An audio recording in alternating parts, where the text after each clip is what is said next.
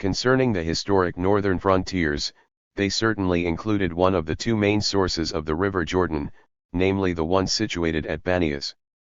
However, for economic considerations, we feel compelled to extend Palestine eastwards to include the other source of the Jordan, which is in Hasbayah. The Jordan is the main river of Palestine. Its waters are most important for irrigation and for the generation of electrical power. Yet, its exploitation cannot be carried out properly unless its sources become the property of Palestine. Since the Hasbayah is situated on the 33 degrees 27 minutes north parallel, the northern frontiers of Palestine extend from this source of the Jordan follow the line of the said parallel until they reach the Mediterranean Sea. East of Hasbayah, the northern frontiers run along the same parallel to Mount Hermon, then Oran and finally Darae. On the east, historic considerations force us to include each of Old Moab and Ammon, which belong to the Jewish state, inside the eastern frontiers and expand, in turn, these frontiers till the desert. As to the southern frontiers, they follow a line running from Rafah to the Egyptian frontiers at Aqaba. From there, it crosses Ma'an on the Hejaz railway line, and reaches the desert. Provided an agreement is reached with the Egyptian British governments, it would be most important, in this context, to extend the southern frontiers to El Arish, because this arid area is suitable for afforestation and would therefore be adequate for Jewish colonization. Until now, the British government did not seem to favor settlement in this area in view of its forming a natural barrier to an eventual Turkish surprise attack. With the disappearance of this danger, the British government would agree to a Jewish settlement in El Arish and its annexation to Palestine, to which it belonged in the past too. That is Ruppin's conception of Greater Palestine, a length of 260 kms, a width of 145 kms, and a total surface of approximately 30,000 square kms. The desired frontiers of Palestine thus included, in addition to the Palestine of the Mandate, the Qaza of Tyre, which was under the Mutasarrifiyya of Beirut, the two Qazas of El Kirk and Es Salt, the Qaza of Ajalun, and the Qaza of El Kunawitra. The population counted approximately 880,000 inhabitants, whom he distributed, according to religion, as follows: 710,000 Muslims, 90,000 Jews, 80,000 Christians.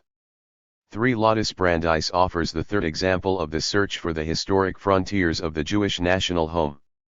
We have previously referred to him in relation to the Pittsburgh program, which he had prepared and which was adopted by American Zionism until it became the basis of every version of the mandate which the Americans offered to their fellow Zionists for presentation to the Peace Council. 29. Early in July 1919, Brandeis had visited Palestine to become familiar with its characteristics and gather the necessary information about it. Upon returning to the United States, he started calling for the necessity of afforestation and obtainment of more land to include the Gulf of Aqaba. We will simply reproduce in this respect the text of the cable which Brandeis addressed to Weizmann on February 16, 1920. It read as follows: Please convey Prime Minister Lloyd George following message from myself and all those associated with me in the Zionist Organization of America. My associates of the Zionist Organization of America cable me from Paris that in conference on Turkish treaty, France now insists upon terms of Sykes-Picot agreement. If this tension of French should prevail, it would defeat full realization of promise of Jewish home, for Sykes-Picot agreement divides country in complete disregard historic boundaries and necessity. National northern and eastern boundaries indispensable to self-sustaining community and economic development of country on north. Palestine must include Litany River watersheds of Hermon on east, must include plain of Jalan Oran. If Balfour Declaration subscribed to by France as well as other allied and associated powers is to be made effective, these boundaries must be conceded to Palestine. Less than this would produce mutilation promised home. Balfour Declaration was public promise proclaimed by your government and subscribed to by allied powers. I venture to suggest that in your assuming just settlement boundaries in Palestine, statesmen Christian nations keep this solemn promise to Israel. So It is not unlikely that the new pretexts and justifications which the Zionists invoked to support their expansionist demands were inspired to a certain extent from the ideas advocated by Sir Halford John Mackinder in his book Democratic Ideals and Reality 31. Mackinder was a leading member of the School of Geopolitics.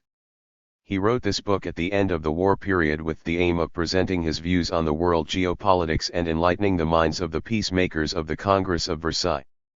The Frontiers of the Mandate. On January 29, 1919, Prince Faisal submitted to the Peace Conference his second memorandum, which read as follows. As representing my father who, by request of Britain and France, led the Arab rebellion against the Turks, I have come to ask that the Arabic-speaking peoples of ACI, from the line Alexandria to Diyarbakir southward to the Indian Ocean, be recognized as one dependent sovereign peoples, under the guarantee of the League of Nations. The Hejaz, which once already a sovereign state, and Aden, which is a British dependency, are excluded from the Arab demand. The confirmation of the STAES already existing in the area, the adjustment of their boundaries with one another, with the Hejaz, and with the British at Aden, and the formation of such new states as are required, and their boundaries, are matters of arrangement between us, after the wishes of their respective inhabitants have been ascertained. I base my request on the principles enunciated by President Wilson and am confident that the powers will attach more importance to the bodies and souls of the Arabic-speaking peoples than to their own material interests. 1.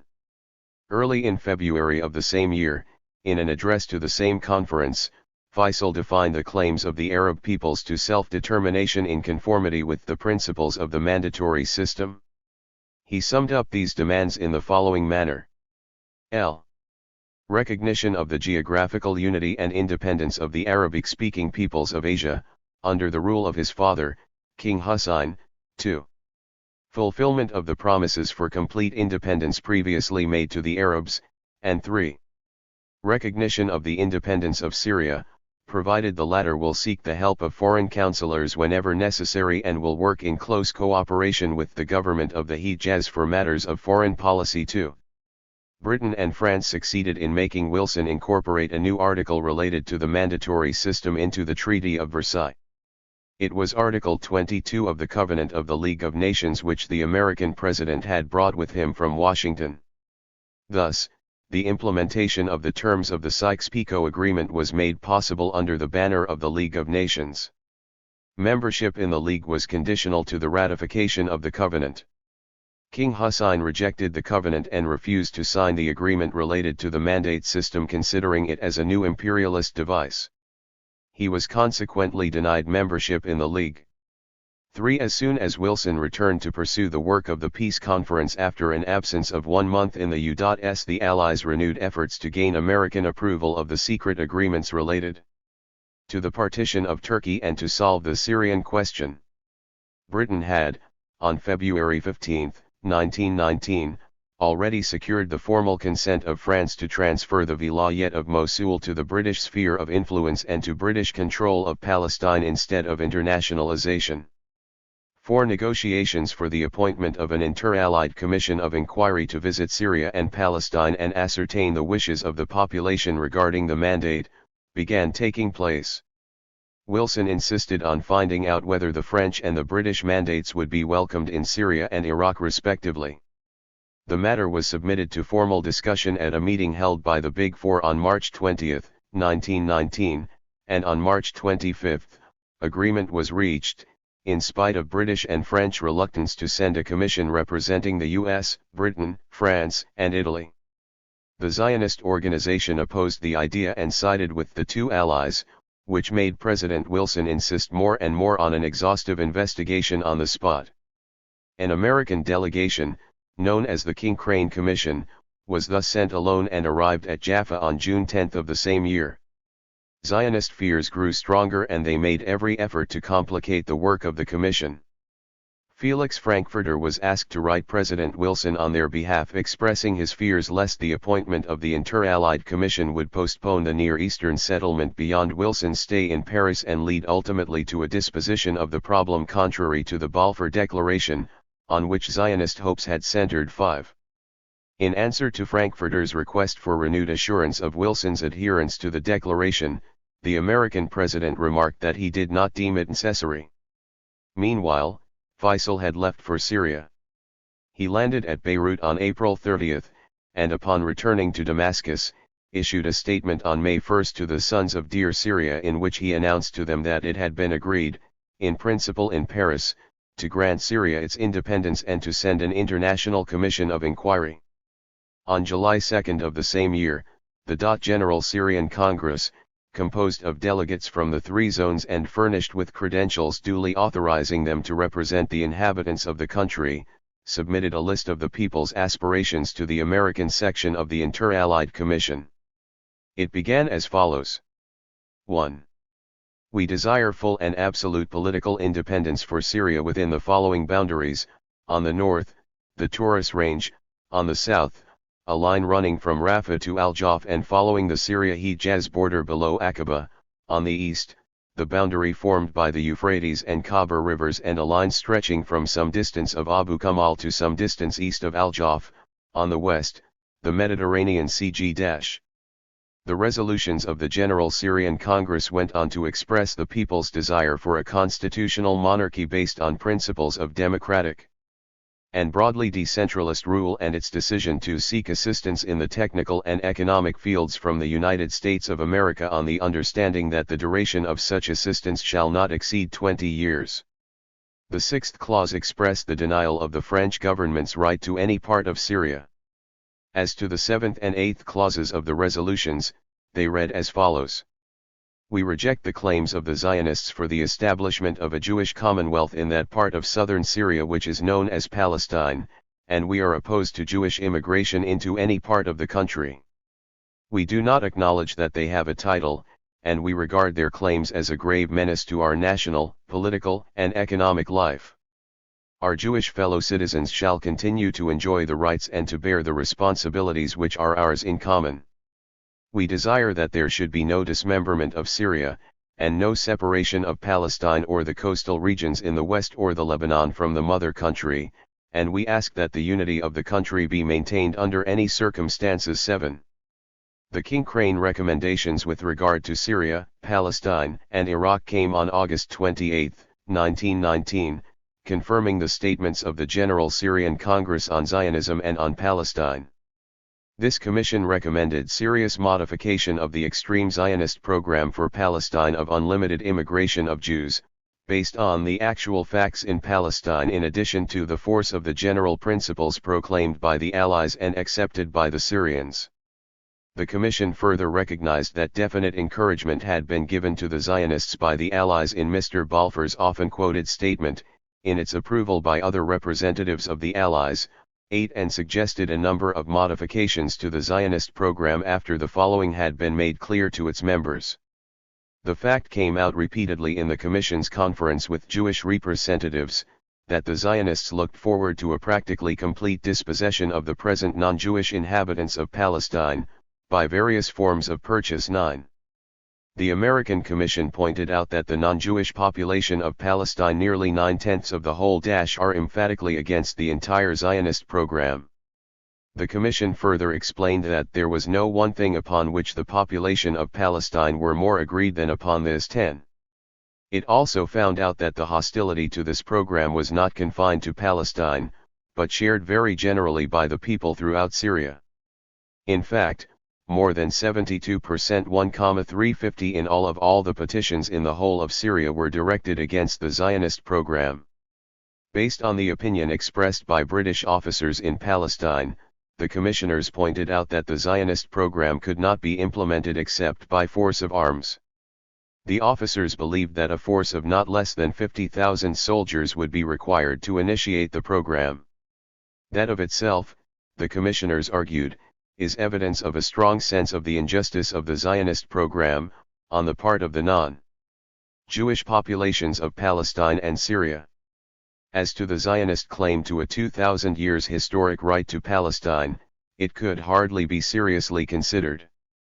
11. The original copy of the King Crane Commission report was delivered to the White House on September 27, 1919, while Wilson was engaged in a campaign on behalf of the principles of the League Covenant.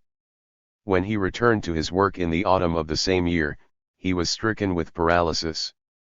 Neither Wilson nor the American Commission in Paris acknowledged the receipt of the report. Furthermore, in view of the serious illness of the American president, it is unlikely that he ever read or studied the report. 12. Thus, the King-Crane report was never divulged to the public, although extracts may have been read by certain British and French officials. When Harry Howard undertook to carry out a study of the reasons for failing to publish the King-Crane report, he found out that among these was the fact that it represented the findings of the American section alone, while it was meant to represent those of the Allies as a whole. Howard advanced another reason, namely that there was a feeling that the frankness of the document, and conclusions concerning the French position in Syria, if published, might have an adverse influence on Franco-American relations. 23. In addition, he argued that the disclosure of the hostile attitude of the Palestinian Arabs to Zionism might have created ill feeling on the part of the British government. Estrangement among the Allies might have occurred and resulted in a serious setback to the League of Nations, especially since the United States had refused to ratify the covenant. 14. It was not until 3 years later that the King-Crane report was published in its complete version. Meanwhile, rumors spread in the months which followed the filing of the document at the White House, that both the French government and the Zionist organization, and probably the British government as well, had exerted pressure on the American Commission in Paris and the State Department in Washington to keep the document secret.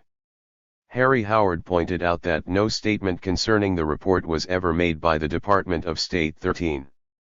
On September 15, 1919, a Franco-British military agreement was reached with respect to the spheres of influence defined in the Sykes-Picot Agreement. The northern occupied territory was put under French control. In addition, France was to remain in Cilicia, which had been occupied by its troops in January 1919, while the southern area remained garrisoned by the British, who had withdrawn to Palestine behind a line near the Sykes-Picot Division. The eastern area alone remained under Arab administration. The British troops were to withdraw on November 1. Prince Faisal arrived in London on September 18, upon Lloyd George's invitation. The 218 British minister had invited Faisal to attend a special meeting at 10 Downing Street with the object of inducing him to accept the proposal about occupation as assented to in Paris. Apparently, Lloyd George exerted strong pressure on Faisal and tried to convince him that the Arabs owed their freedom, to a large extent, to the sacrifices of the French people in the late war. 16. Nevertheless, Faisal raised strong objections to the Franco-British agreement and opposed vehemently any partition of the Arab territory into spheres of influence. He tried in turn to convince Lloyd George to cancel the agreement or postpone its implementation. But the British government chose to make the Arab independence in Syria under Faisal the prey of French ambitions. Faisal then went to Paris, where he spent 2.5 months doing his best to reach an understanding with the French government. Meanwhile, the British troops began evacuating Syria in November 1919. By the first week of December, the British withdrawal from Syria was complete and the French influence started to establish itself. Towards the middle of January 1920, Faisal returned to Damascus to find the country in a state of extreme agitation. News of his negotiations with Clemenceau had preceded him, and before his return, the Syrian Congress had unanimously passed a decree instituting compulsory military service to defend Syria against French occupation. Meanwhile, the peace conference had closed on January 21, 1920, without the United States participating in the post-war settlements of the Near Eastern problems. The General Syrian Congress thus took the matter in hand.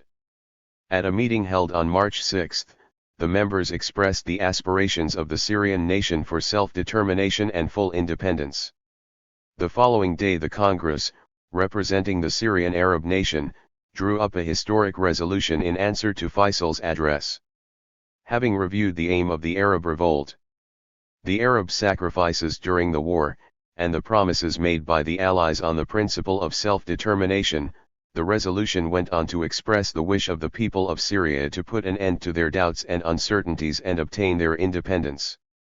Consequently, the General Syrian Congress proclaimed unanimously the full independence of Syria within its natural boundaries, including Palestine, in which they rejected the claim of the Zionists for a national home for the Jews. 17. The General Syrian Congress was not alone in realizing the expansionist danger of the Zionist endeavors to make Palestine a Jewish national home. The Arabs of Palestine, the inhabitants of southern Syria, had previously participated in the First Syrian Congress. Fully aware of the grave menace that these claims represented to the national, political, and economic life of the Arab peoples, they had collaborated in the drafting of the reports related to the establishment of a Jewish national home and immigration.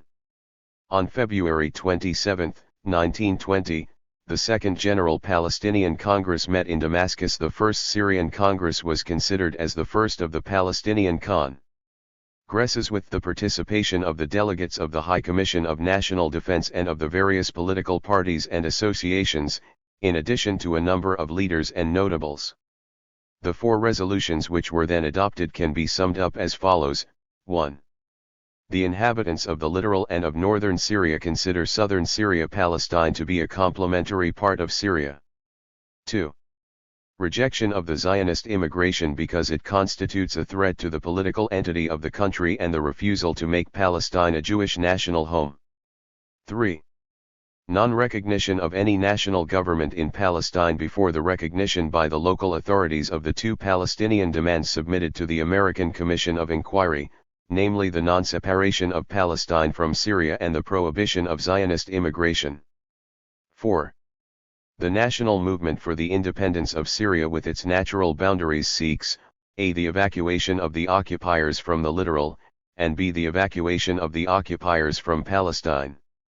1 month after the proclamation of the independence of Syria as a sovereign Arab state and a constitutional monarchy with Prince Faisal as king, the Allied Supreme Council met at San Remo and reached a final agreement on April 24.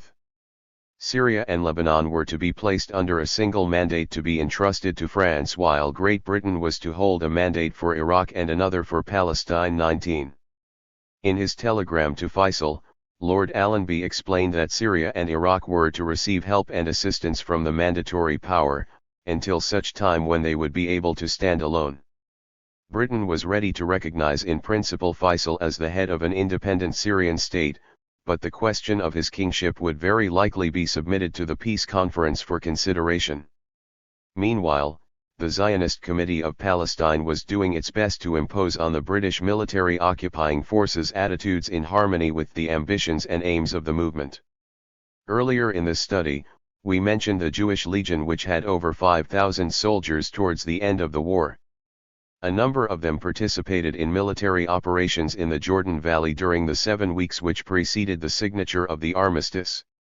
Moreover, Jabotinsky maintained a permanent contact with the Russian Jews, urging them to mobilize a Jewish legion in the Caucasus while taking upon himself to secure the approval of the British authorities. When the military authorities started demobilizing the Jewish Legion, a group of Jewish American soldiers expressed their desire to settle permanently in Palestine.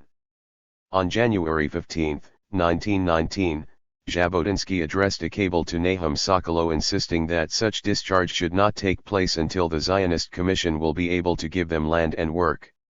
20. As to the demobilization of Palestinian Jews, it would entirely disband the Palestinian Battalion at a time when students cannot proceed to European universities and farm workers cannot find work. 21. Consequently, he suggested the extension of service in Jewish battalions for 2 more years, asking Sokolow to obtain the required facilities. There is no doubt that Jabotinsky's military concern after the war had ended reflected the kind of plans he was formulating for the Jewish Legion.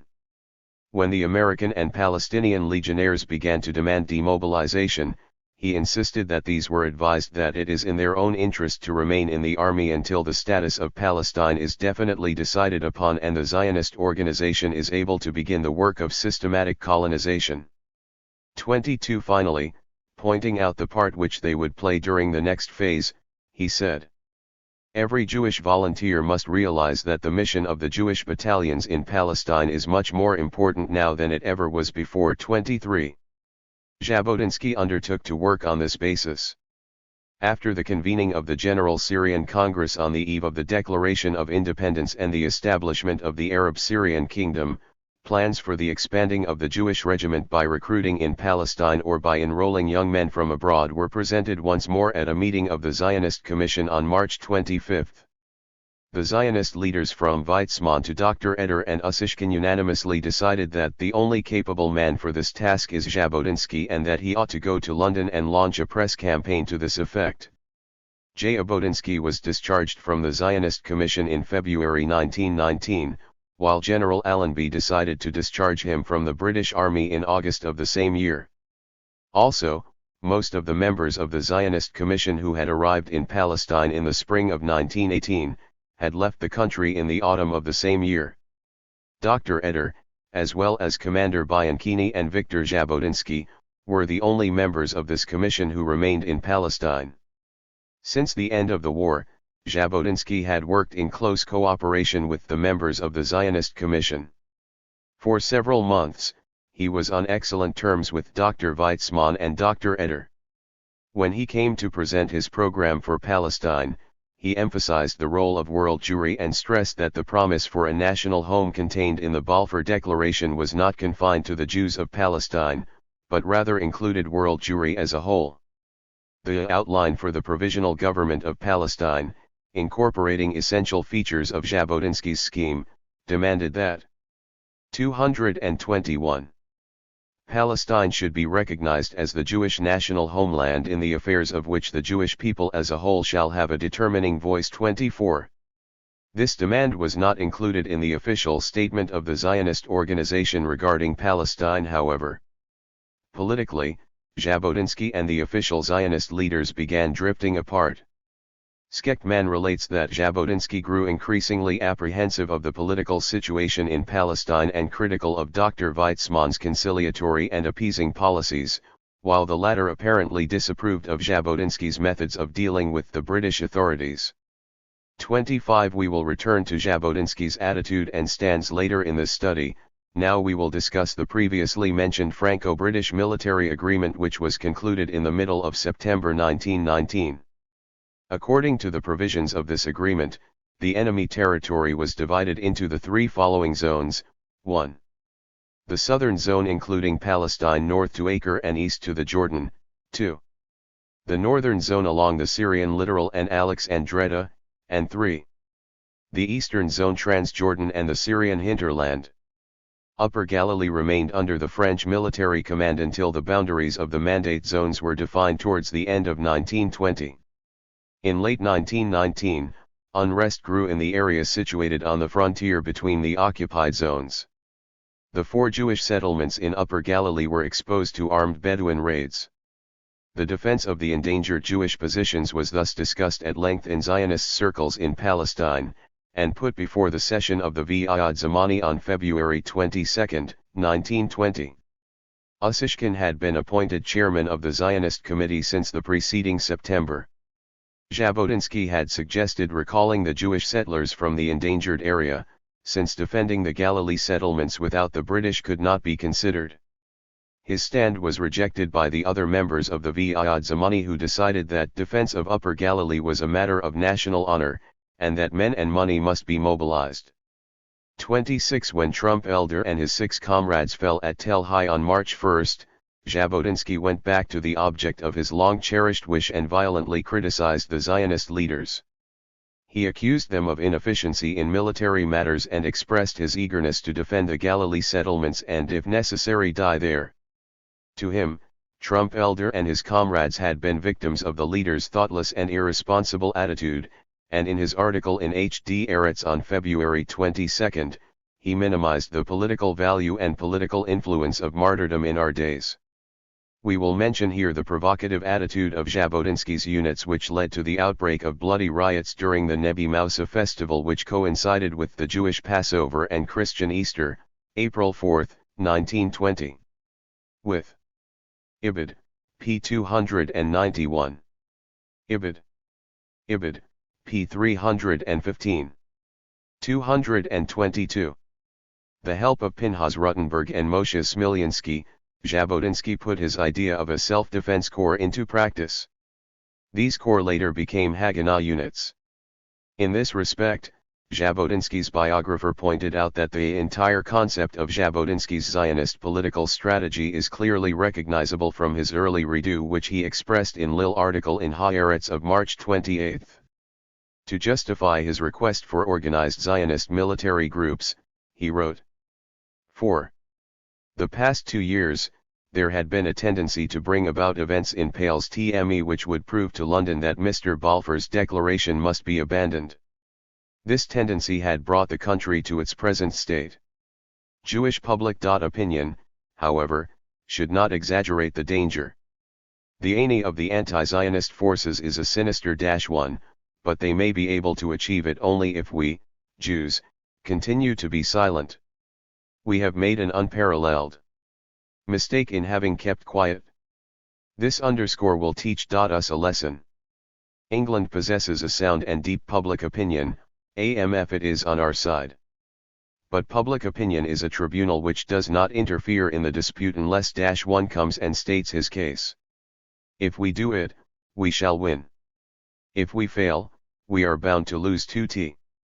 Since Jabotinsky's army was an open affair, there is no reason to wonder that the Arabs of Palestine felt suspicious of it.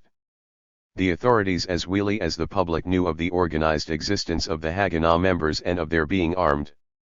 Speaking of them, Elias Ginsburg said, it was an open affair, well known to the authorities. A few days before the Muslim festival of Nebi Mousa, regular military maneuvers were staged by the Self-Defense Corps at the foot and on the slope of the Mount of Olives, the seat of the government, and British officers reviewed our movements through field glasses. The official attitude toward the self-defense organization not only did not appear to be negative but seemed paternal to a degree. 28 In addition, Colonel Patterson testified that Jabotinsky had organized the Self-Defense Corps with the full knowledge of the authorities.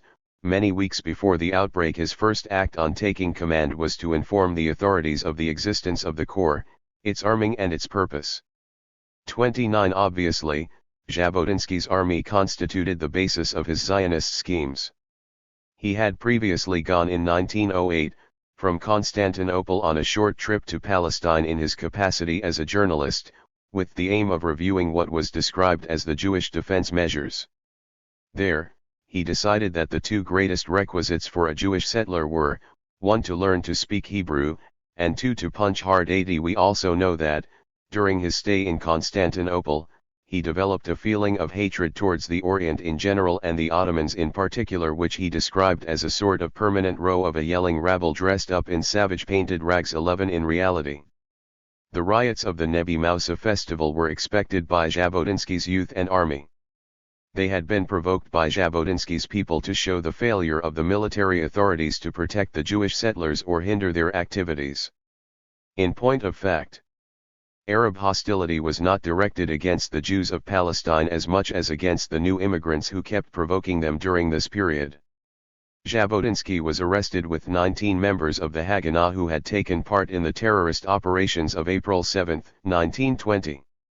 On April 19, he was sentenced to 15 years of penal servitude and transferred to the prison of Acre, while an exactly similar penalty was meted out to 2 Arabs convicted of raping Jewish girls during the riots. 32 With the arrival of the newly appointed High Commissioner, the Zionist Jew, Herbert Samuel, on June 8, 1920, amnesty was granted to all the prisoners who had participated in the Jerusalem riots. Jabotinsky tried to convince his comrades to refuse the amnesty because it included the Arabs on the same level as them. But as a result of the interference of the Zionist Commission, they decided to accept the amnesty, thus rejecting Jabotinsky's advice.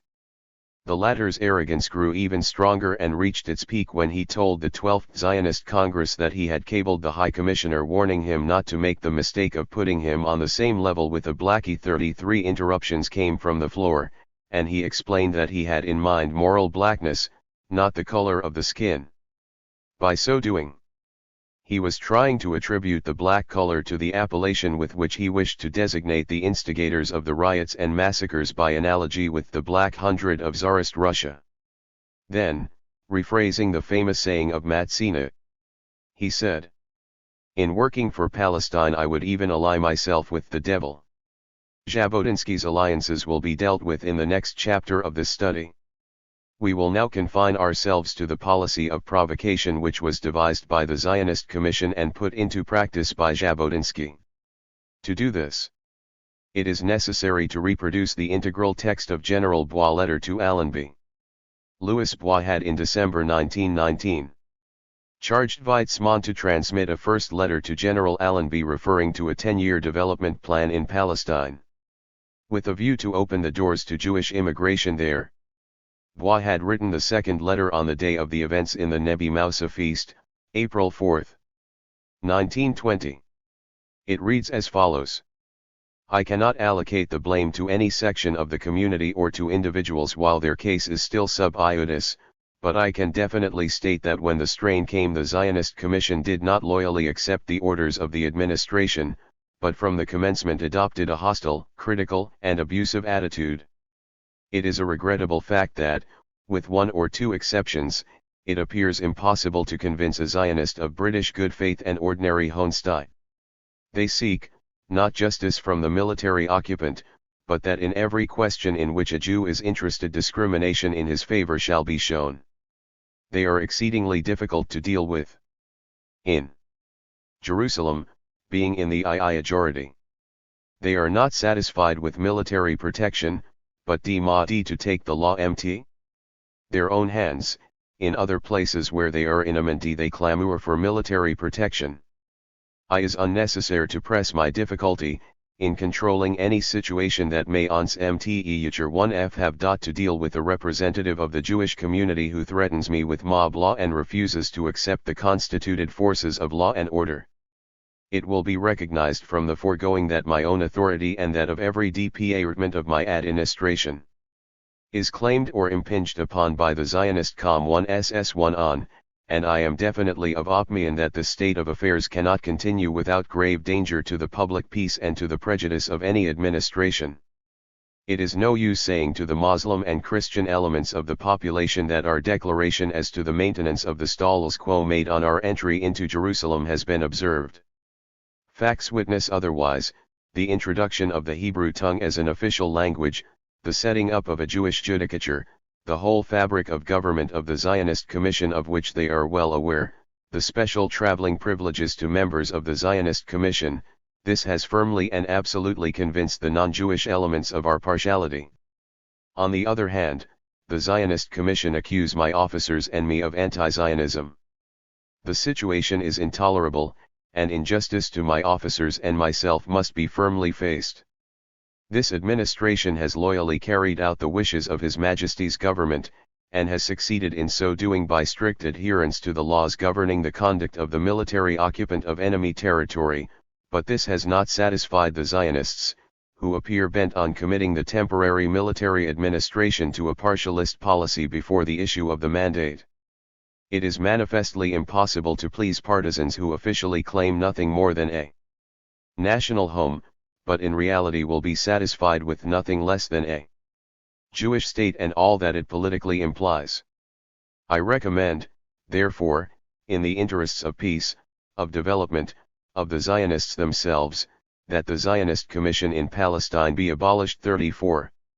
Bohl's recommendations resulted in the abolition of the military administration and its replacement by a civil one presided over by an ardent Zionist, Herbert Samuel, despite the fact that the Hague Conventions did not allow the occupying power to set up a non-military rule before the signature of the peace treaty. Pro-Zionist officers were appointed in place of the ones whom the Zionists were suspicious of. They were thus able to influence to a large extent matters of high policy at the San Remo Congress after they had carried out a vast campaign to win over the delegates to their expansionist demands. Then came Article 95 of the Treaty of Sèvres, which Turkey signed on August 10, 1920 to entrust, by application of the provisions of Article 22, the administration of Palestine to a mandatory, who would be responsible for putting into effect the declaration originally made on November 2, 1917, by the British government, and adopted by the other Allied powers. 35 While the fixing of the boundaries remained a matter to be decided by the three Allied powers, the Zionists went on to complete the success they had registered by pressing the Allies to expand the frontiers of Palestine to the detriment of Lebanon, Syria, and Transjordan. They claimed the valley of the Litani and the slopes of Mount Hermon, as well as the Oron and the Jordan Valley. It was only natural that Britain should welcome such a claim, which would result in the extension of its own sphere of influence. But the French opposed the Zionist demands and stuck to the terms of the secret Sykes-Picot Agreement, which made Palestine a narrow area. The Zionists tried in vain to convince the French of the necessity to relinquish part of the Syrian-Lebanese territory. They had meetings with the President of the Republic, the Prime Minister, the Minister of Foreign Affairs, and the High Commissioner in Beirut, as well as with other influential personalities. But their efforts were fruitless. They resorted to an organized press campaign to make the United States interfere in the issue, and succeeded in convincing President Wilson to address an official letter to the British government. The terms of that letter concurred with the cable Brandeis had sent to Weizmann, asking him to inform the British government, in the person of Lloyd George, of the Zionist demands. Wilson explained in it that the fulfillment of the French's demands based on the Sykes-Picot Agreement would be a fatal blow to the national home by denying its natural geographic entity and neglecting its economic needs. The success of the Zionist case, he pursued, rests on the expansion of the northern and eastern frontiers to include the Litani River and the headwaters of Mount Hermon, namely the Golan and the Oron Plains. If the Balfour Declaration, which was approved by France and the other Allies, is to be more than words, the necessary measures should be taken to implement it. 36 On the other hand, the Zionists undertook to stimulate public opinion in the Jewish world to declare its enthusiasm and support for the decisions of the San Remo Conference. In June 1920, Sokolow pointed out that Zionist policy was entering a new phase, that of realizing their aspirations. He said, "The chapter of politics is practically over, and now begins the second chapter of the realization of our aspirations. The first was written in the main not by us but by those in whose hands it lies to open the gates of the country, the second will be written only by us." 37. In July of the same year, the Zionist delegates arrived in London to attend their annual conference. At the head of a large American delegation, Brandeis expressed his feelings about the San Remo Agreement and said, "The work of the great Herzl was completed at San Remo. The effort to acquire public recognition of the Jewish homeland in Palestine, for which he lived and died, has been crowned with success, as." And Lloyd George answered him saying, "We gave you a start, now is it up to you?" 39 As to Balfour, he expressed the conviction that the Jewish Renaissance in Palestine would be crowned with triumph ultimately, but he emphasized the great difficulties that had to be overcome. Among these was the smallness of Palestine and its undeveloped condition, which he believed would be overcome with skill, knowledge, and perseverance combined with Jewish capital. But the greatest difficulty, in his opinion, concerned the Arab question. 226. Amman. These facilities and I not sure that I do not rate the highest, or at all events. The THIRD-WORLDISM. The M6 able difficulty of dealing with the Arab question as it presents itself. W1THM The limits of Palestine. It will require tact, it will require judgment, above all, it will require sympathetic goodwill on the part of both Jew and of Arab. So far as the Arabs are concerned, a great, and interesting, and an attractive race. So far as they are concerned, I hope they will remember that while we desire this assembly and all the Jews whom it represents under the aegis of Great Britain to establish this home for the Jewish people, the great powers, and among all the great powers most especially Great Britain, have forced them, the Arab race, from the tyranny of their brutal conqueror, who has kept them under his heel for many centuries. I hope they will remember it is we who have established the independent Arab sovereignty of the Hejaz. I hope they will remember it, we who desire in Mesopotamia to prepare the way for the future of a self-governing, autonomous Arab state. And I hope that, remembering all that, they will not grudge that small niche, for it is not more geographically in the former Arab territories than a niche being given to the people who for all these hundreds of years have been separated from it, but who surely have a title to develop on their own lines in the land of their forefathers 40. However, that small niche did not look the same to the Zionists even though they had decided to minimize the importance of the issue. Answering the American delegation's request for an expose of his program, Max Nordau spoke for about 1 hour and a half on what was called since then the Nordau Plan. His biographers mentioned this expose as well as the discussion which took place then between Nordau and the 45 American delegates.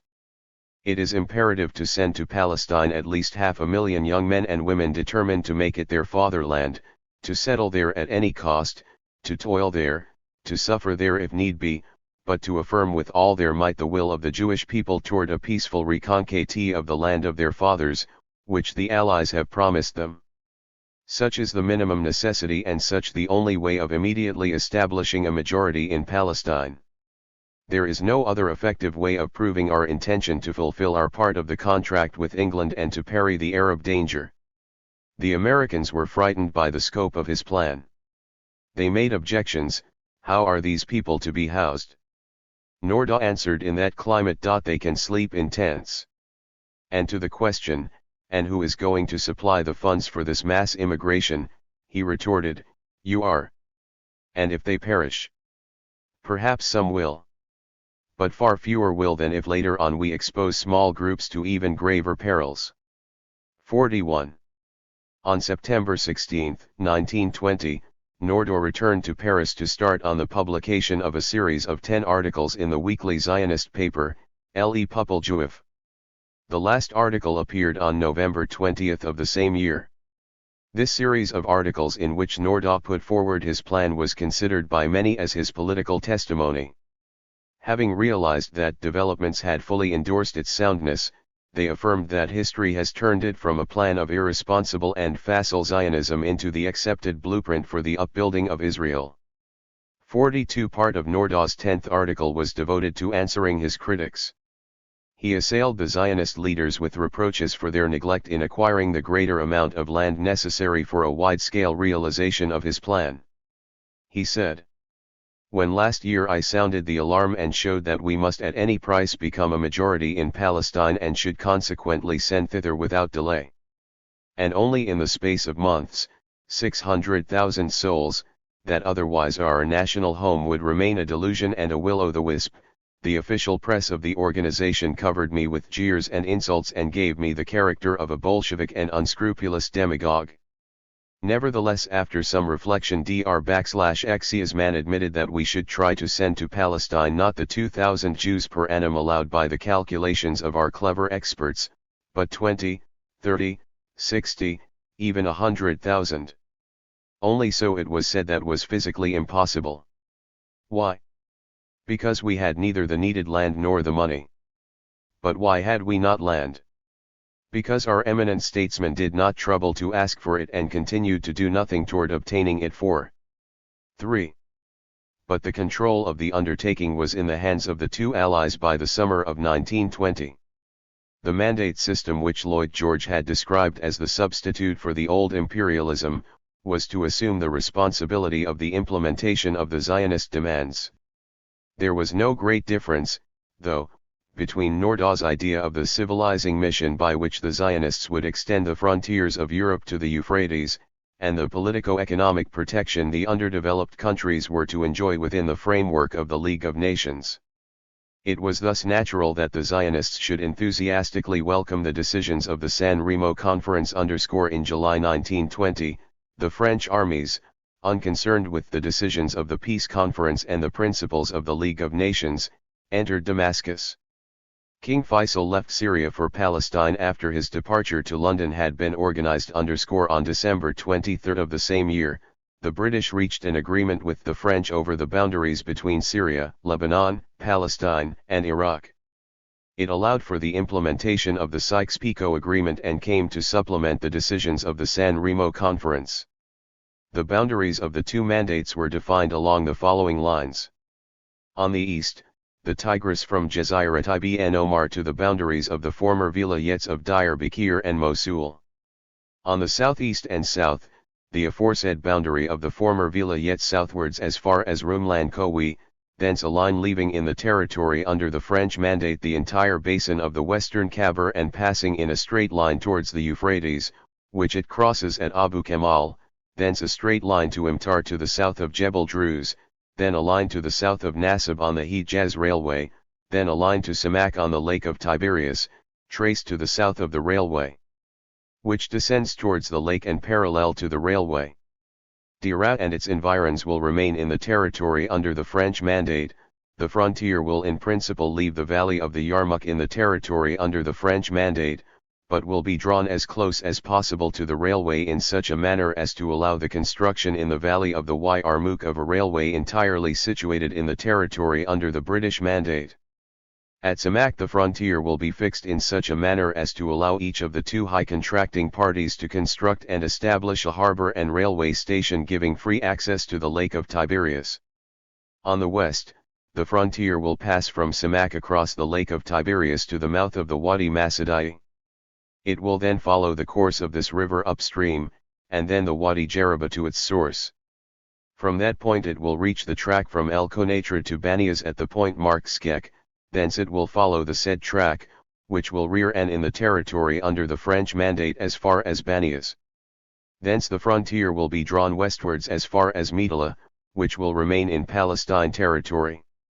This portion of the frontier will be traced in detail, in such a manner as to ensure for the territory under the French mandate easy communication entirely within such territory with the regions of Tyre and Sidon, as well as continuity of road communication to the west and to the east of Banias. From Metala the frontier will reach the watershed of the valley of the Jordan and the basin of the Litani. Thence it will follow this watershed southwards. Thereafter it will follow in principle the watershed between the Wadis Farah Aouran and Kirkara, which will remain in the territory under the British mandate, and the Wadis El Double, El Aoun, and Es Zerka, which will remain in the territory under the French mandate. The frontier will reach the Mediterranean Sea at the port of Ras El Nicara, which will remain in the territory UNDR the French mandate 44. Thus, Britain managed to extend its mandate over Palestine from Dan to Beersheba and succeeded in adding Upper Galilee to the brown area of the Sykes-Picot map which previously reached north of Acre only. One also notices that Transjordan remained within the frontiers of the British Mandate area over Palestine. In June 1922, the Colonial Secretary, Winston Churchill, issued his statement on the British policy in Palestine. Nearly 2 years had elapsed after the signature of the Treaty of Sèvres before Britain was able to make the government of the United States waive its claim of applying the principle of equal economic opportunity for all state members of the League, with regard to Palestine. 45 This was considered by the Zionists as recognition of the special situation of Palestine and a manifestation of sympathy for their aspirations. On June 30, the Senate and the House of Representatives of the United States adopted a joint resolution favoring the establishment in Palestine of a national home for the Jewish people and ratified the whole text of the Balfour Declaration. 46 The opportunity was thus wide open for the Council of the League of Nations to reach a decision on the terms of the mandate over Palestine. On July 24, 1922, nearly 5 years after the issuance of the Balfour Declaration, the draft mandate for Palestine was confirmed by the Council of the League. Article 25 read as follows. In the territories lying between the Jordan and the eastern boundary of Palestine as ultimately determined, the mandatory shall be entitled, with the consent of the Council of the League of Nations, to postpone or withhold application of such provisions of this mandate as he may consider inapplicable to the existing local conditions, and to make such provision for the administration of the territories as he may consider suitable to those conditions. 47. The British High Commissioner in Palestine and Transjordan defined the administrative boundaries between eastern and western Palestine according to Zionist terminology on September 1 of the same year. They were traced in the following manner. The boundaries begin at the intersection of the Yarmouk with the Jordan to run southward from the middle of the watercourse of the Jordan River, the Loda Lake and the Araba Valley where it ends on the coast of the Gulf of Aqaba, approximately 2 miles west of the town of Aqaba. 48 On September 16, the British government submitted a memorandum in this sense for the approval of the Council of the League. It defined the limits of that part of Palestine which was known as Transjordan. Britain's mandate over Transjordan was recognized while the boundaries between Egypt and Palestine remained the same, i.e. as they were defined in the agreement which was concluded in October 1906, between Khedive Egypt and the Ottoman government, from Tal Karib at Rafah on the coast of the Mediterranean Sea until Ras Taba on the Gulf of Aqaba. Thus, the Zionist movement was faced, a quarter of a century after its creation, with a Palestine whose boundaries were drawn up by the mandate and corresponded to the religious traditions concerning the area between Dan and Beersheba. However, this Palestine of the mandate did not correspond with the Zionist aspirations, the various expressions of which we have already encountered from the Kingdom of David and Solomon to Greater Palestine and Greater Israel and to Palestine with its historic frontiers to the Jewish national home with the boundaries defined in the Zionist proposals to the peace conference. Max Nordau assailed the Zionist leaders, as already mentioned, accusing them of neglecting the issue of the wider boundaries for the national home. He was not the only one, however, to manifest his opposition and hostility. The movement calling for the claiming of Palestine with its historic boundaries started since then and crystallized with Vladimir Jabotinsky and his followers. It soon took the form of an organized Zionist party known as the Revisionist Party. It was to split later on from the Zionist World Organization to create a new Zionist organization of its own with a special program and army based on violence and terror. In the following chapter of this study, we will examine an important aspect of the Zionist expansionist thinking through the call advocated by Jabotinsky, who tried to combine action with thought. This combination materialized during the events which led to the creation of the State of Israel in 1948. The period between 1922 and 1948 corresponds to that of the British Mandate over Palestine. We have chosen to look into it from the point of view of Greater Zionism, which was advocated by Jabotinsky and which we have encountered with Max Nordau, Davis Triech, and the religious Zionists, in addition to the members of the Manchester Zionist School and many others. If we referred to Herzl's era and to the period from Herzl to Balfour, as well as to the Jewish national home, we might as well describe the period from the establishment of the mandate to the creation of the State of Israel as the Jabotinsky era, while Ben-Gurion's era will refer to the first 20 years of the State of Israel up to the June 1967 war, and the appearance of the movement calling for Greater Israel among the Zionist circles in occupied Palestine and in the world at large. Greater Zionism, Jabotinsky. When the 12th Zionist Congress was convened between September 1 to 14, 1921, in Carlsbad, 8 years had elapsed since the 11th Congress had met in 1913 in Vienna. It was attended by 540 delegates representing some 770,000 shekel payers. The British ambassador in Prague attended the inaugural session and delivered a speech which was received with great applause, while Sokolow submitted with Weizmann a detailed report to the Congress members. This report reviewed the activities and development which led to the Balfour Declaration, its ratification by the Allies and its inclusion in the peace treaty with Turkey, as well as to the approval of the British Mandate over Palestine. In his opening speech, Weizmann said, among other things, "Neither the force of arms nor that of money or influence were at our disposal. Even the Jewish religion was merely a symbol of our readiness to sacrifice and was far from containing hostile intentions. We only had the moral force of our idea, our historic right and our loyalty to Zion, in addition to the activities we have carried out for the revival of Palestine." 1. Opposing trends to Weizmann's policy, led by such Zionists as Delim and Julia Simon, started manifesting themselves at this Congress. As for Vladimir Jabotinsky, he took up the defense of the executive committee which was accused of neglecting the Zionist expansionist demands with respect to the Anglo-French agreement over the boundaries concluded 9 months earlier. Weizmann was re-elected to the chairmanship of the organization after the Vienna Congress had made him chairman of the permanent committee. As for Sokolow, he was appointed chairman of the executive committee, which counted among its members Ussishkin, Cowan, Dr. Eder, Jabotinsky, Moskin, and Ruppin. Most of the speakers devoted special attention to the frontier question. From the protocol of the 12th Zionist Congress, which was published in Berlin in 1922, one notices the keen interest which the leaders and the delegates showed in the issue of the northern and eastern frontiers of the national home. De Leem stood up to inquire into the results of the diplomatic activities carried out during the last 2 years in Paris regarding the frontier issue.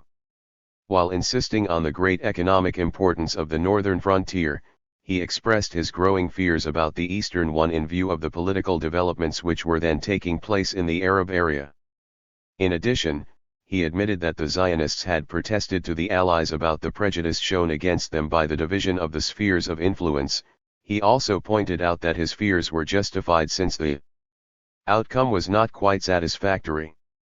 On the other hand, violent criticism was directed by other delegates against the activities of the Zionist office in Paris, accusing it of negligence. It was also pointed out that Herbert Samuel had made known from the beginning his intentions of separating Transjordan from Palestine, while Kaplansky, member of the Zionist Actions Committee, argued that the issue of the northern frontier had not been settled in a way which favored Jewish colonization. In his opinion, the fact that a new kingdom had been set up in Transjordan was a sign of injustice towards the Zionist cause. Weizmann took the floor to answer them. He pointed out that the text of the mandate had already been published and that no amendments could be brought to it except with respect to Transjordan. Whereas in the first draft of the mandate it was removed from the mandate area, it was now included in it. Then, turning to De Leem, he said, "We could answer the question in a better way, Mr. De Leem, if only the west bank of the Jordan were filled to the point of pushing us in the direction of Transjordan." 3. The Congress took the following decision in relation to the frontier question. The Congress notes with satisfaction that the area of Transjordan, which the Jewish people considers as a complementary part to the land of Israel, will be included in the Palestine Mandate area. The Congress regrets that the issue of the northern frontier of the land of Israel could not be solved to its satisfaction in spite of the efforts made by the Executive Committee. The Congress requests the Executive Committee not to refrain from taking any step, in the future, to prevent the abandonment of the administrative and economic unity of Palestine which could result from the policy of the spheres of influence, so that this will not lead to the limitation of the settlement and colonization activities of the Jewish masses seeking employment. The Congress expresses its hope of seeing the French government act according to the interests of the Jewish people. We will end here our discussion of the 12th Zionist Congress to pursue, in the next section, the survey of Jabotinsky's activities from the time of his membership of the Executive Committee to the appearance of the revisionist movement on April 25, 1925. We will then proceed to examine the new split in the ranks of the World Zionist Organization and of the revisionist movement itself. This split led to the foundation, in 1923, of the Party of the Jewish State under the leadership of Meir Grossman and to the withdrawal of Jabotinsky's people from the Zionist organization to form their own independent organization in 1935. It was known from that time as the New Zionist Organization. A. The Taxation Fund.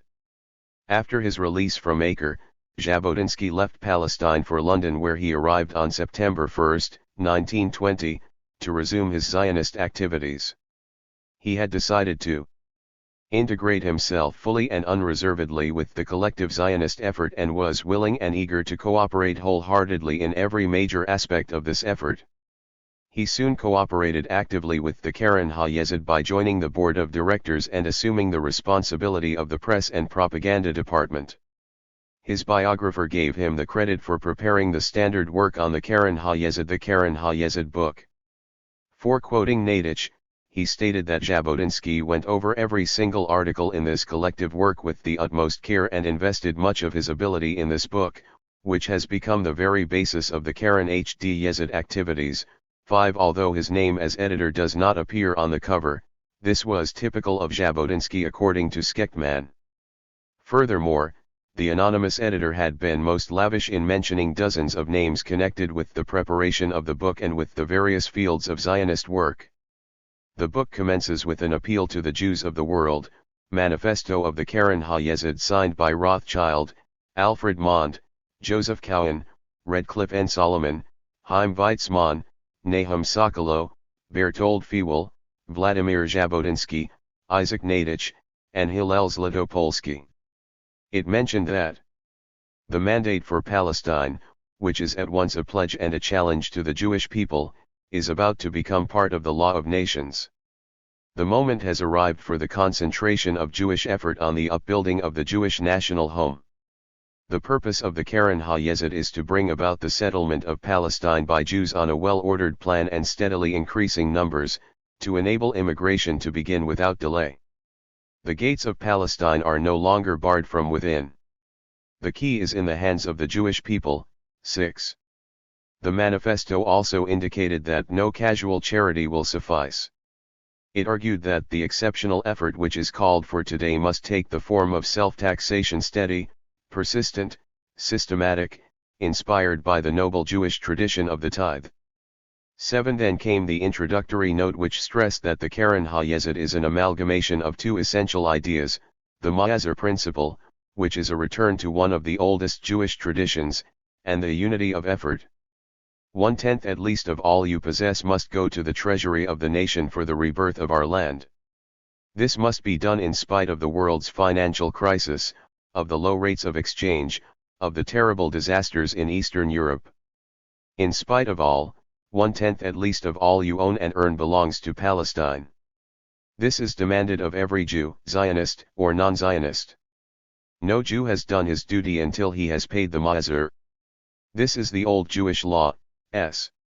It is worthwhile mentioning that the introduction to the book begins with an expression which reminds us of the economic penetration that we have found in Otto Warburg's appeal to the conquest of Palestine by way of economic domination.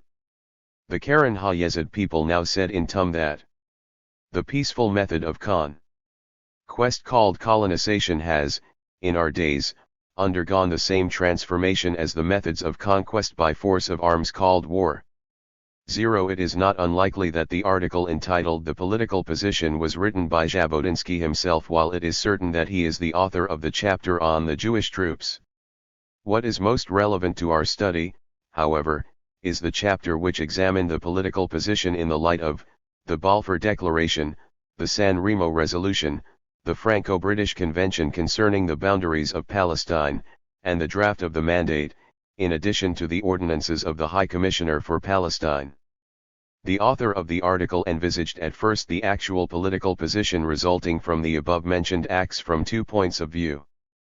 THIRD-RT, is this position satisfactory in itself? Does it provide any stable guarantees for the smooth working of the national home scheme for a period of at least one generation? Does it preclude all attempts at obstructing the development of the Jewish Commonwealth? Second, is it favorable enough to justify an immediate effort to allow the Karen HaYesod a sufficient space for setting into motion the machinery of constructive work in Palestine? 10. The author did not conceal that the answer to the first question had to be frankly skeptical.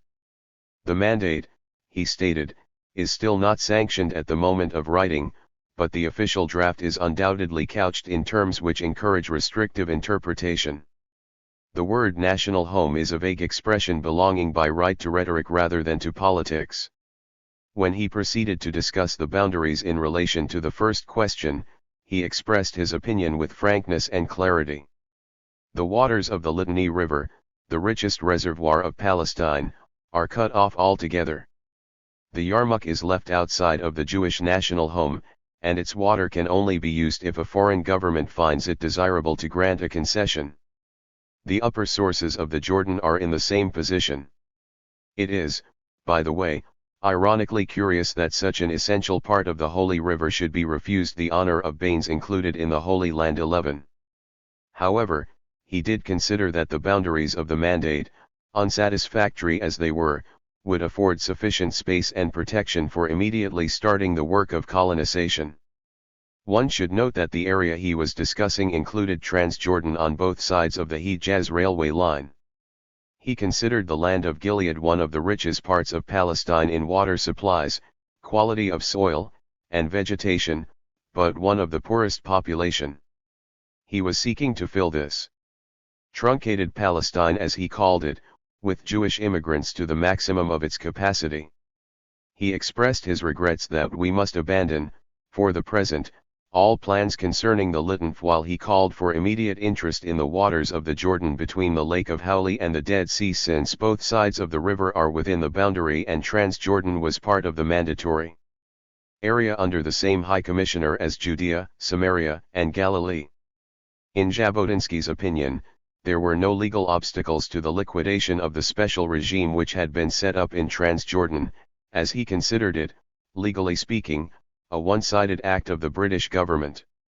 He reassured the Zionists instead, declaring that the French zone of Palestine should not be considered closed to Jewish colonization. In fact, France had signed the Balfour Declaration and undertaken to further the national home scheme within her sphere of influence in accordance with the decision of San Remo. He thus declared that, the area open to Jewish colonization, and, eventually, reserved for the establishment of the Jewish national home is not limited to the British Mandatory Zone 12. Finally, he pointed out that the political conditions in Palestine as far as Zionism was concerned depends entirely on the personality of the High Commissioner, and since the office of High Commissioner was held by a man whose devotion to the spirit of the Balfour Declaration is above all question, the possibilities within the actual boundaries of Palestine were practically unlimited. To conclude, he assured his fellow Zionists, effort and energy are also the best and only remedies for whatever defects the mandate or the boundaries agreement may contain. Live force, the force of masses, and the weight of their collective wealth, are stronger than any words written or omitted. 1-3.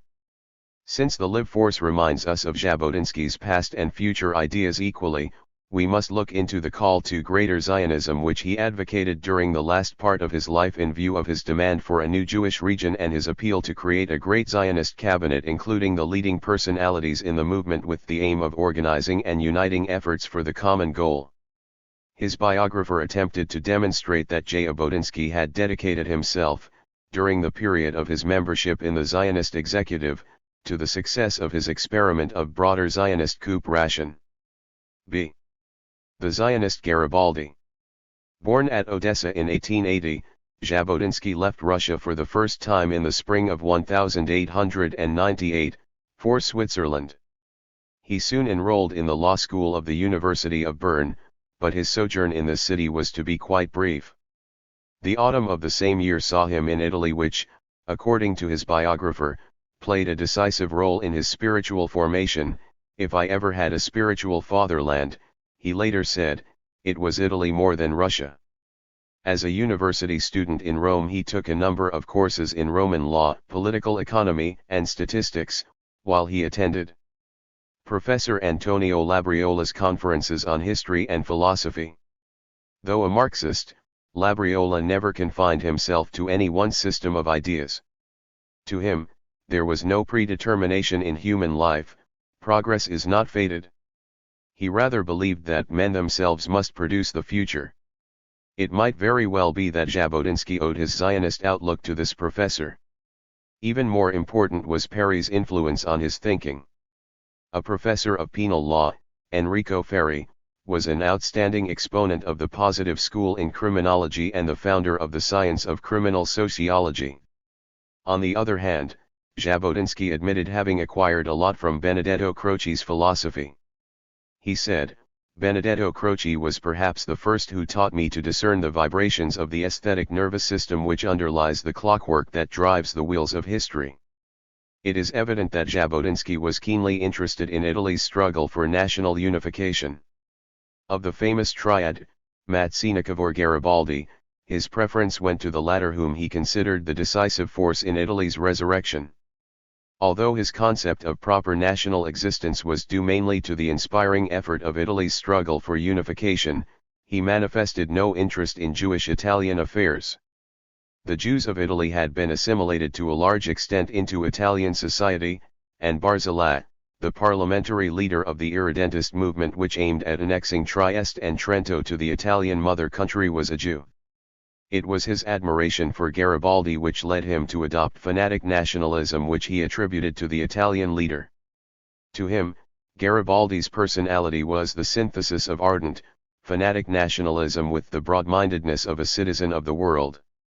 It is not easy to penetrate the underlying factors of this admiration, which was based on both the military character and the pacifist tendency of the man. When Jabotinsky left with the first Karen Ha-Yezid delegation for the United States and toured the Middle East with Colonel Patterson, the two men were described by the Zionist press as representing the aggressive and militant aspect of the Jewish national restoration. At the solemn reception for the delegation, he was introduced by the chairman as a militant Zionist known the world over as the Jewish Garibaldi. It is interesting to note that later on, Ben-Gurion referred to him as the Zionist Trotsky and Vladimir Hitler. Late in July 1901, Jabotinsky returned to Russia to appear before the conscription board. The following year, he wrote a poem, Poor Charlotte, which was an attempt at giving an original interpretation of the terrorist act of Charlotte Corday. He compared her to a bee who dies stinging, explaining that she had revolted out of pride and had longed for a heroic deed. 14 When the menace of a pogrom appeared in 1903, he urged the organization of a Jewish self-defense corps in Odessa, justifying his appeal with the rumors that pogroms were expected to occur in Odessa. He was soon joined in his appeal by Dizengoff, the Zionist leader who later became the first mayor of Tel Aviv. If, as pointed out by a number of Zionist historians, the Dreyfus case was the immediate cause of Herzl's Zionism, the Kishinev massacres were to play the same role in Jabotinsky's life. At the age of 23, he attended the Zionist Congress in Basli as the representative of the city of Odessa.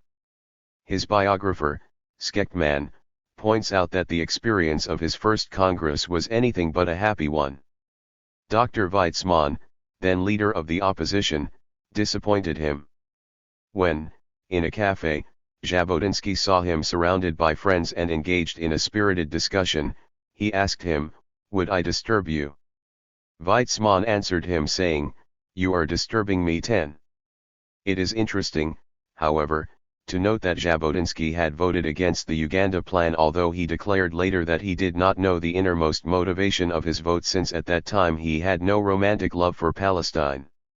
Many years later he told his son Ari that the only time when he temporarily doubted the soundness of his vote was during the early years of his struggle for the Jewish Legion. He thought then that if by that time there were in existence a Jewish Commonwealth in Uganda, it would automatically provide a ready-made nucleus for a full-fledged Jewish army 10. In 1906 though, he sent a letter to Neo Bilou in which he devised a program and an ideology for prospective pioneers. He distinguished between two kinds of immigrants, the natural immigrant who goes to Palestine in order to make a living, and the pioneer who is always useful. To him, the latter must possess two qualifications: he must be physically and spiritually fit, and he must be organized and disciplined. We must have in Palestine a population which in the future will be capable of fighting for our political independence. 11 In the winter of 1908, he went to Constantinople after the Young Turks' Revolution and wrote a series of articles which he published upon his return to Russia, declaring that the development of national relations in Turkey will very soon reconcile the Young Turks with the inevitable strengthening of the national characteristics among the country's ethnic groups and with the latter's striving for self-government and concentration. 18 He further argued that our Palestine vanguard is inclined to overestimate Arab strength. Speaking of what he described as Terror Arc 1 Big 11s, B said, "If this terror Arabics would lead merely to stressing our wish to live in friendship with the Arabs, this attitude would be useful, but it should not foster attempts to make us conform to Arab political aspirations or to support their anti-Turkish or particularist trends." 19 Skeckman pointed out that Jabotinsky had rejected the slogan "Silence and Work," which was then popular for Zionist work in Palestine, accusing its advocates of avoiding politics and concentrating only on practical colonizing activities. His argument went as follows. It was too late, after 25 years of Zionist propaganda, to pretend that we are going to Palestine just to till the land. The political method in our movement is absolutely inseparable from the practical work. 20. In the early 20s, he addressed a call to the Jewish youth saying, "The only way to liberate our country is by the sword." 21 He went to the 12th Zionist Congress in 1921, with this slogan in mind, hoping to see the Zionist organization executed. He tried to convince Weizmann to agree to create a great Zionist cabinet which would be composed of the party leaders and would represent the various tendencies in the organization. See the Great Zionist Cabinet. In his speech at the Carlsbad Congress in August 1921, Jabotinsky explained that he had reached an agreement with Dr. Weizmann but denied categorically that this agreement was based on mutual concessions. He then exposed the 4 essential terms of the agreement which were related by Skeckman in the following form. 1. Should the time come for a big change on the Mount of Olives, the Zionist organization was to demand the right to have its say. 2. Concerning the Legion, here was no need of an agreement, because in this question Dr. Weizmann and myself have cooperated for several years. 3. In any reorganization of the Zionist Commission the Palestine Yeshuv must be represented. 4. Reconstruction of the executive along the lines indicated above. 22. He further declared in this speech that the terms revolution and militarism belonged to the Latin expressions which he did not understand. He had previously joined the Zionist executive. To justify this action, he explained that he had accepted the majority's opinion and that his presence in the committee was based on his belief in the possibility of what he described as conquering from within. He stated that 2 possible paths could be followed in politics: one was to tear down a fortress by an assault from without, the other was to conquer it by working from within. 23 He chose the second, which he believed was the only practical and expedient one. He probably adopted this attitude because of his weak position during this critical period. At the end of his speech, he reiterated his appeal to all Zionists to build bridges to each other, insisting that there was work for all of them and that besides viewpoints on which we disagree, there are still those on which we do agree. He hoped the great cabinet he was calling for would include all who accept the foundations of historic Zionism, who possess sufficient tolerance to compile a program which would be satisfactory to everybody and for which we all would be able to work. 24. Jabotinsky devoted most of his time in the executive to the problems connected with what he called the security of Palestine Jewry. When Herbert Samuel submitted his scheme of a Jewish Arab force in March 1921, Jabotinsky warned the Zionists against the dangers of such a scheme. His argument was that very few Jews and very many Arabs would volunteer for service in such a body, and that the Jews could not and would not remain in a mixed militia, just as little as in a mixed police force. 20 In his opinion, this would result in a militia composed mainly of Arabs, which, he argued, of necessity would be anti-Jewish and anti-Zionist, while his fanaticism made him declare that it would mean the creation of a pogrom army. There is little doubt that the aim belied his opposition to a mixed militia was to leave the way open for his own scheme, which was to form a Jewish legion. He, thus, succeeded in obtaining the support of the Zionist executive for the following proposal dealing with militia force, which was submitted to the British government. 1. The 38 Th-40 Royal Fusiliers as formed in 1917 should continue to form part of the British forces in Palestine. 2. Recruiting of Jewish volunteers should be reopened until their number reached at least 1/2 of the proposed total strength of the British garrison. 3. It was assumed that, by appealing to the patriotism of the Hal 11th, a sufficient number could be induced to enlist at a pay of £1 per month for privates, £2 per month for sergeants, etc. Apart from the difference of pay, there should be no disparity between the recruits in the proposed forces and in any other British troops in Palestine.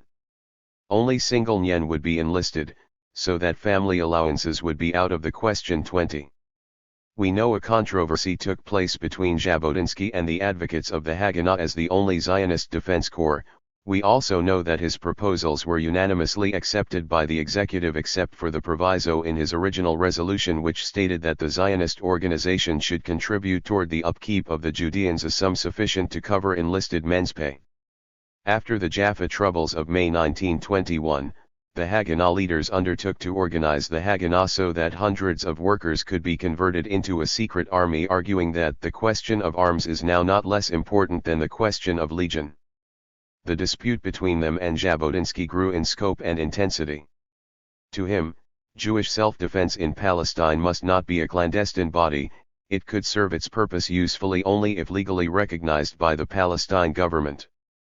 27 He visited Palestine in October 1922, and tried to obtain Haganah's legalization by asking from Sir Wyndham Deed's governmental sanction for the organization and training of the Haganah units in the towns and colonies. This scheme implied that in return for legalization, the Haganah would surrender illegally held arms, which the leaders refused to do, declaring, "We do not agree to sacrifice our real strength, if ever so small, on the altar of Jabotinsky's illusions." 2. But Jabotinsky was not inclined to retreat so easily. He remembered Matzina's statement, which he quoted at the 12th Zionist Congress to answer the accusation that his pro-Allies appeals during the war had practically put him in the ranks of the Tsarist regime known for its hostility to Semitism, and undertook with Slavinsky to put into effect a plan whereby a Jewish gendarmerie, properly armed, manned, officered, and maintained by Jews, would be attached to the Ukrainian army. 29 He had to resign from the committee 2 years later, however, and withdraw from the Zionist organization as a whole because of the ever-increasing disparity between his reaction to events, such as Churchill's White Paper, and those of his colleagues. The situation had begun to deteriorate, in fact, since his alliance with Slavinsky against the Bolsheviks and his dispute with Herbert Samuel, the British High Commissioner in Palestine, whom he accused of undermining the very foundations of the Zionist political position. The acceptance of Churchill's White Paper by the Zionist Committee, which he violently criticized, was the last of a chain of events which could only end in Jabotinsky's withdrawal from the organization. He turned to journalism and joined the editorial board of Razzouk, the organ of the Federation of Russian-Ukrainian Zionists, which was published in Berlin. Soon, Razzouk was to become Jabotinsky's organ through which he pursued his own Zionist scheme. A series of articles entitled Our Platform appeared in the March 1924 issues of Razzouk. In his article Political Offensive, Jabotinsky enumerated the basic points of his program. L. The goal of Zionism: a Jewish state. 2. The territory of the state both sides of the Jordan. 3. The method: mass colonization. 4. The financial system: national loan. So, he added that the immediate task of Zionism was, therefore, a sustained political offensive, coupled with the militarization of the Jewish youth in Palestine and in the diaspora. 31. Simultaneously, Jabotinsky's supporters opened offices in the European capitals and sent to a number of Zionist leaders a memorandum signed by the Ligue pour la Révision de la Politique Zioniste, Bureau Proviso for de-Organisation, which contained a concise program of action along the lines of our platform.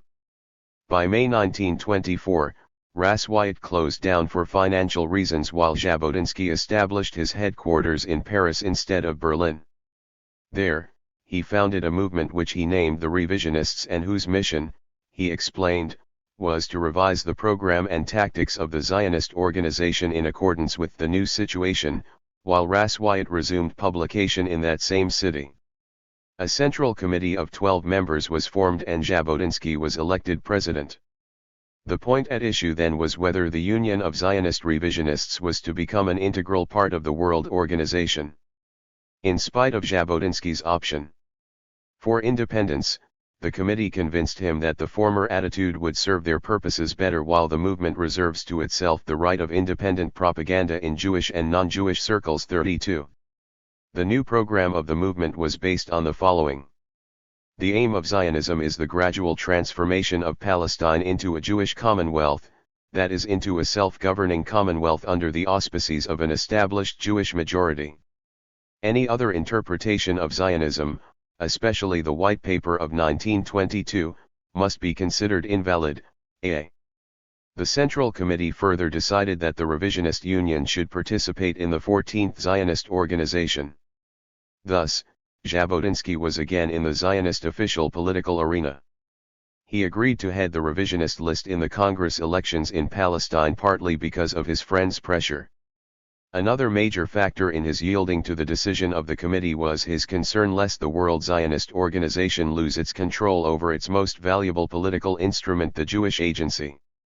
34 Weizmann was, in fact, negotiating with a group of non-Zionist financial potentates with the purpose of securing their participation in the Jewish Agency on a 50-50 basis.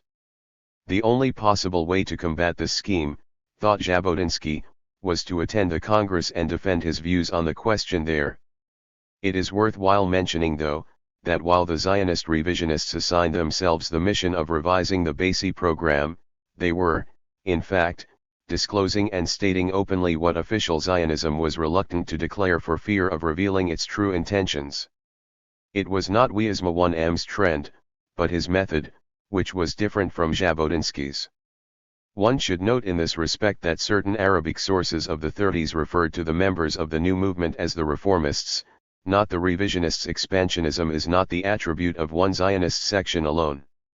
It is found throughout the World Zionist Organization, while one section proclaims it, unconcerned with the consequences of this attitude, another works in the same direction silently and calmly, declaring publicly that the advocates of extremism form a minority which has no place in the ranks of official Zionism. In the next chapter, we will examine the new element brought in by Jabotinsky's union and dwell on its revisionist character. From there, we will proceed to the part Jabotinsky's Zionism played in the creation of Israel and the conditions surrounding it after the death of its founder in 1940. We will simply remind the reader that the idea of the Great Zionist Cabinet was realized to a certain extent on the eve of the 5th of June 1967, when the terrorist Zionist Hemp Party, the successor of Jabotinsky's, joined Eshkol's war cabinet, in the person of its leader, Menachem Begin, who became Minister of State without portfolio. We will also examine the effects of Jabotinsky's appeal in Israel today, with the call for a greater Israel and the proclamation of its well-known expansionist intentions under the cover of security, defense, and stability demands. D2 Ionism's traveling salesman. I may be a tactless writer, or altogether a bad man, what does it matter? What if the teacher has an unpleasant voice? The question is whether his teachings are right. From the foundation of the Union of Zionist Revisionists until his death in 1940, Vladimir Jabotinsky advocated expansionist thinking and the ideas associated with it. He pursued his crusading expedition seeking to realize greater Zionism. He went on propaganda tours to win supporters while trying to polarize the discontented elements in Zionism. Having toured Eastern and Central Europe, he turned to the United States for a visit early in 1926. His American followers had by then published a pamphlet containing the basic principles of the revisionist program. During his stay in the United States, he began cultivating relationships with the various Zionist associations and succeeded in capturing the Order of the Sons of Zion. This order had previously founded the Judea Industrial Corporation, which, in turn, established the Judea Insurance Company, which had 3 branches in Palestine itself. A Palestine Exhibition and Fair Corporation was also founded by the order in 1924, and 2 exhibitions were arranged in 1925 and 1926, to cover the entry of Jewish immigrants as participants in the pseudo-exhibition. There is no doubt that Jabotinsky's ideas, as well as the sporting and military organization which he carried out with great care, played an important role in these 2 fields of activity. The revisionists encouraged the sporting games as a pretext for training the youth in the art of combat. The Maccabee Games offered them the opportunity to introduce a large number of young people into the country, ready to join the Zionist army. Jabotinsky was not content with his American success, he rather extended his activities to Palestine Jewry and European Jewish students as well. During his visit to Palestine in October 1926, he convinced the members of the VIL-11 to demand from the Mandate government the establishment of a purely Jewish military unit within the Transjordan Frontier Force. 35 Besides, he did not abandon his old dream and continued to declare that his appeal for using violence and force was not a revision but a reform of the Zionist program. This is so because we are actually fighting for the old Herzlian concept, against the GA/111 tendencies which now dominate the Zionist movement. 36. In T.P. Man Er of Max Nordau, he emphasized the importance of dueling. At a meeting of all the student corporations in Vienna in 1927, he declared, "You can abolish everything: the caps, the ribbons, the colors, heavy drinking, the .sqngs, everything. But not the sword. You are going to keep the sword. Sword fighting is not a German invention, it belonged to our forefathers. The Torah and the sword were both handed down to us from heaven." 11. The appeal to Ma'entain sword fight I_J.G was, in fact, simply meant to complement that which he frequently addressed to the Jewish youth in order to encourage them to join the Zionist army and liberate Palestine from the Arabs.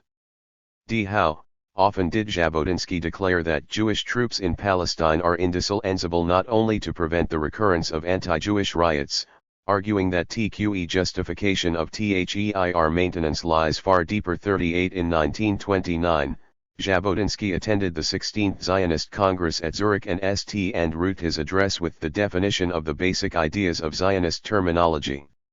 He said, "What is the Jewish national home? It is a national state, a state with a predominant Jewish majority, where the will of the Jewish people will determine the forms and ways of collective life. What is Palestine? It is an area, whose essential geographical characteristic is that the Jordan River flows not along its frontier, but through the middle of it. What is the meaning of Zionism? Zionism aims at the actual solution to the political, economic, and cultural tragedy of many millions of Jews. Its purpose is, therefore, not only to create a Jewish one majority in Palestine, but to create living space for millions on both sides of the Jordan. 89.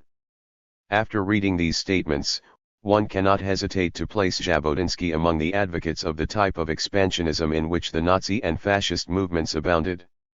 In one of his articles on Zionist ideology, the historian, Hans Kohn, explained that Jabotinsky's ideas had developed and flourished in the intellectual atmosphere that was then prevailing in Italy and France. To him, Jabotinsky was not so much a revisionist when compared to the Herzlian concept. He indeed began with the same idea as Herzl and Nordau, that of Jewish distress. His purpose was delivering the Jews from their distress through Jewish colonization, using the authority of the Jewish state with its military strength as a tool to achieve this end. Regarding the Arab attitude, he believed that Jewish majority could be attained only if one counters the will of the indigenous population. His appeal, thus, became extremely clear: achievement of Zionist colonization by force; if not, Zionist aims cannot be fulfilled. Jabotinsky's logic in no way relates to either peace or justice.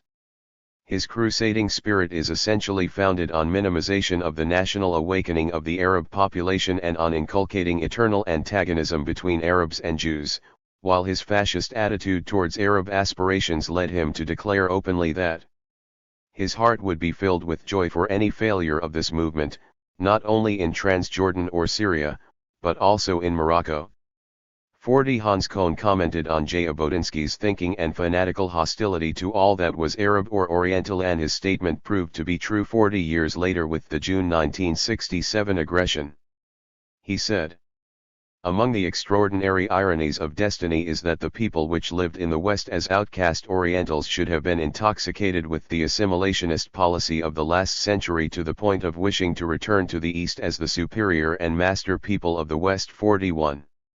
We will add to this comment that the expansionist Zionist movement, with its various parties, sections, and successive leaders, was reflected in Jabotinsky's approach. And Jabotinsky was not the only one to belong to the Zionist trend that was both extremist and expansionist in intent. Furthermore, his successors are not the only members of the terrorist military organization which became, after the creation of the State of Israel, the Herd Party. To think otherwise would be falling into the snare of Zionist propaganda. During the 20 years which followed the creation of the State of Israel, Zionist leaders continue to reiterate their disavowal of the ideas propounded by the Herut and their remoteness from Jabotinsky's thinking, while trying to convince world public opinion that the Herut represents nothing more than a small group opposed to the government. In fact, they endeavored to evict the members of this party from government for personal reasons as a result of old disputes, not on ideological grounds. This helped them appear to be peace-loving and progressive, while Jabotinsky's partisans alone were put in the ranks of an opposing minority and were attributed all forms of extremism. This attitude was not modified until the eve of the June 5 aggression, when, under the cover of a coalition cabinet gathering the various sections and attitudes in the country, Jabotinsky's student, the terrorist Menachem Begin, came to government as Minister of State. And Begin himself is the author of the following statement: "Even if we signed a peace treaty, there will be no peace for the people of Israel or for the land of Israel, and even for the Arabs, as long as we have not liberated the whole of our country." On the other hand, the young Zionist members of the military organization, Beitar, kept raising the slogans which Jabotinsky had written in 1932, as the official hymn of this organization: "A living space for millions, both sides of Jordan, the one which is ours, and the other which is ours too." When Weizmann declared at the meeting of the Zionist Actions Committee in Berlin on August 27, 1930, that the Jewish state was never an aim in itself, it was only a means to an end, and that nothing is said about the Jewish state in the Basi program, nor in the Balfour Declaration. The essence of Zionism is to create a number of important material foundations, upon which an autonomous, compact, and productive community can be built. 12. Jabotinsky began considering seriously the withdrawal of the revisionists from the World Zionist Organization. At the 17th Congress in 1931, Sokolow succeeded Weizmann as chairman of the organization, while Jabotinsky read the following resolution before the Congress: "The aim of Zionism, expressed in the term 5 Jewish state, national home, or a homestead guaranteed by public law, is the creation of a Jewish majority in Palestine on both sides of the Jordan. 4. But the majority of the organization's members raised the problem of dual leadership. The Executive Committee issued a statement prohibiting simultaneous membership in the World Organization and in other organizations external to it, whenever the latter was in opposition to the mother organization. Members in the Union of the Zionist Revisionists demanded a return to Herzl, while Jabotinsky's partisans demanded a return to Jabotinsky himself, as well as continuation of the extremist program. The majority went as far as to demand the establishment of a dictatorial system inside the revisionist movement. The leaders began contacting governments and politicians, whereas Jabotinsky was busily engaged in maintaining internal order and discipline. He took this opportunity to support Hitler and Germany and proclaim his own dictatorship following the plebiscite of April 16, 1933. He took over all powers in his movement, claiming that he was working for settlement while emphasizing his belief in the necessity of personal leadership. To his supporters, the love of Zion became the love of Jabotinsky. Rituals of hero worshipping started to appear while the Zionist opposition undertook to fight Jewish Hitlerism. With the 18th Zionist Congress in Prague in 1933, the breach in the revisionists' movement was definitely sealed. A section of the Democratic Revisionists withdrew from Jabotinsky's movement to form a party of their own, the Jewish State Party, under the leadership of Meir Grossman. The newly formed party recognized the sovereignty of the World Zionist Organization. As for the revisionist movement itself, it was violently criticized by the Zionist socialists, especially after two members of Jabotinsky's movement were accused of assassinating the head of the political department of the Jewish Agency, Chaim Arlazorov, who was a moderate leader of the labor movement, while Jabotinsky tried to impute the murder to Arab extremists. A broad anti-revisionist coalition was formed. It called for the wholesale outlawing of the entire Jabotinsky movement with the motto, "Expel the revisionist gangs from Jewish life," while Jabotinsky kept proclaiming that the aim of Zionism was the establishment of a Jewish state, with a Jewish majority on both sides of the Jordan. Asking for the liquidation of the extended Jewish agency, he condemned class warfare in Palestine and demanded the legalization of the Jewish Self-Defense Organization. However, the labor wing, which largely controlled the 18th Congress, succeeded in precluding revisionist representation in the Presidium. On the other hand, Jabotinsky was again antagonized by the left parties when, taking the defense of the middle class, he declared, "If there is a class in whose hands the fut.ir lies, it is we, the bourgeoisie." 44. To him, the middle class was the militant vanguard of the Yehuv. By middle class he meant the average type of Jew nearing or above the age of 30, while Jewish fascism means to him the way to realize Zionist colonization. Of course, our social attitude is different, it is neither left nor right, but inexorably colonizing. 45. Thus, he criticized the notion of class struggle which he attributed to the Zionist socialists, pointing out that classes can exist only in an already foreign and established society, and the class war theory cannot and should not be applied to a country undergoing a period of colonization. 46. In spite of his provocative attitude towards the Zionist socialists, Jabotinsky was ready to negotiate with Ben-Gurion. It seems he was becoming increasingly influential, and the socialists feared for their future in Palestine should the revisionist leader and his right wing gain the upper hand. The two parties signed an agreement forbidding all acts of terror or violence in any shape or any form. It was opposed by the majority of the Palestine delegation, especially by the terrorist leader, Menachem Begin, at the 6th Revisionist World Conference, while the majority of the Histadrut Conference refused to grant certificates for B'Terim. Hopes for a better relationship between the revisionists and the official Zionist bodies thus dissolved rapidly. In April 1935, Jabotinsky, rejecting the strategy of fighting from within, withdrew from the World Zionist Organization and formed an organization of his own which he called New Zionist Organization. Interpreting Jabotinsky's strategy, Meir Grossman said, "He attempted to effect unity in Zionism by force, unity through a split. He despaired of Zionist parliamentarianism, and hoped that a fierce struggle might open the eyes of the people, goad them to revolt and thus force unity and accord." 47. The New Zionist Organization. The Foundation Congress of the New Zionist Organization was convened in September 1935. Jabotinsky introduced then a revolutionary new definition of the ultimate aim of Zionism, emphasizing the humanitarian aspect of the movement rather than its purely nationalistic aspirations. The Jewish state was no more the ultimate aim, but became merely the first step in the process of implementing Greater Zionism with its expansionist intentions, while the second step was the return of the Jewish people to its homeland, which meant the exodus into Palestine.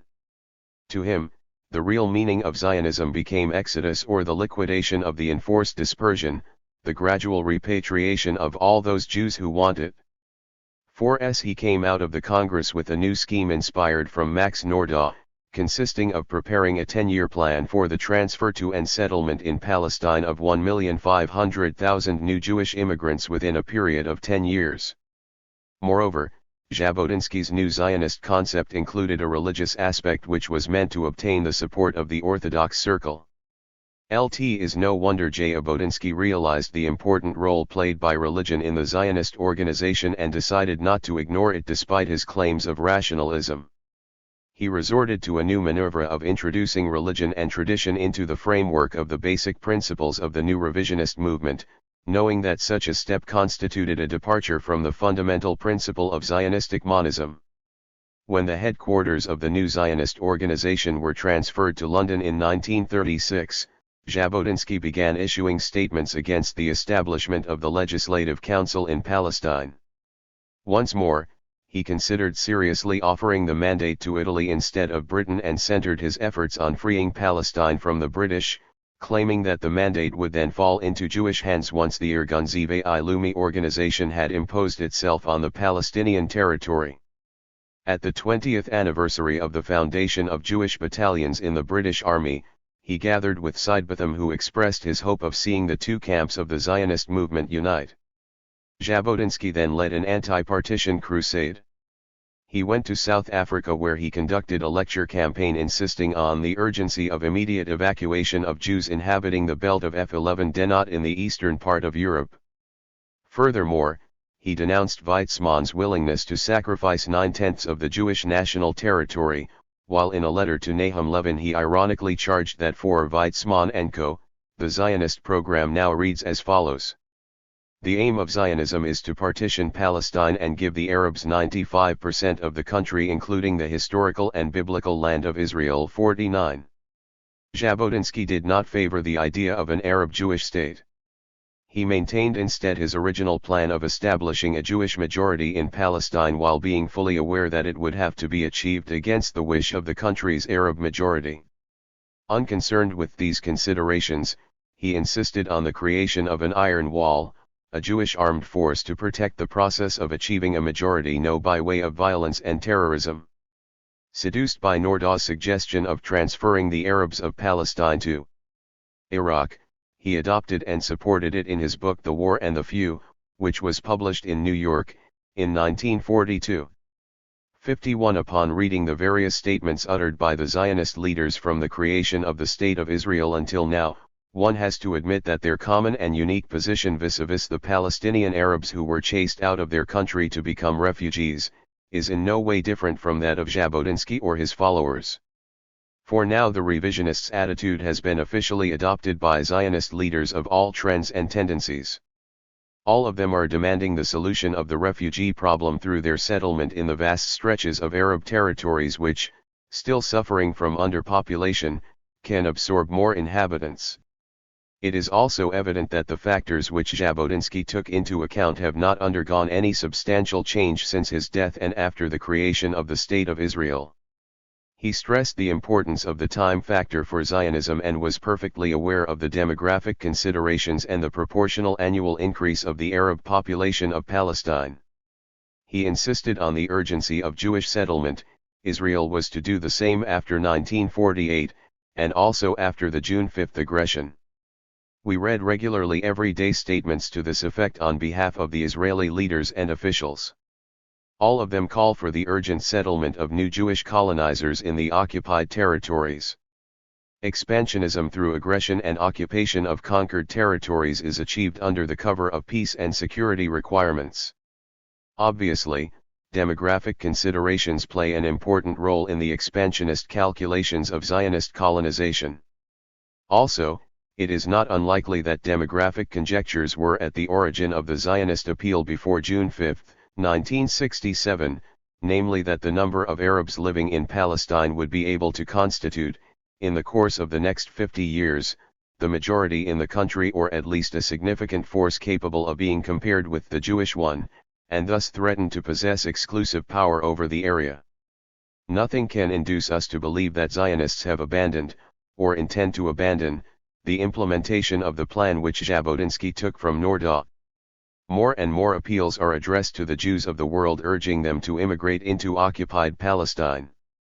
If Jabotinsky chose to use the word evacuation to mean Jewish mass emigration as a solution to the Jewish question, Zionism has not neglected for one moment the evacuation of Arabs, claiming that it was voluntary.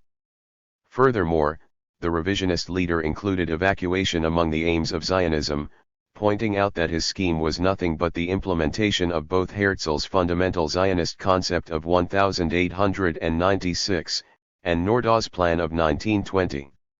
Sharing Herzl's static and narrow views on antisemitism, he viewed it as an indispensable factor for the realization of the Zionist plan as a whole, thus, his reference to exodus and evacuation. Interestingly enough, Jabotinsky adopted the approach of the founder of political Zionism when he declared to the Second Revisionist World Congress Mornevi Rabbinert, 32. To him, the non-Jewish world was a great and creative force, from which the Jewish national movement had a lot to learn in the field of political thought and action, and he thus favored the existence of close cooperation between the Jewish national movement and the Gentile world. A fervent advocate of Jewish self-reliance, he kept referring to Nordau's plan, which became one of the cornerstones of his evacuation crusade. His main motivation was that we must at any price become a majority in Palestine, otherwise our national home would remain a delusion and a will-o'-the-wisp. 84. Further, to the policy of alliances which he had followed since the foundation of the new Zionist organization, he initiated negotiations with the Polish government. In 1939, he endeavored to attract the attention of the American government to his scheme, confident that with the phenomenon of a Jewish majority becoming a fact almost overnight, Palestine Arabs would accept the fait accompli and come to terms. 55 In fact, since 1936, and throughout 1939, Jabotinsky endeavored to cooperate with the governments of the countries directly interested in emigration outlets for their Jewish population, and their influence for securing possibilities for Jewish mass transfer to Palestine. He successively met Polish leaders, the King of Romania, the President of Czechoslovakia, the Irish President, thus deserving his name as Zionism's traveling salesman. Furthermore, the organ of the new revisionist movement, the Jewish Standard, published notices from 1939, until the creation of the State of Israel, such as the following, which appeared in its issue of August 24, 1945. Join the new Zionist organization and support the program of L. The solution of the one Jewish problem by the establishment of Palestine on both sides of the one Jordan as a Jewish state. 2. The early voluntary transfer of all European and other distressed one rights and resettlement in Palestine. 3. The constitution of a Jewish provisional government with representation on the United Nations Organization. 4. The creation of a Jewish army to assume the defense of Palestine. 5. The unification of Jewry for the attainment of the above aims. Join NM New Zionist Organization in GT. Britain. For farther particulars of membership, fill in the following form and post, the General Secretary, NZO in GB, 25, Manchester Square, London, W.L. As for the map which the reader will find on the front page of this paper, which appears on the following page, it is the best evidence of the expansionist slogan which the New Zionist organization adopted during Jabotinsky's life and after his death in 1948. We have chosen to reproduce the front page of the May 21, 1948, issue published on the eve of the creation of the State of Israel on Palestinian land. Although, from his recurring disputes with the World Zionist Organization, Jabotinsky may appear as the champion of extremism and violence, the basic principle of the New Zionist Organization does not reject Herzl's teachings at all, but openly proclaims that the aim of Zionism is to reconstitute in Palestine, including Transjordan, as the Jewish state, to gather in it all those Jews who, for any reason whatever, regard themselves as homeless, thus putting an end to all involuntary dispersion, to build a Jewish civilization whose language shall be Hebrew, its soul the Bible, its ord one freedom and social justice 5u. We cannot say either that this Zionism calls for new principles. In fact, it receives its inspiration from both Herzl's and Nordau's Zionist schools, which even gave it its expansionist framework. Unconcerned with diplomatic or official considerations, the new Zionist organization put itself before the public, it seized the minds of the Jewish youth.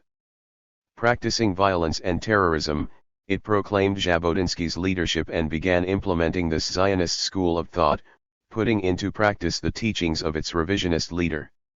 It resulted in the expulsion of the people of Palestine from their land, while terrorism and usurpation as well as other violent means were thought of merely as tools to liberate the Jewish national home.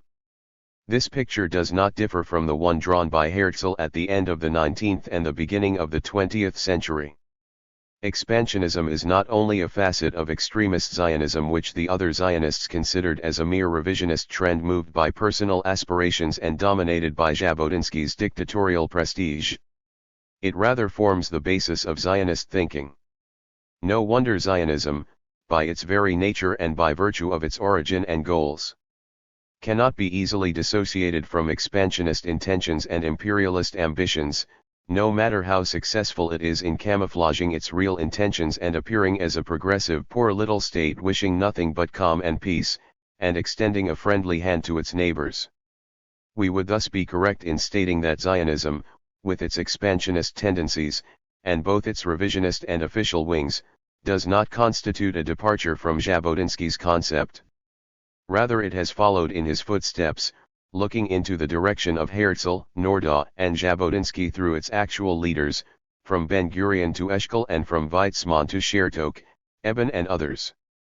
Zionism cannot contradict its own nature, no matter how often it claims its intention to leave out the expansionist shadow which accompanies it. Call to arms by A. Abrahams. State of Israel is proclaimed. Israel moving to offensive.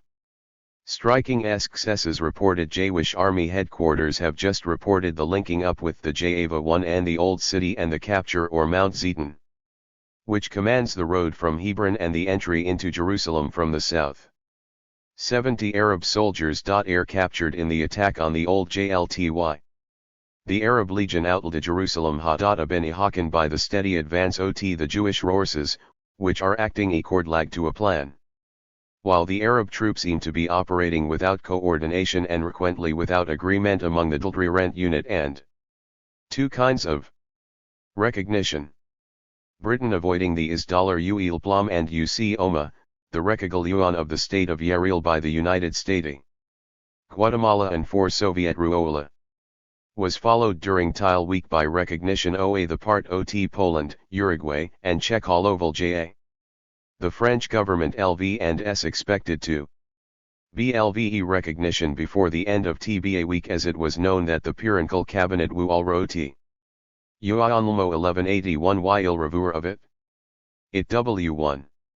NN, debated that mode of the European I1ATTL would follow LLL.T, very soon. In Jabotinsky's footsteps. Jabotinsky died during the summer of 1940, while endeavoring to realize the creation of the Jewish army on a large scale and compromising for the sake of unifying the Zionist ranks. 1 month later, Abraham Stern and his people seceded from the Irgun to form the Fighters for the Freedom of Israel, known as the Stern Gang.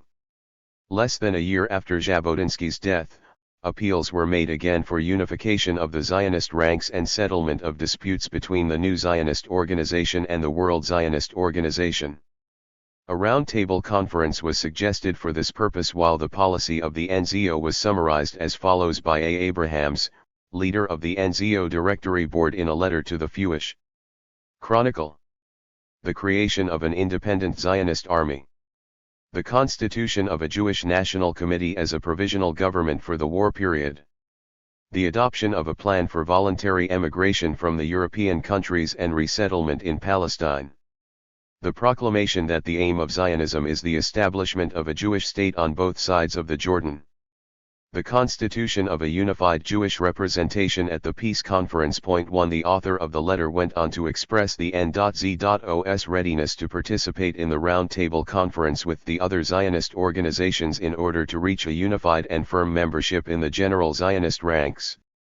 But the leaders of the mother organization refused to answer the revisionists' invitation. They accused them of expecting the NZO to accept the revisionist program and of misleading public opinion by trying to create the impression that the Zionist organization and the revisionists are two equal forces. 2 Also, they pointed to the fallacy that the Zionist organization has, after some opposition, adopted points of policy proclaimed by the NZO.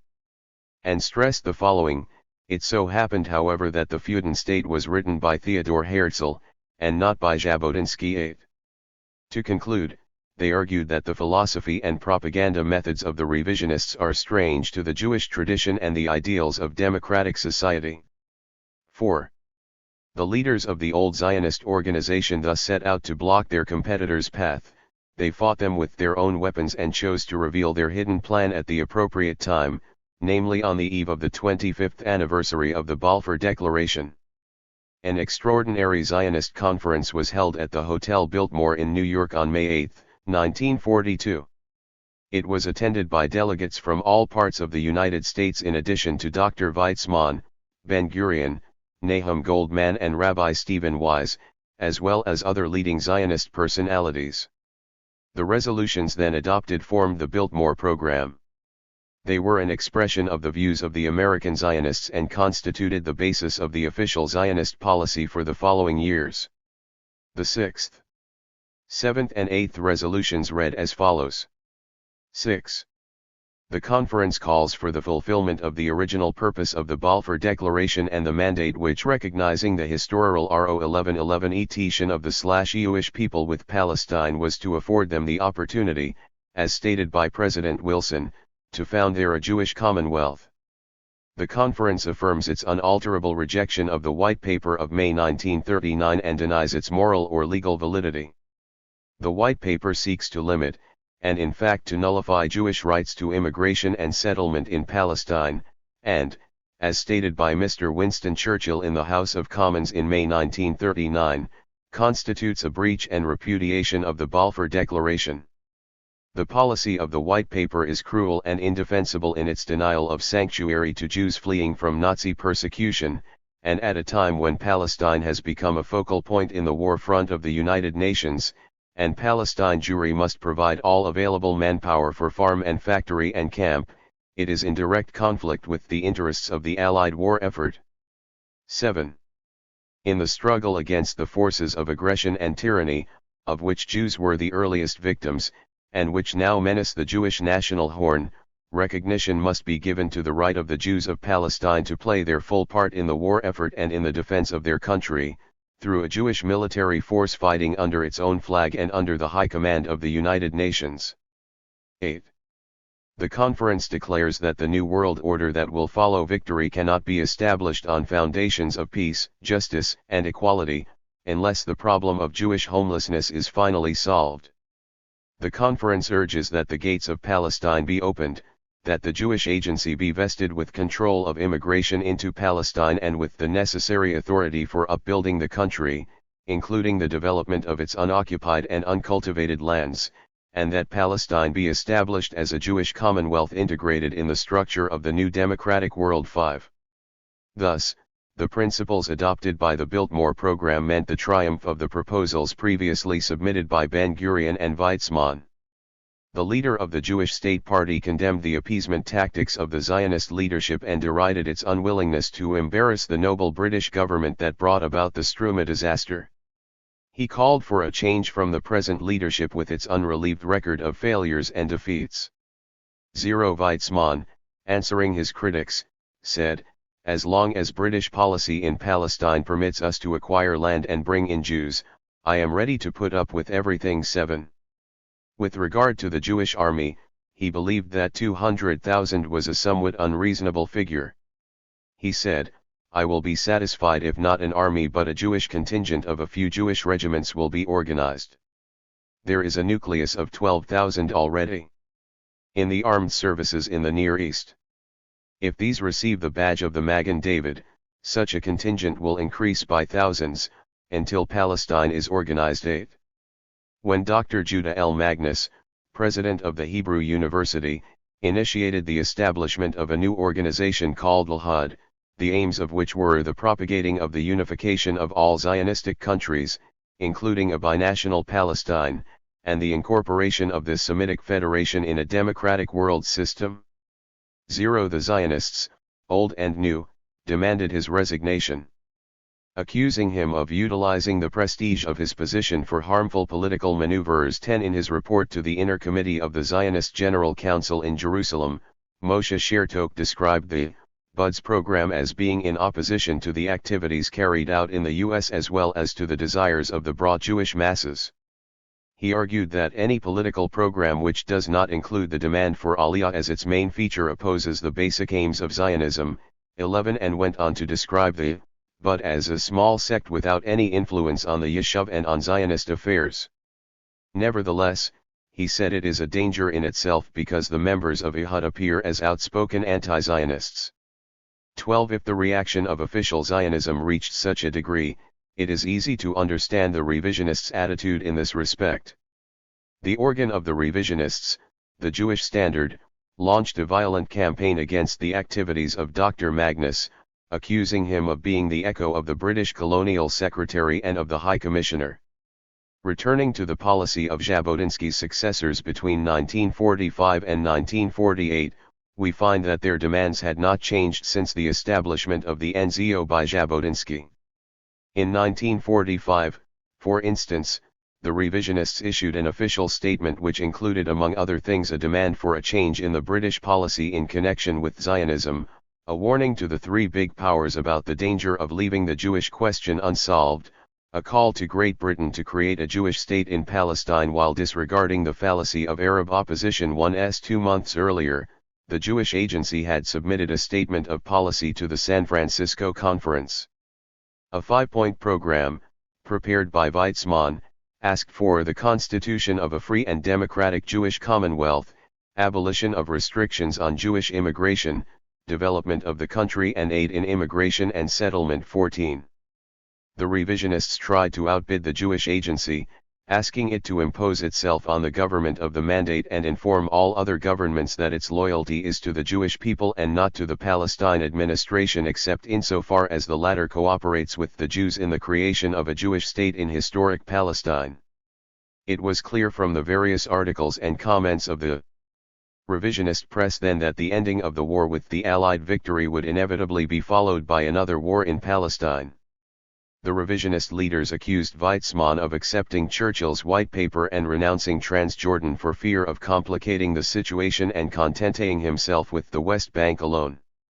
But news of the railway line sabotage during the night of October 31, 1945, confirmed the existence of close cooperation between the Haganah and Irgun in spite of the declarations by the leaders of the Jewish Agency.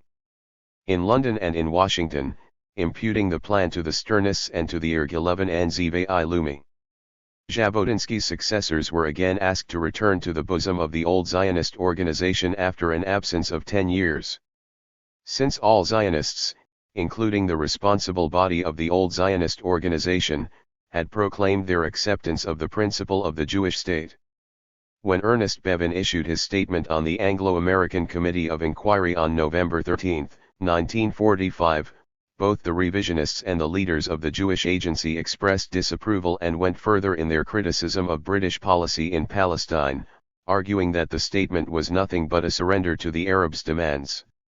Terrorist activities increased in violence while the Jewish Agency was renewing its demand for the immigration licenses of 100,000 Jews. Early in 1946, General Sir Frederick Morgan, president of the UNRRA, revealed that the secret Jewish gang was responsible for the terrorist activities carried out in order to coerce the Polish Jews to flee en masse from Germany to the American zone of occupation and then settle in Palestine. At the same time, the leader of the Stern Gang declared that the members of this movement were at war with the British Empire since they wished to create a Jewish state in defiance of the British. Besides, the Zionists did not overlook, at any time, their Zionist ambitions. The Torah V'Arida, which consisted of religious elements among the Jews, called for the creation of a Jewish state within the historic boundaries. It also expressed disapproval of Mr. Bevin's statement of policy and rejection of Churchill's white paper, as well as any scheme aiming at partitioning historic Palestine, since, they argued, it would contradict the religious principles. The NZO decided not to cooperate with the Anglo-American Committee of Inquiry, accusing its members of neglecting even the collection of true facts. When on January 17, 1946, the British Foreign Secretary, Ernest Bevin, gave his second declaration on Transjordan before the General Assembly of the United Nations, he was violently criticized by the Zionists for separating the East Bank of the Jordan from Palestine and recognizing it as an independent state. They unified their ranks under the leadership of the Jewish Agency and decided to fight together for the rights of the Jewish nation. The Mizrahi Group and the General Zionists joined the NZO in the following decision, that the Jewish nation does not approve of the separation of the East Bank of the Jordan from Palestine, to which it is linked historically, geographically, and economically. 255. Thousands of copies of Jabotinsky's poem Left Bank of the Jordan were circulated. The Zionists forgot their dissensions to express the rejection by all Jews of the separation of eastern Palestine from the land of their ambitions. The Zionist press began referring openly to the Jewish resistance movement, which was formed of the Haganah, the Irgun Zvi 11 Me and the Stern Gang. It warned Britain that every Jew in Palestine must be considered an active member of the resistance movement. On March 9, 1949, the Revisionist Party merged with the Jewish State Party, and the leadership was transferred to the Union of the Zionist Revisionists in the United Kingdom. They proclaimed that the Jabotinsky movement was at the head of the Jewish struggle for liberation after the Yishuv, they argued, had been convinced that it was the only way. Zionist terrorist activities grew more intense and reached a climax with the destruction of King David's Hotel, other terrorist actions, and murders of Arab civilians. Differences between the Zionist groups disappeared, and at the same time a number of crimes were perpetrated in the name of the Jewish resistance movement. Various available sources confirm the existence of close cooperation then between the Irgun and the Haganah on the one hand, and the Haganah and the Jewish Agency on the other. Terrorism spread its shadow over Palestinian land. The British finally understood the nature of the secret contacts between the Zionist organization and the terrorist gangs inside and outside Palestine. The plan, which aimed at opening the gates of Palestine to the immigration of Jewish terrorists who had been trained in East European armies and others, was also uncovered. The revisionists and the members of the Jewish State Party were invited to attend the 22nd Zionist Congress in Basel, and the return of the separatists from the general Zionist ranks was thus completed. The following year was to witness the unified Zionists stand for the realization of both Herzl's and Nordau's dreams and the implementation of Jabotinsky's teachings. The alleged struggle between Weizmann's and Jabotinsky's methods was transferred to the arena of the Zionist Congress without the revisionists abandoning their demands for the restitution of Transjordan and their accusations of defeatism and weakness of the leaders of the Jewish Agency. The unified struggle brought them together for the sake of a Zionist victory, and they returned to the Congress with the aim of transforming it into a parliament of the Jewish people with democratic elections extended to all Jews who wished to participate. But the expansionist complex remained deep-rooted in their hearts. When the partition plan was submitted to the United Nations in September 1947, the Irgun presented a memorandum containing objections inspired by Jabotinsky. The Zionist ambitions in Transjordan were again emphasized, and it was pointed out that any agreement on the partition question was not binding on 256. The Jewish people. 10. Also, when, with the approval of the Va'ad Leumi, David Ben-Gurion brought up the question of the constitution of a Jewish provisional government, the Irgun immediately declared its support for the plan, provided such a government would extend its authority over the whole land of Israel and not over a Jewish ghetto in the same land. The Irgun leaders made it clear that any partitioning of the land of Israel should be ruled out. 10. How very similar yesterday is to today and vice versa. What Begin had said on behalf of the Irgun 20 years earlier has now entered the phase of execution. It does not differ in essence from the declarations which are made by the Israeli leaders, among whom are Begin and his group, in the Eshkol cabinet about their intention of making Israeli expansionism after the June 5 aggression an irrevocable fait accompli and an effective step in the creation of Greater Israel. The 20 years which have elapsed since the creation of the State of Israel in occupied Palestine constitute the best testimony of the Zionist expansionist character and an experimental field for the actual implementation of the Zionist idea. Since the shadow of the armed prophet, David Ben-Gurion, has reigned over it, it is no wonder that the era succeeding Jabotinsky should be completely dependent on Ben-Gurion and the expansionist aggressive policy which he has unceasingly advocated and proclaimed in public. Part 4. Ben-Gurion's era. From Israel to Great Israel 1948 to 1968. It is not absurd to imagine Arab leaders ardently urging a return to the frontier of 1966 or 1967, just as they now urge a return to the frontier of 1947 which they once set aside by force. Abba Eban, Summer 1965. Foreign Affairs. Less than a week after the proclamation of the State of Israel, Mr. Abba Eban was delegated by the Jewish Agency to answer the questions raised by the Security Council. The questions referred to the fact that the government of the State of Israel was extending its domination over territories which do not fall within the boundaries fixed by the General Assembly resolution of November 29, 1947. It also pointed out that these territories, with the exception of Jerusalem, had previously included an Arab majority. In his reply, Mr. Abba Eban explained that no area outside of Palestine is under Jewish occupation, but sallies beyond the frontiers of the State of Israel have occasionally been carried out by Jewish forces.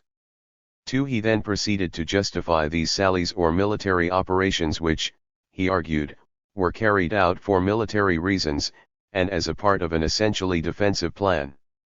Besides, Mr. Eben informed the Security Council that those measures had been taken in order to ensure the entry of Jewish immigrants into Palestine in conformity with the first duty of the State of Israel, which was to open its doors to immigration on a very large scale. There is no need to discuss here all the terms of this memorandum. The same story has been repeated again and again during the 20 years which followed the establishment of the State of Israel. The usual answer for the special consumption of the Security Council avoided open declaration of aggressive and expansionist intentions. 5 months after the submission of Mr. Eben's memorandum, when the Israeli Defense Forces started moving to occupy the Negev, the revisionists were calling for the occupation of the whole of historic Palestine. Their terrorist military organizations resumed negotiations for the unification of the movement founded by Jabotinsky, in the hope that the revisionists might reach agreement with the Hasherut people. The Beitar organization held its first congress after the war in Paris between 25 and September 30, 1948. The Congress passed decisions welcoming the proclamation of the State of Israel as a first step in the restitution of the country as a whole within its historic boundaries. Jerusalem was the object of a special resolution calling for its official inclusion with the state and its proclamation as the capital of the Zionist state. The participants in the Congress sent a cable to Jabotinsky's wife expressing the Beitar's firm intention of pursuing aggression until Jabotinsky's directives of restituting the land of Israel wholly free and indivisible were fulfilled. 3. The revisionist leaders had previously wired Ben-Gurion in New York objecting to their eviction from participation in the government. Meir Grossman reminded Ben-Gurion that his appeals for the unification of the ranks would lose their significance should the second strongest party in Israel be denied participation in the executive. He also reminded him of the dangers which threatened Israel and which urgently required the formation of a coalition cabinet allowing for the revisionists' participation in the defense of the country. 4. Yet, the revisionists' denial of participation in the cabinet was to persist, for personal as well as tactical reasons, for the next 20 years. The revisionists' demands were rendered possible on the eve of the June aggression. The two mortal enemies, Ben-Gurion and Begin, met and made peace together for the sake of the unification of the Zionist ranks. The Herut party leader became Minister of State in the coalition cabinet on behalf of the Gaha/. In Ben-Gurion's days, the Mappé had been behind the government's refusal to transfer Jabotinsky's remains to Israel according to the founder of the revisionist movement Shmuel Levi Eshkol's government, however, acquiesced later to the Herut's demand and the transfer was carried out. Under the headline Ceremonial at Jabotinsky's grave, the /Arisa/.m Post reported that, at the 27th anniversary of the death of Zeev Jabotinsky, founder of the revisionist movement and spiritual mentor of the Herut party, was marked at a memorial ceremony at his grave and that of his wife Johanna on Mount Herzl. Revisionist veterans brought handfuls of earth to the grave from various parts of the West Bank, the Mount of Olives, the Jordan fords where Jabotinsky led the Jewish Legion 50 years ago, Rachel's tomb and Hebron. On the other hand, the Gaha/. Which is formed of both the Herut and the Liberal Party, began to seek revision in the refugee policy. The same paper published on August 13 of the same year the following information: the Liberal Party has followed the Haraf's lead, and the Liberal executive adopted a resolution urging that Arab refugees not be allowed to return to the West Bank because they will become a fifth column. The Liberal Party executive also urged the government not to welcome the UN Secretary-General's representative in Jerusalem. The party found that this was interference with Israel's internal affairs, an affront to Israel's sovereignty because the Knesset had already adopted laws unifying Jerusalem. These resolutions were moved by Dr. Elimelech Ramah and won an overwhelming majority, overruling the objections of the party's minister, Yosef Safir. He was criticized for overcautiousness. Although we have limited our discussion until now to Jabotinsky's successors, this does not mean that we accept the Zionists' delusive propaganda, that the Herut party alone is calling for the adoption of an expansionist policy and raising the slogan, Israel with its historic boundaries, while the peace-loving Israel government is working for a peaceful existence with its neighbor.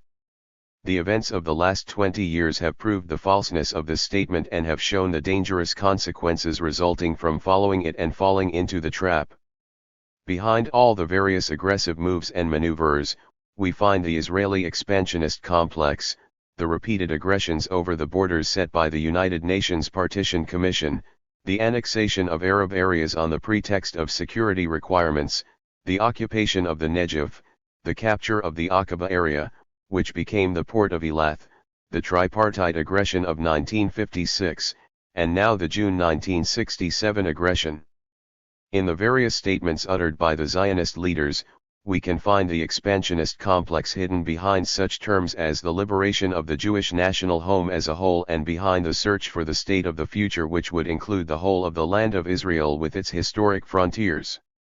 Ben-Gurion undertook to formulate the irredentist ideological basis of world Zionism through a gradual approach to the geographical, historical, and religious elements which he attributed to the state of Israel, the materialization of the Zionist concept.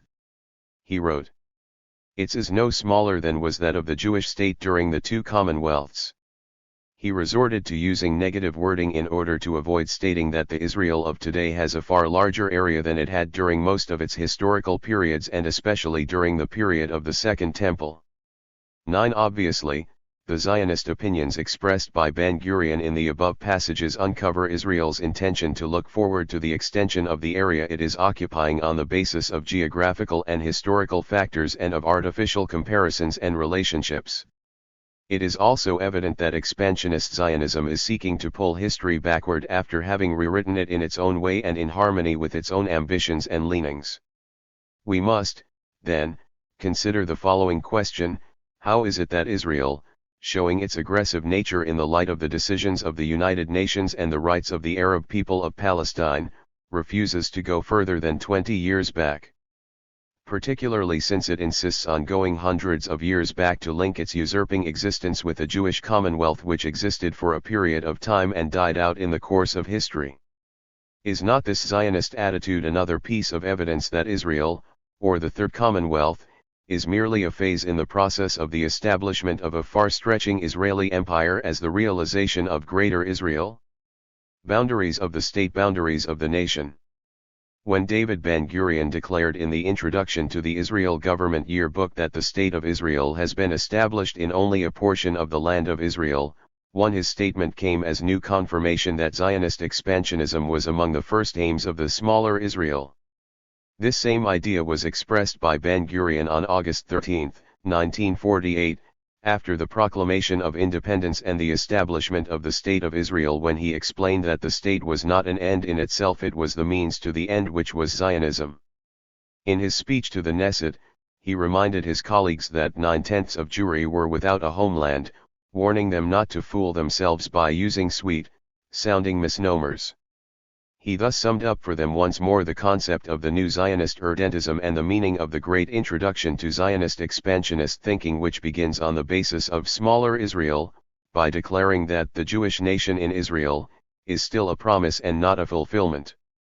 2. That is how the Zionist expansionist character, which is inherent in the movement, has manifested itself from the beginning of the organization with Theodor Herzl until after the foundation of the Jewish state in Palestine.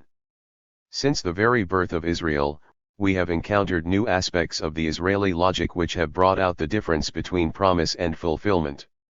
The portion allocated to the Jews by the partition plan formed almost 50% of Palestine, despite the fact that at that time Jews owned only 1/7 of the land. The Israeli official position considered this portion as an irreducible minimum. The Zionists' military strategy was not limited in scope to the frontiers mentioned in Abba Eban's memorandum to the Security Council. It rather included other considerations which would make it possible to impose a new status quo and face the Arabs and the world with a fait accompli. It is known that the second part of the strategy, known as the Plan Dalet, was adopted with a view to occupying all of Palestine.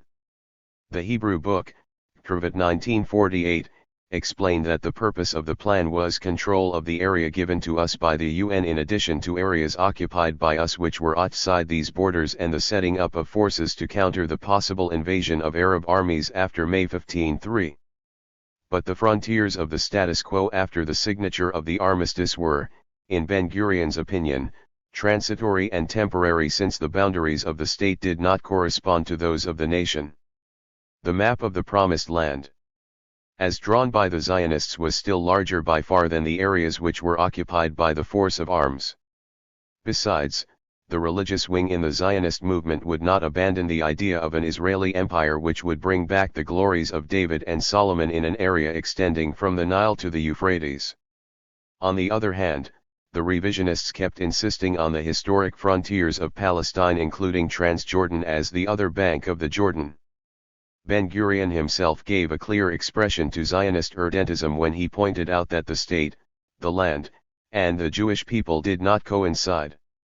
He wrote, "Every state consists of a land and a people. Israel is no exception, but it is a state identical neither with its land nor with its people. I add now that it has been established in only a portion of the land of Israel.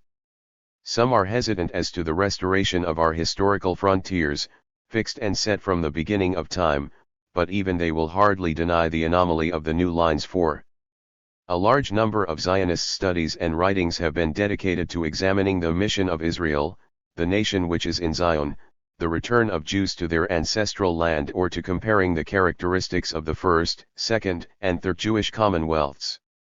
In 1955, for instance, Frischwassererainen published his book, The Frontiers of a Nation, which examined the frontiers from a historic geographic point of view. And, while the author tried in his introduction to convince the reader that his book was far from Zionist irredentism or geopolitics, he explained that, frontiers questions tend to play their most important part during the birth pangs of new nation-states. In that same part, he undertook to draw the history of the frontiers of Israel in order to show the difference between the promise and the fulfillment, the reality and ideal, and Israel on the one hand and the other countries on the other. The historical geographies of other states must of necessity be like plays which change their dramatis personae. The heroes and villains of the Israel drama only alter in so far as they age somewhat. 5. We will proceed to examine this drama since the appearance of its heroes on the stage of the state which was established on only a portion of the Promised Land. We will also find out whether the advance in years, during the 2 decades which followed the creation of Israel, did lead to a change, and whether the dramatis personae are the same, if they are not still the prey of the expansionist plot and the tools used to realize the Zionist idea and make the frontiers of the nation and those of the state coincide to form Greater Israel. 6. We do not have the slightest doubt that the era which bears the name of Ben-Gurion has witnessed a repetition of this drama, with its characters, its events, and its plot. We must not forget either the major part played by the armed prophet Ben-Gurion throughout the period when he was in power, working behind the scenes. For the realization of the next phase of the expansionist Zionist plan and the completion of what the Zionists had failed to accomplish on the day their smaller state was established on Palestinian land, the occupation of the remaining part of Palestine of the Mandate and the appropriation of important areas in the neighboring Arab lands.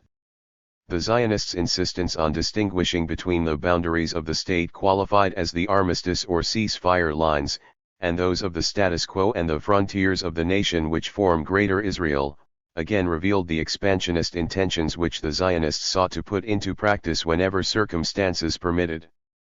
That is why we deem it necessary to examine certain preparations and projects which Israel of 1948 became the focal point of, and which were carried out on the pretext of the liberation of the remaining part of the land of the Jewish national home and the unification of the land of Israel, once they had evicted its Palestinian inhabitants, just as if they were chasing out foreigners to liberate their own country.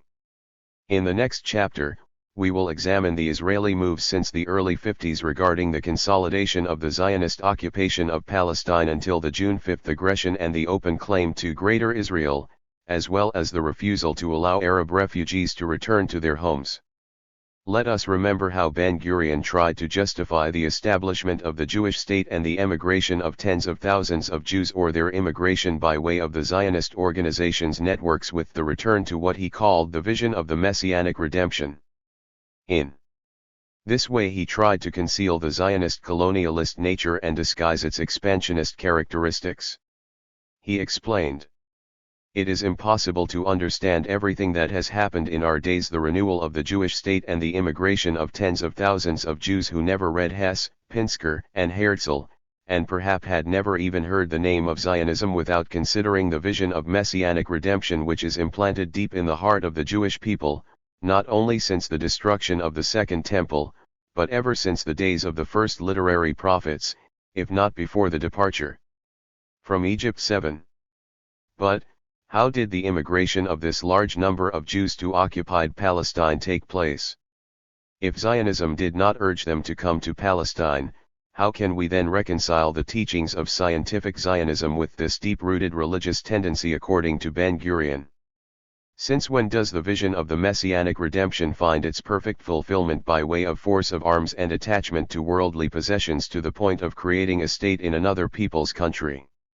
Is not Solomon himself the author of the following statement: "Except the Lord build the house, they labor in vain that build it, except the Lord keep the city, the watchman waketh but in vain"?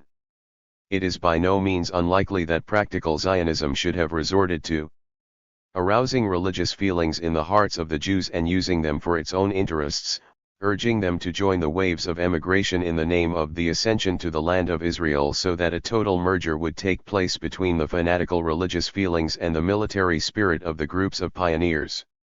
It was expressed in the proclamation of the establishment of the State of Israel, which the Zionists considered as the proclamation of independence. It reads as follows: "Impelled by this historic and traditional attachment, Jews strove in every successive generation to re-establish themselves in their ancient homeland. In recent decades they returned in their masses. Pioneers, Mapilim * and defenders, they Ma 1.e deserts bloom, revived the Hebrew language, built villages and towns, and created a thriving community, controlling its own economy and culture, loving peace but knowing how to defend itself, bringing the blessings of progress to all the country's inhabitants, and aspiring towards independent nationhood. 8. It is not surprising that the Zionist ambition for the foundation of an independent Jewish nation achieved the first goal of its persistent search in the establishment of the Jewish state over a portion of the land of Israel. Its love for peace compelled it to use aggression and expansionism as devices for self-defense, while the blessings to all the country's inhabitants became violent blows against the non-Jewish majority of these inhabitants. Not satisfied with what it had perpetrated for the sake of peace, the thriving community derided its growth and development, and expanded into the usurped area and extended its domination over more regions which it considered within the scope of the historic boundaries of the nation. It was blinded by fanaticism and dominated by ambitions which were motivated by racial theories until it imagined it was repeating an old drama on a stage called Land of Israel. The State and the Ingathering of the Exiles. Nearly 10 years after the establishment of the State of Israel, Ben-Gurion affirmed that the Zionist state had not yet fulfilled its vision of the messianic redemption. This vision was a major cause, if not the primary one according to him, for the establishment of the State of Israel. He revealed to us the nature of the greater goals of Zionism. He was, in fact, repeating what he had declared on the day of the proclamation of the State of Israel, namely that the state was a means to an end, which is Zionism. We will examine, then, the nature of the aims which Zionism was seeking to fulfill, after the creation of the State of Israel on a portion of the historic land of Israel, to discover how the Zionist movement imagines this phase of self-realization and fulfillment of the vision based on the coincidence of state and nation at various levels: geographical, historical, economic, and moral. We will start with Ben-Gurion's statement. The State of Israel has been created by the vision of messianic redemption of a people dispersed throughout the world. But the state has not yet realized the vision, and its future depends on the attainment of two goals laid down in the Proclamation of Independence and confirmed in two laws, which, though they have not been given the name of basic laws, should be considered as the supreme laws of the State of Israel. So long as they have not been fully implemented, we cannot consider that the work of the state has been completed. 1. The two laws to which he referred were, 1. The law of return, which contains the objective of the ingathering of the exiles *2. The state education law. But, What is meant by the first article of this law of return, which grants every Jew the right to come to this country as an Oli, and how does this return, for which the Zionists prescribed a special law, relate to Israeli ideas of survival and growth, as well as to the concept of fulfillment of its mission of national redemption? Further, does this call for return reveal an important element of the Zionist expansionist attitude from the viewpoint of Israeli attachment to the Jews of the world and insistence on a connection between Israel and the diaspora?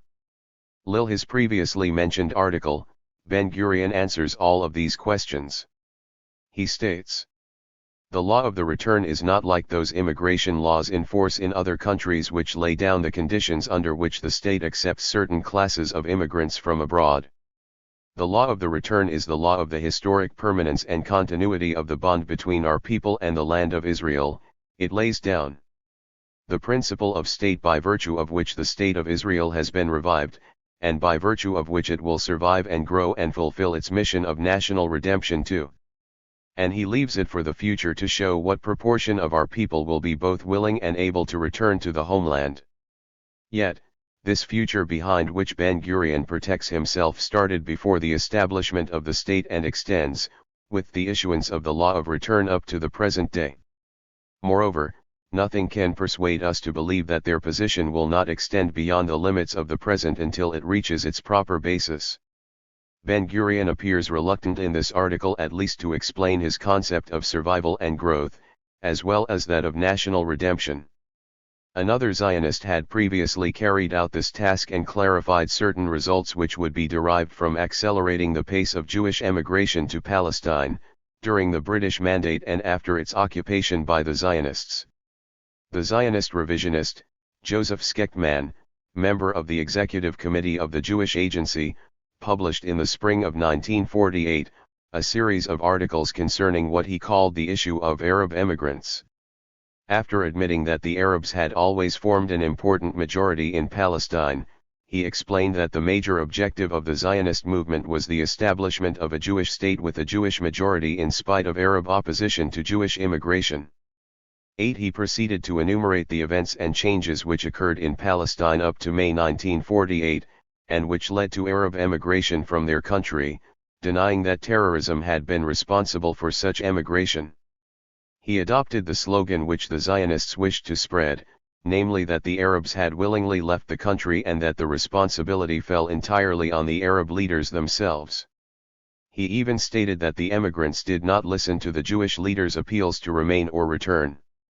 Then came the Arab Army's offensive, which was to end the Zionist policy of leniency and force the Israeli government to declare its official position: "We do not want them and we will not accept them. We would have an army of liberation fighting in our midst." To end this part of his study, Skechtman summed up the official Zionist solution to the problem of the transferred Arab population, namely evacuation of Jewish residents in Arab countries and immigration into Palestine in exchange for the settlement of Arab emigrants in their place. In reality, neither Skechtman nor official Zionism wished to solve the problem. They wished only to modify and restrict it to the Palestinian Arabs and to the Jews living in the Arab countries. They were thus ignoring the waves of European immigrants who brought Zionism with them into the country and played an active part in planting the seeds of dissension and struggle. As far as we know, Zionism was never born among the Eastern Jews, and the Arab Jew never dreamed of a Jewish state or of the restitution of the old kingdom of Israel. He rather lived in the Arab society like any other minority. The Oriental Jews, as a matter of fact, were regarded with more contempt by the Roman European Jabotinsky than by the Arabs. The best evidence for it is the statement of the Zionist poet Bialik, Jabotinsky's closest friend: "I do not like the Arabs because they resemble too much the Oriental Jews." We notice that Skechtman attributed the suggestion for solving the Arab problem in Palestine to Israel Zangwill, who had proposed it at the end of World War I. It did not occur to him that the founder of Zionism himself divulged the secret in his diaries when he spoke about his intention to get rid of the indigenous population. He then declared that Jabotinsky and his people adopted the population transfer plan only after 1948, and when the new Zionist organization Congress decided to support the plan in February 1942, the revisionist leaders requested them to delay their decision for fear of arousing fanaticism against Zionism and giving the Arabs the pretext for good propaganda abroad. However, he admitted that Weizmann had clearly referred to the plan in January 1942, while Ben-Gurion had decided in 1943, when he was the chairman of the executive committee in the Jewish Agency, that the Arabs would have an economic and political interest in strengthening their position vis-a-vis their Turkish and Persian neighbors by transferring new Arab settlers into their country. He had also pointed to Palestine as the only source of settlers of this sort. What is most interesting about Skeckmann's articles from the angle of this study was his tendency to insist on declaring that the plan was not considered to be a Zionist solution. Until after 1948, when it acquired the official Zionist stamp. He attributed similar plans to Sir Norman Engel, Elie Culbertson, John Gunter, and Herbert Hoover. But, the fact that official Zionism refused to take the responsibility of the plan before the year 1948, does not imply that they did not welcome it or try to ensure its success through various devices and means. When they found it suitable to do so, the Zionist leaders did not hesitate to adopt it officially. They brandished the idea whenever they felt that American and European public opinion had become tired of the Arab-Israeli struggle and adopted the view that the Arabs alone were responsible for the dispute and thus held the key to the solution in their own lands. One notices, for instance, that since the June aggression, the Israeli leaders have multiplied their references to the transfer question. They use the plan in their scheme to remain in the occupied territories. We hear almost every day about the creation of defensive kibbutzim in these territories, be it in the Golan Heights, the East Bank, or the Gaza Strip. Also, the appeals for the return of the Jews of the diaspora are part of this expansionist scheme, which is still among the major aims of Zionism and one of the basic principles for realizing the Zionist idea. It is worthwhile remembering that the State of Israel considers itself incomplete. That is why it keeps raising the slogan, "Return of the Exiles," into the homeland with a view to gathering all the Jews of the world and reaching its ideal goal, which is to create complete identity between the state and the nation. It is not strange, then, that the state's existence is not stable in a given situation, but is rather in constant movement to go beyond the existing situation and create for itself a better one. Also, the arrival of new immigrants cannot be confined to the defensive scheme alone. Aggression and attack have become the best defensive means of the State of Israel and a pretext to fulfill its expansionist ambitions at the expense of its neighboring countries.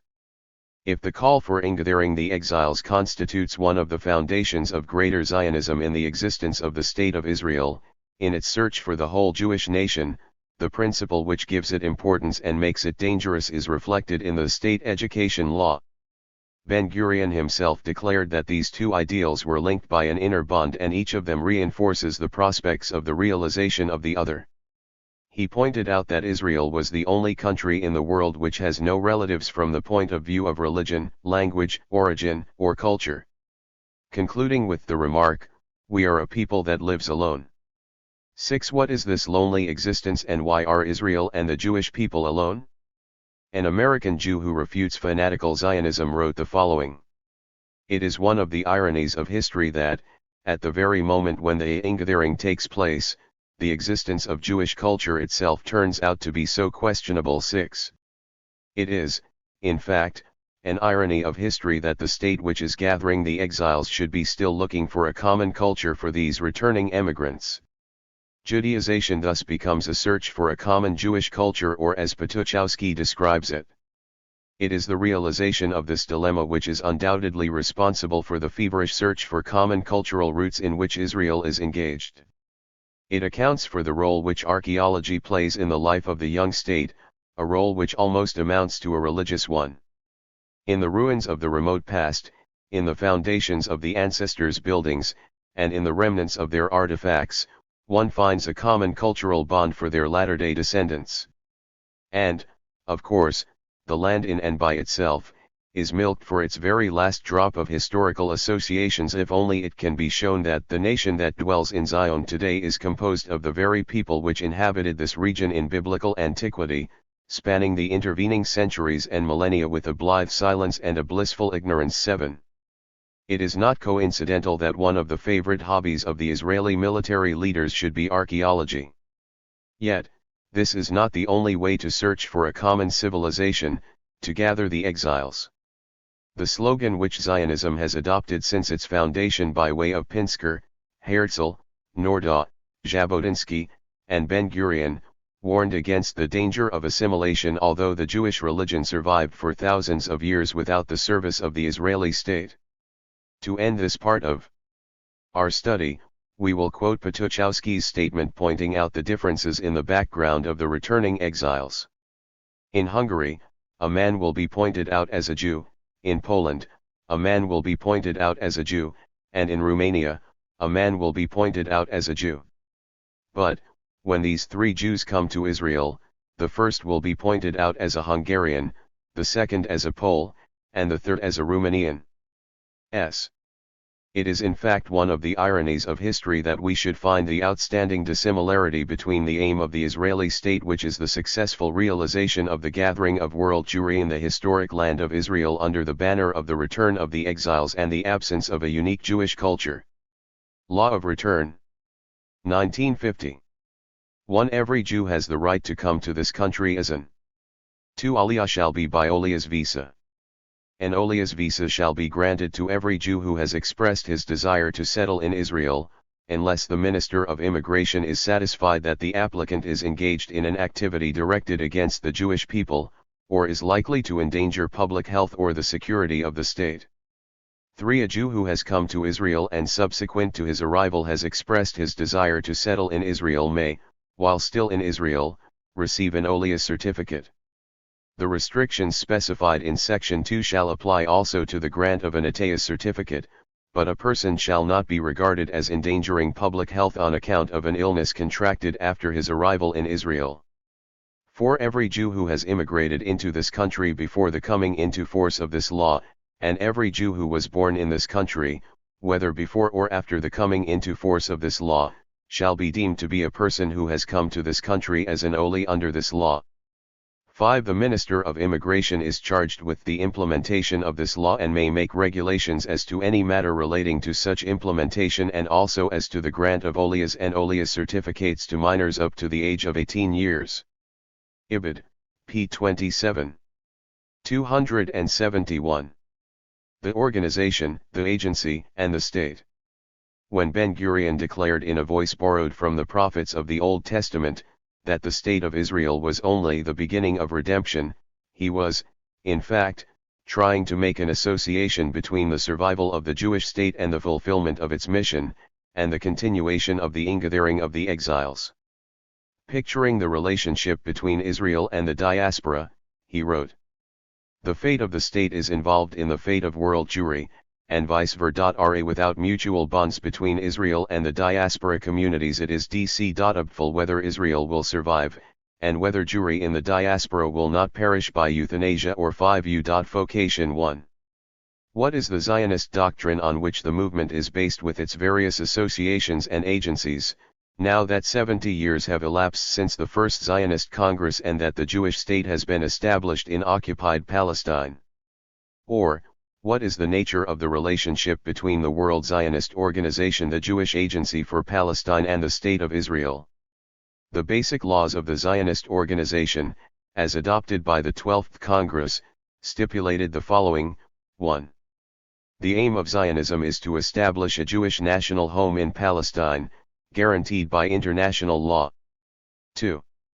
The Zionist organization comprises all Jews who accept the Zionist program and pay the shekel. The constitution of the enlarged Jewish Agency for Palestine included a detailed definition of the aims of the agency. In accordance with the Zurich Agreement, these aims can be summarized as follows. 1. Encouraging Jewish immigration. 2. Meeting religious needs. 3. Fostering the Hebrew language and Jewish culture. 4. Acquiring land as Jewish property. 5.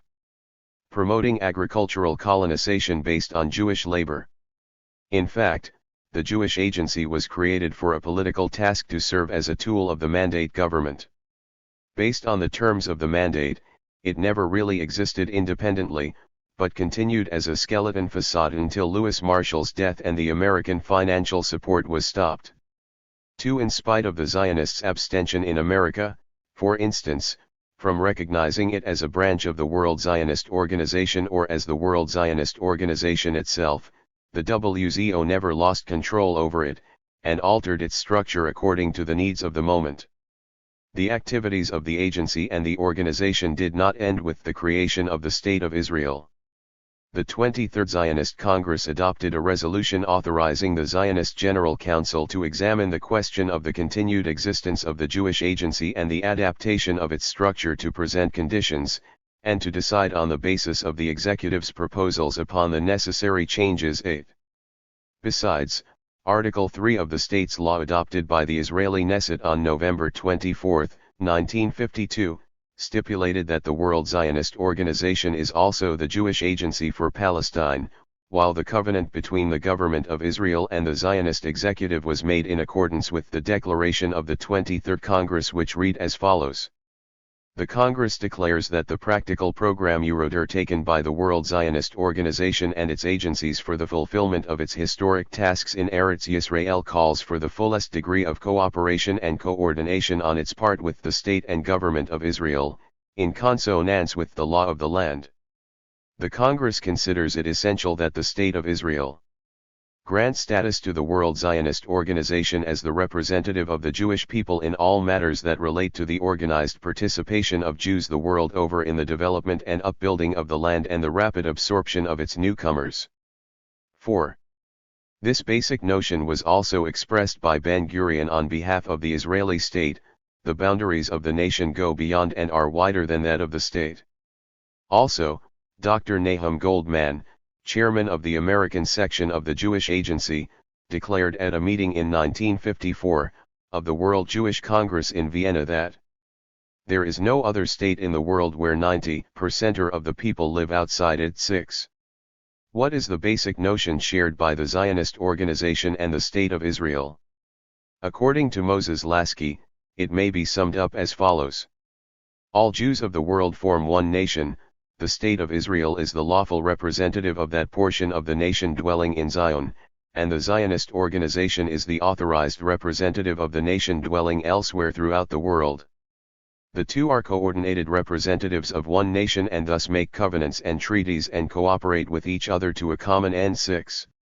It is evident that the cooperation between WRLD Zionism and the State of Israel rests on the latter's insistence of participation by world Jewry as a whole in the consolidation of the Jewish state and its supply of money, men, and assistance.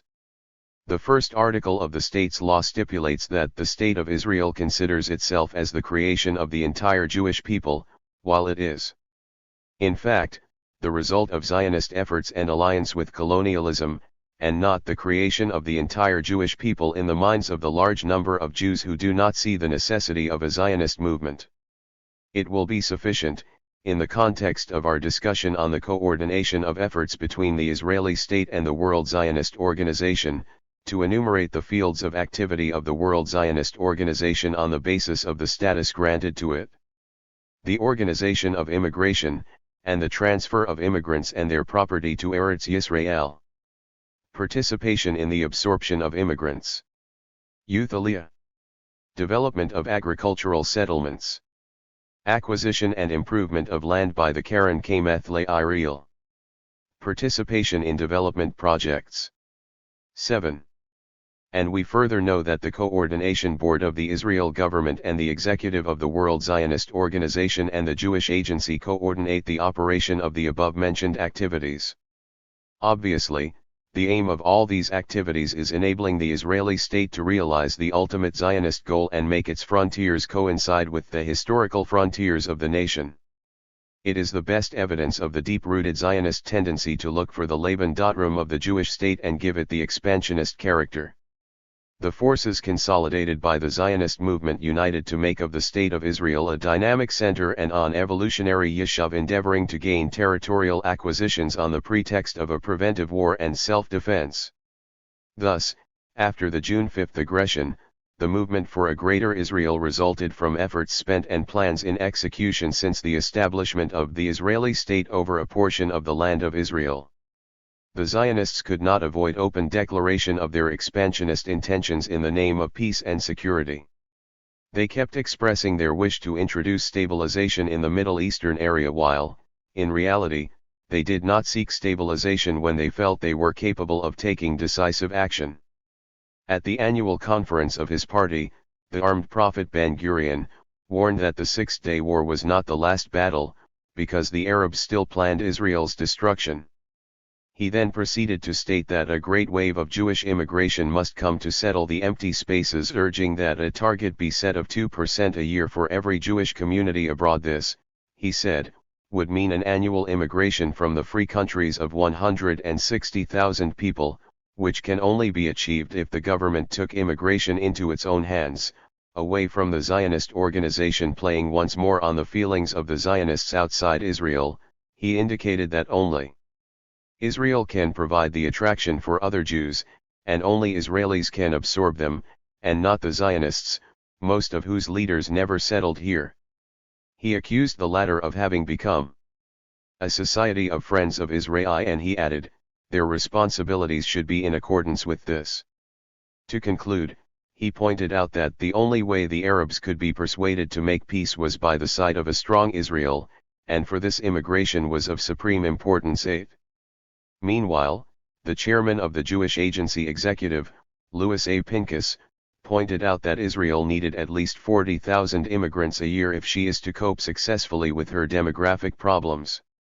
Speaking to the visiting mission of 17 officers and officials of the Council of Jewish Federations and Welfare Funds in North America, he said that while the Zionist movement had a decisive role to play in the matter of Aliyah, this was no longer a purely Zionist affair but one that should concern all of diaspora Jewry.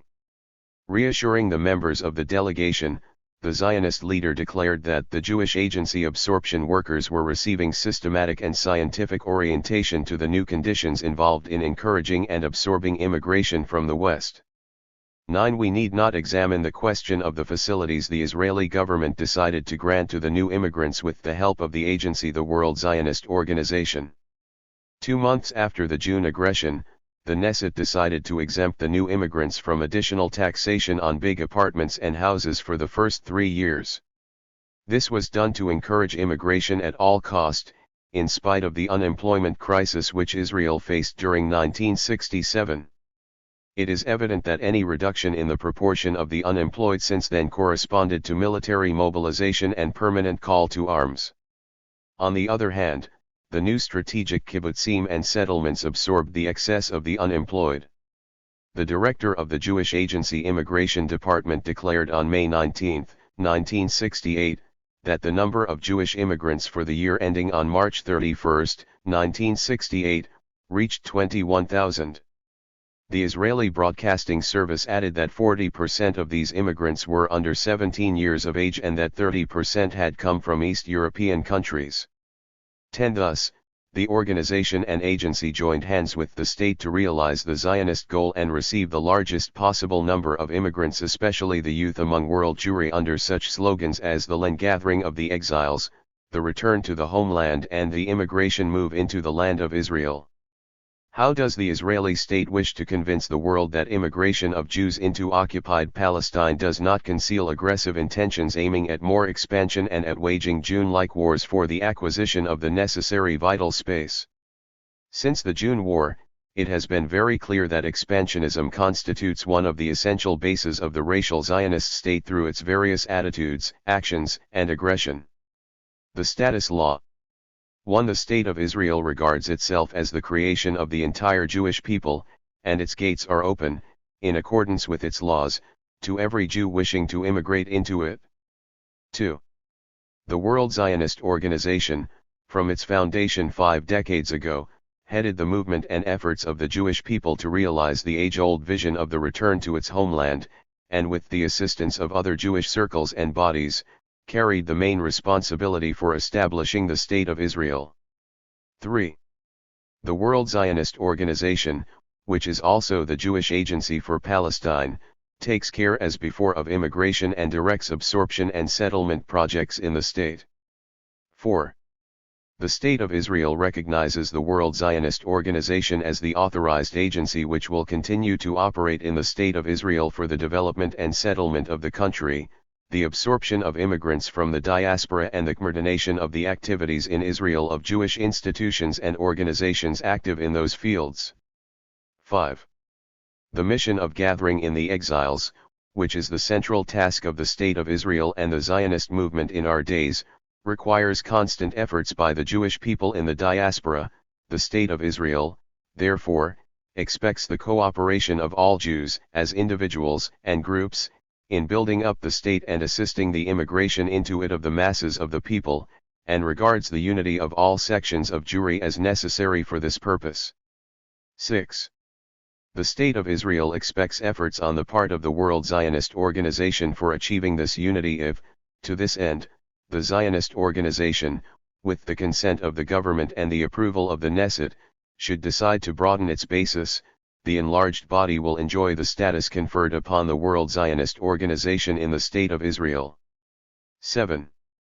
Details of the status of the World Zionist Organization, whose representation is the Zionist Executive, also known as the Executive of the Jewish Agency for Palestine, and the form of its cooperation with the government shall be 276. Determined by a covenant to be made in Israel between the government and the Zionist Executive. 8. The covenant shall be based on the declaration of the 23rd Zionist Congress in Jerusalem that the practical work of the World Zionist Organization and its various bodies for the fulfillment of their historic tasks in Eretz Israel requires full cooperation and coordination on its part with the State of Israel and its government, in accordance with the laws of the state. 9. There shall be set up a committee for the coordination of the activities of the government and executive in the spheres in which the executive will operate according to the covenant. The tasks of the committee will be determined by the covenant. 10. The covenant and any variation or amendment thereof made with the consent of the two parties shall be published in Rishumot and shall come into force on the day of publication, unless they provide for an earlier or later day for this purpose. 11. The executive is a juristic person and may enter into contracts, acquire, hold and relinquish property and be a party to any legal or other proceeding. 12. The executive and its other institutions shall be exempt from taxes and other compulsory government charges, subject to such restrictions and conditions as may be laid down by the covenant. The exemption shall come into force on the coming into force of the covenant. 277. The movement for a greater Israel. The national task of the Israeli state to gather in the diaspora calls for uninterrupted immigration at least for the lifetime of one generation. The state must ensure normal conditions for this population. Thus, our task is to seize Arab territory, establish our contmel over it. Since its creation 20 years ago, the Zionist state has never tried, in intent or action, to implement the policy of status quo except through statements uttered from time to time by Zionist leaders and statesmen for the sake of propaganda. Their policy of the immigration of world Jewry, projects aimed at exploiting Arab territorial waters, transforming the relationship between the state and the Zionist organization into a sort of world Gentile Zionism, and the economy of the war period, in addition to exploiting the encirclement mentality which has infused a military spirit and thus prepared the ground for an ever-growing importance of the military influence. This is proof which indicates the Zionist state's preparedness to realize expansionism and change of the status quo. Moreover, the Zionists' distinction between the demarcation lines and the boundaries whose qualifications fluctuate between secure, natural, and historical is nothing but a device used by the Israeli military leaders to conceal their expansionist intentions. On the other hand, one cannot separate the contrived frontier incidents at the demarcation lines and the reiterated aggressions over the demilitarized zones from the Zionist Expansionist scheme. This provocation and escalation is carried out in the exchange of fire with the intention of extending its scope and waiting for an opportunity to find justification for waging a preventive war which Ben-Gurion spoke about and threatened with. It is evident that the skirmishes on the demarcation line contribute a great deal toward making the mentality of the encircled state more and more rooted in the minds of the Jews. In no time, the mentality of the Israeli encirclement becomes a heavily armed stronghold in the heart of the Arab world, making of itself the instrument of the imperialist interests in the area. In the middle of November 1955, David Ben-Gurion issued a statement before the Knesset expressing his rejection of the settlement proposal submitted by Sir Anthony Eden as a solution to the Arab-Israeli conflict. He proposed to the Arabs unconditional, direct negotiations as means to solve the issue. However, 278. What the Israeli Prime Minister said about Israel not wishing to gain 1 inch of foreign territory while not allowing an inch of its own territory to be taken away from it, one does not mean that Israel had decided to abandon the idea of occupying more land from the territories which Zionism considered to be the Israeli land under foreign domination. This land which was to be liberated in the future and added to the liberated territories to form the whole of the land of the national home. Among other things, Ben-Gurion declared to the Knesset members that the Arab countries' attack had rendered the United Nations decisions about Palestine of no effect. He accused the British Premier of having granted to the Arab countries gains which were not included in the UN decisions, and described the proposal aimed at increasing the territories of the neighboring states at Israel's expense as utopian. Speaking of reparations, he pointed out that Israel was the only country in the area entitled to demand them for the Arab army's attacks of 1948. With regard to the ceasefire agreements, he said to the address of Anthony Eden that they were not binding on both parties and that it would be wrong to ignore the UN decisions, and reached the following conclusion: Egypt must leave the Gaza Strip at once while Jordan should abandon the whole of western Palestine too. It is worth noting that Ben-Gurion failed to speak of the violations of the UN decisions by Israel, which occupied 36% more of the Arab territories than was agreed upon in the partition plan. The Zionist Congress of May 1956 elected Nahum Goldman as the 6th chairman of the World Zionist Organization and decided to ask the Soviet Union to allow the emigration of a large number of Jews to Israel. 3. This took place before the tripartite aggression over the Sinai and Suez, which indicates the existence of an outstanding connection between the reduction in the proportion of immigrants into Israel and the stagnation of the economic situation on the one hand, and the decision to carry out military action against the Arab countries on the pretext of preventive war.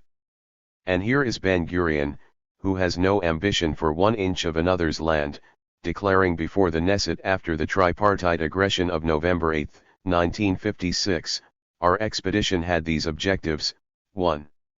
Annihilation of the enemy's armies threatening our country. 2. Liberation of those portions of our land which are still under enemy occupation. 3. Guarantee of freedom of passage in the Aqaba and in Suez. In spite of the Israeli forces' occupation of all the Sinai Peninsula, Ben-Gurion estimated that we have only fulfilled our first objective. He went on to The Jewish Chronicle, November 18, 1955. Ibid. May 11, 1956. 279. Say, however, we do not have the slightest doubt that we will fulfill the 2 other objectives in the near future. This future came nearly 20 years after the establishment of the State of Israel and 11 years after the tripartite aggression. We deem it necessary to look into Ben-Gurion's statement in the light of the expansionist plan known as the Strategic Plan of the Israeli Army, 1956 to 1957. A. The strategic expansion. The authenticity of the document included in the book, The Dagger of Israel-1, can no longer be contested. It is the strategic plan which the Israeli army made for the year 1956 to 1957.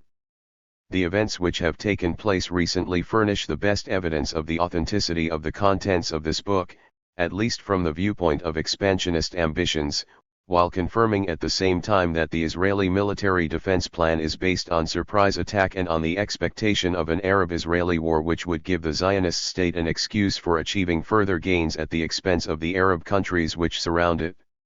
It has often been said that the operations plans devised by the General Staff in the various states of the world reflect the opinion and planning of the governing classes of such states. Israel is no exception to this rule, especially if we look at the actions of the Israeli state before and after the June 5, 1967 aggression. Thus, we find twin objectives to be borne in mind in all the Israeli planning.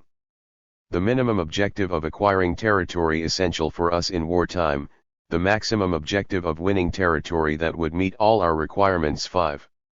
Trying to synthesize the strategic, economic, and political considerations in making the expansionist aggressive plans, the authors of the document stated that the national task of the Israeli state compels it to occupy the Arab areas which are claimed to be complementary to the land of Israel and to the Jewish national home within its historic frontiers.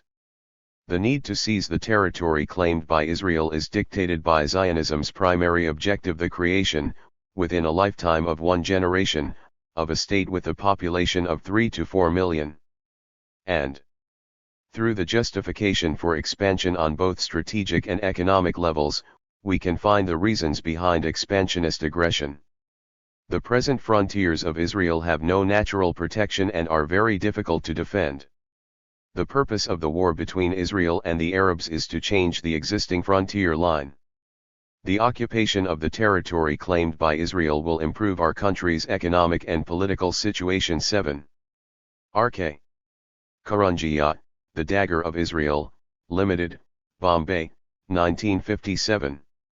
Ibid, p. 14. Ibid, p. 34.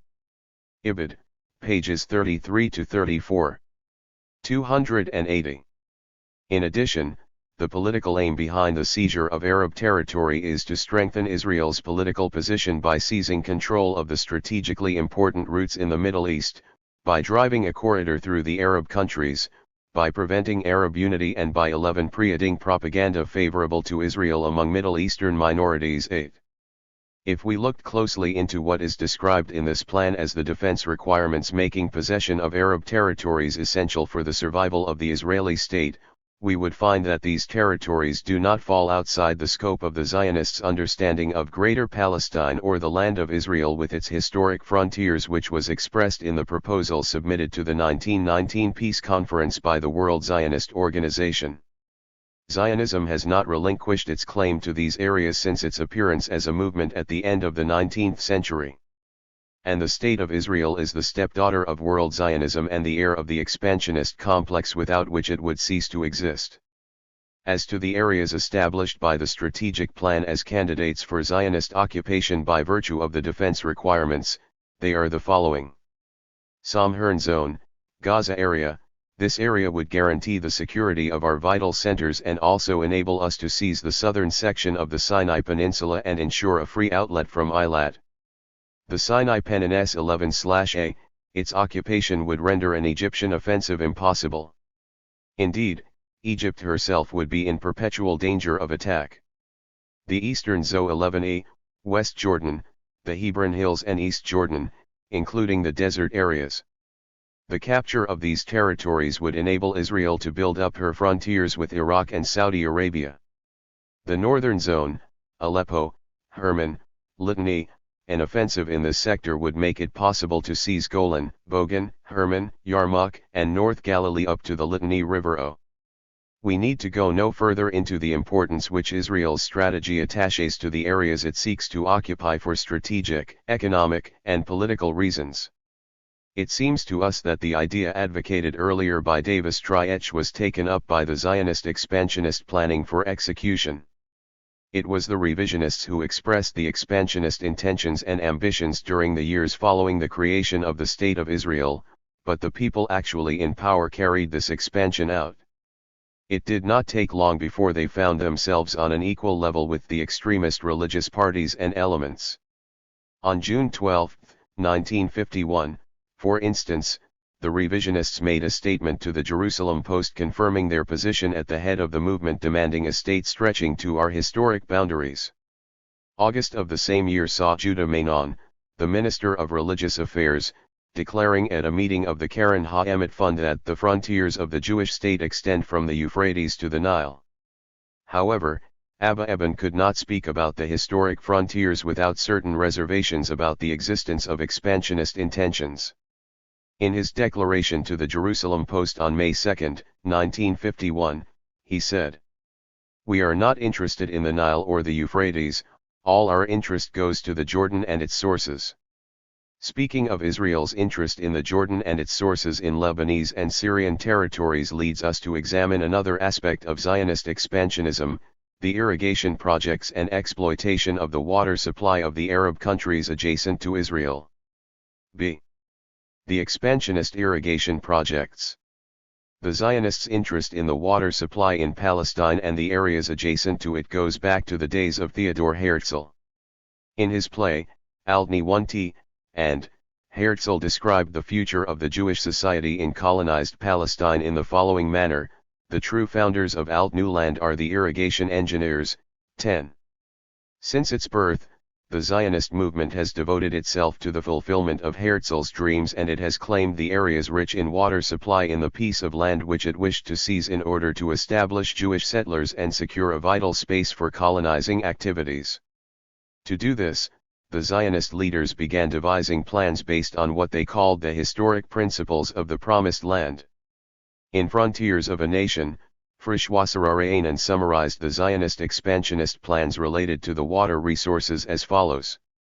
The Zionist organization naturally wanted to provide for the largest possible population within the very limited confines of the country. For this reason, large-scale irrigation plans were of vital importance. Since Palestine's water resources are far from rich, such plans were completely dependent on the area to the north and northeast, which included the headwaters of the Jordan, the Litani River, the snows of Hermon, the Yarmouk and its tributaries, and the Jabbok. In addition, the country was almost completely lacking in coal and petrol. Any plans for industrialization were therefore thought to be dependent on the development of hydroelectric power, which could best be supplied by the falls of the Litani and the Yarmouk. 11. The first step in this respect was taken by the Russian Zionist engineer, Pinchas Rutenberg. In his plan for exploiting the waters of the Jordan and generating electric power for the whole of Palestine, we know that the Zionists insisted on considering the Anglo-French agreements over the northern borders of Palestine as giving them the right to exploit the waters of the Jordan and the Yarmouk by virtue of a cooperation treaty to be put down between the French and the Zionist technicians.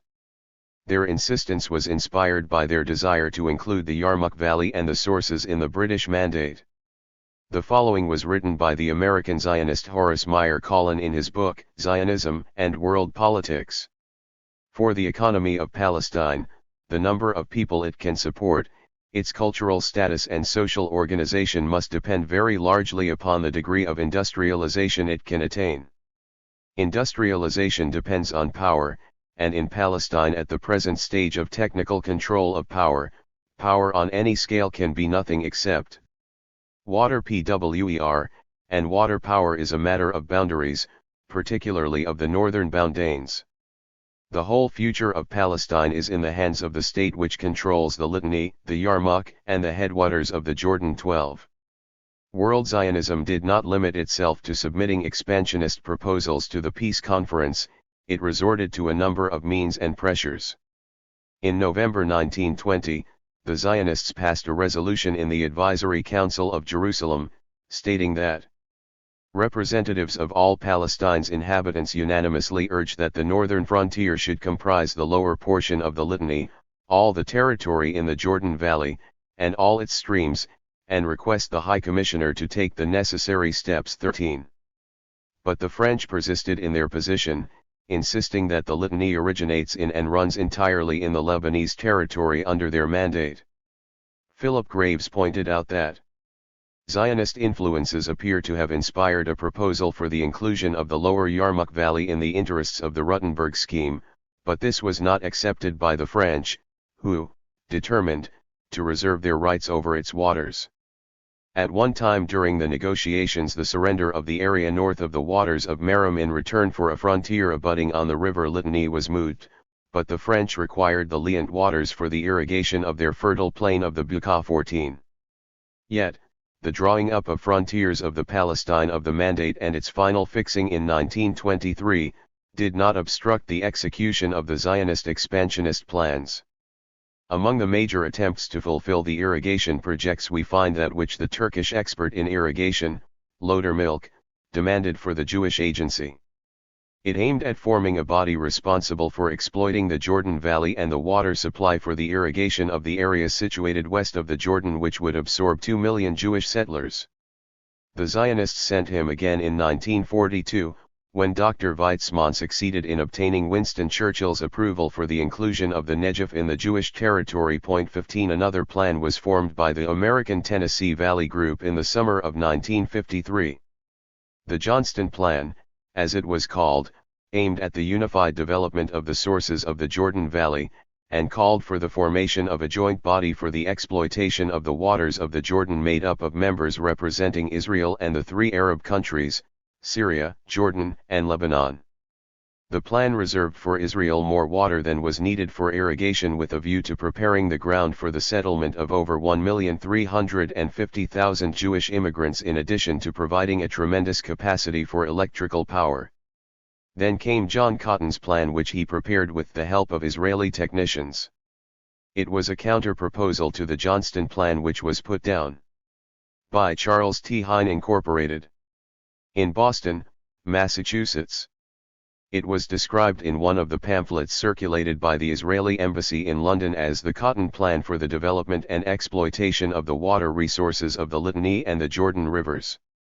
In 1956, Israel began executing what was called the 10-year plan. The object of this plan was the appropriation of more Arab water resources by way of the following: a. Drainage of the Huli and the flowing of 100 million square meters of its waters inside Israel in special canals. b.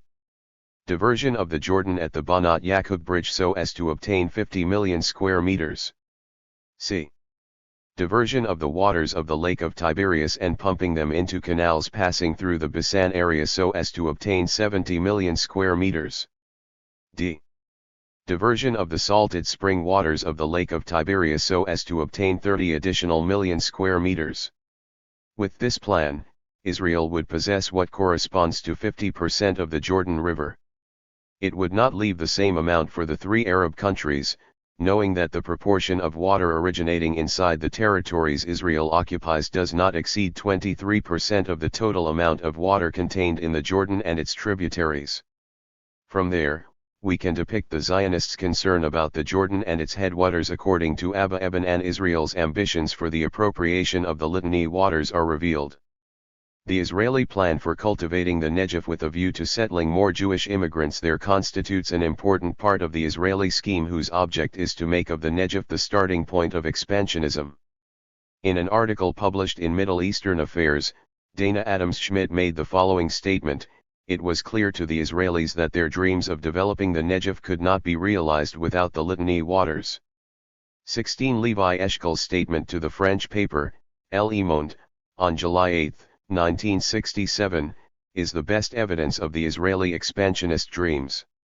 If we could discover water in these areas, which we can if the waters of the Litani, instead of useless, pouring into the sea, were better utilized in the framework of the Johnston Plan, by utilizing the already existing canals, if we dealt seriously with the problem of desalination of sea water, it would not be impossible to envisage th. 17 is. Eshkol was thus expressing the Zionist ambitions over the Litani waters on the pretext of looking for a means to restore the independent Palestinian existence in the West Bank of the Jordan. His reference to the Johnston Plan, which Israel opposed by presenting the Cotton Plan, is simply a maneuver on his part. On the other hand, he did not hesitate to reiterate that Israel had persistently called for the necessity of realizing the great hydraulic projects which would benefit the whole area, and he expressed Israel's readiness to extend its technical assistance in this respect. Eshkol mentioned all of these points in answer to a question related to the refugees' condition in the occupied territories and the possibility of finding a solution to this problem on both economic and political levels. He could only put forward the well-known Israeli point of view, the demand that the Litani waters which pour uselessly into the sea be channeled through the canals which were especially built for this purpose. The canals mentioned by Eshkol are evidently those prepared by Israel in the framework of its expansionist hydraulic plans. Besides, by mentioning the realization of the desalination of the sea water, he implied securing vast territories for more Jewish immigrants and thus implementing the Israeli expansionist policy. Levi Eshkol did not confine himself to this first statement, which he made approximately 1 month after the June aggression. He reiterated it 2 months later. In Le Monde of September 8, 1967, we find another statement in which he stated that the Suez Canal was the best natural frontier, after having deplored that 500 million square meters of the Litani waters were just per year in the sea instead of being utilized for the benefit of the population of the area.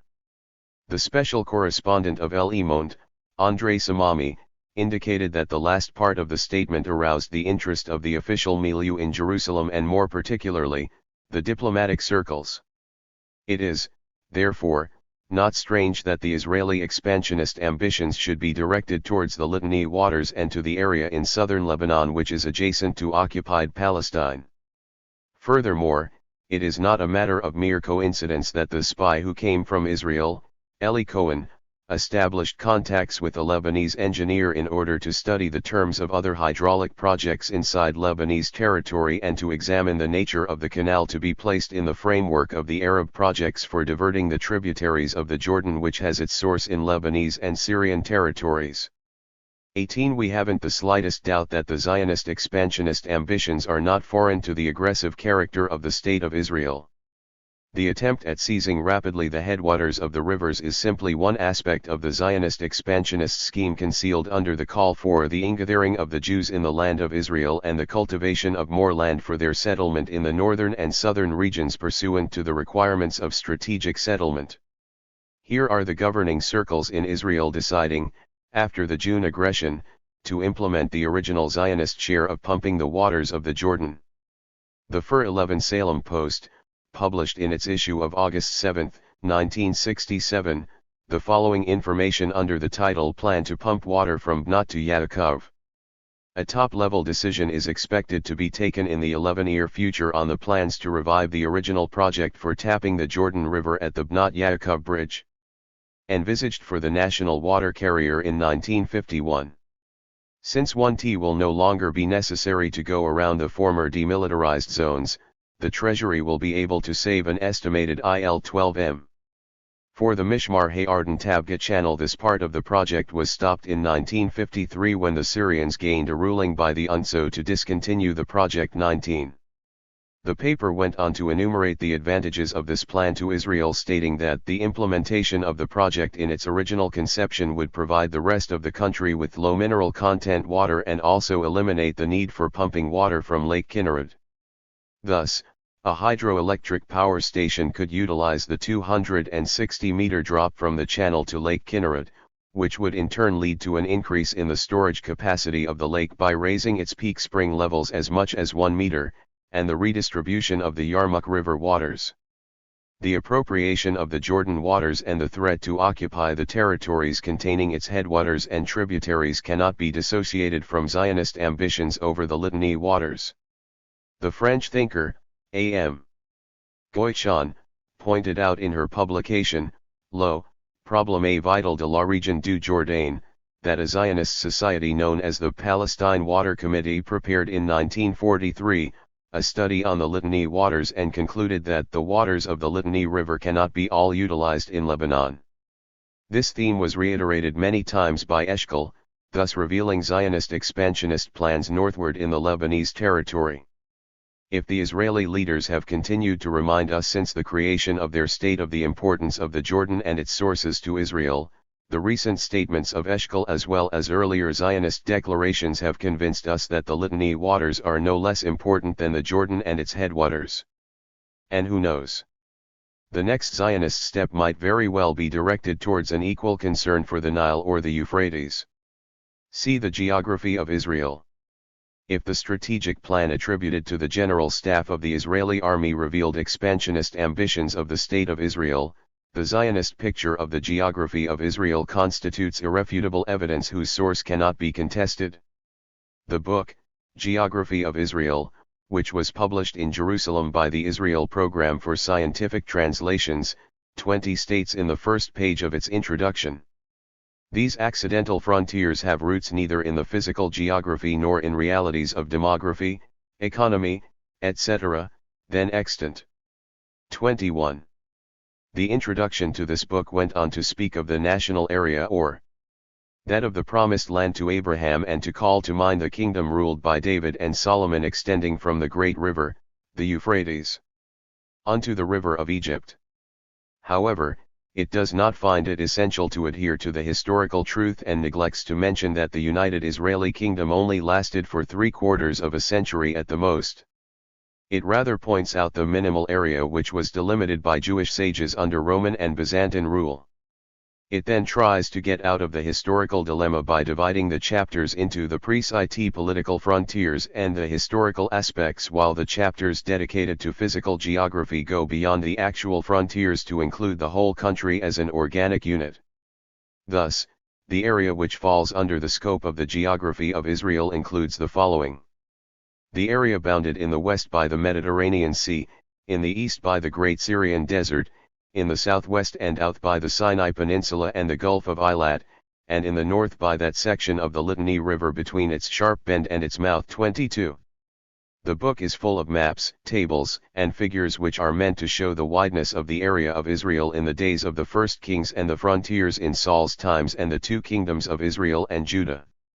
In figure 84 of the book, we find a map of the suggested borders and actual frontiers of Palestine, 1905 to 1923, in which we encounter the following details: demarcation line between Turkey and Egypt before 1892, demarcation line of Sinai border in 1906, borders demanded by Zionist organization, Palestine under British, French, Russian supervision as suggested by Sykes-Picot negotiations, British compromise proposals for border between French and British mandates, in 1919. Borders of Transjordan, 1923. Borders of Western Palestine, 1923. Areas added to Palestine, 1923. Areas taken from Palestine, 1923-28. It is very likely that this book figures among the official teaching books in Israeli schools, where such a picture of the geography of Greater Israel is anchored in the minds and souls, and where Israeli youth are taught the principles of Zionist irredentism. He grows up looking to the frontiers imposed by the contingent conditions and determined by the ceasefire line not corresponding to the natural geographic reality or to the historical truths at all. The author of Frontiers of a Nation reminds us that map-making in the Middle East had never been completely divorced from politics. 24. While, on the other hand, voices are raised, inside Israel and since the establishment of the state, to demand a change in the map of the land of Israel and its delineation according to the desired Zionist ideal. We also find an extraordinary Zionist fascination in drawing maps and delineating demanded frontiers. As evidence, we only need to refer to the quite recent statements of the Israeli minister Yugal Alon, namely that all the survey maps published by Israeli Area Department and which bear signs designating the armistice lines of 1948 must be considered traditional and historical. The department drew up new maps of Israel in accordance with the ceasefire frontier lines of June 1967. 25. In reply to a written question in the Knesset, he frankly answered, the previous armistice lines, like the armistice agreements themselves, have lost their effect since the June War. And all the maps published by the Area Department since then bear a sign explaining that they indicate the ceasefire lines only, under the heading Israel Ceasefire Lines Map. He, then, pursued his argument with the following clarification: these ceasefire lines do not correspond to the political frontiers which were agreed upon. But from the viewpoint of international law and protocol, they constitute the only frontiers actually existing between Israel and its neighbors. 20. It is evident that Israel intends to carry out the maneuver of 1948, to end up this time with more territorial gains and draw up a new picture of its geographic and political map after 20 years of expectation and reservations from changing the characteristics of the map of the land of Israel. And the map published by the official Zionist departments is, according to the Israeli paper, Hayam, an attempt to make the frontiers of the new Israeli state appear to include the Syrian Golan Heights and all of the West Bank in addition to the Gaza Strip and the Sinai Desert. The commentary which accompanied the publication of this map included the following: the area of Israel before June 5, 1967, reached 20,700 square kilometers. The area of Greater Israel has come to amount now to more than 4 times as large as the area of Israel at the establishment of the state, that is, 87,000 square kilometers 27. D. The expansionist religious driver. If you have the book of the Bible, and the people of the book, then you also have the land of the Bible, of the judges and of the patriarchs in Jerusalem, Hebron, Jericho, and thereabouts. When the defense minister, General Moshe Dayan, stood to speak before the members of his party, with the strange Zionist logic he told them to look to the reality of 1967 and the map of 1967. The researcher of Zionist expansionist, religious meaning feels compelled to study the statements and acts of this responsible leader. In spite of his explanation that he was not speaking as defense minister nor as a member of government, he was in fact expressing best the feeling which has prevailed in Israel since the June 1967 aggression, and has revealed the important aspects which have accompanied the Zionist expansionist phenomenon since its birth.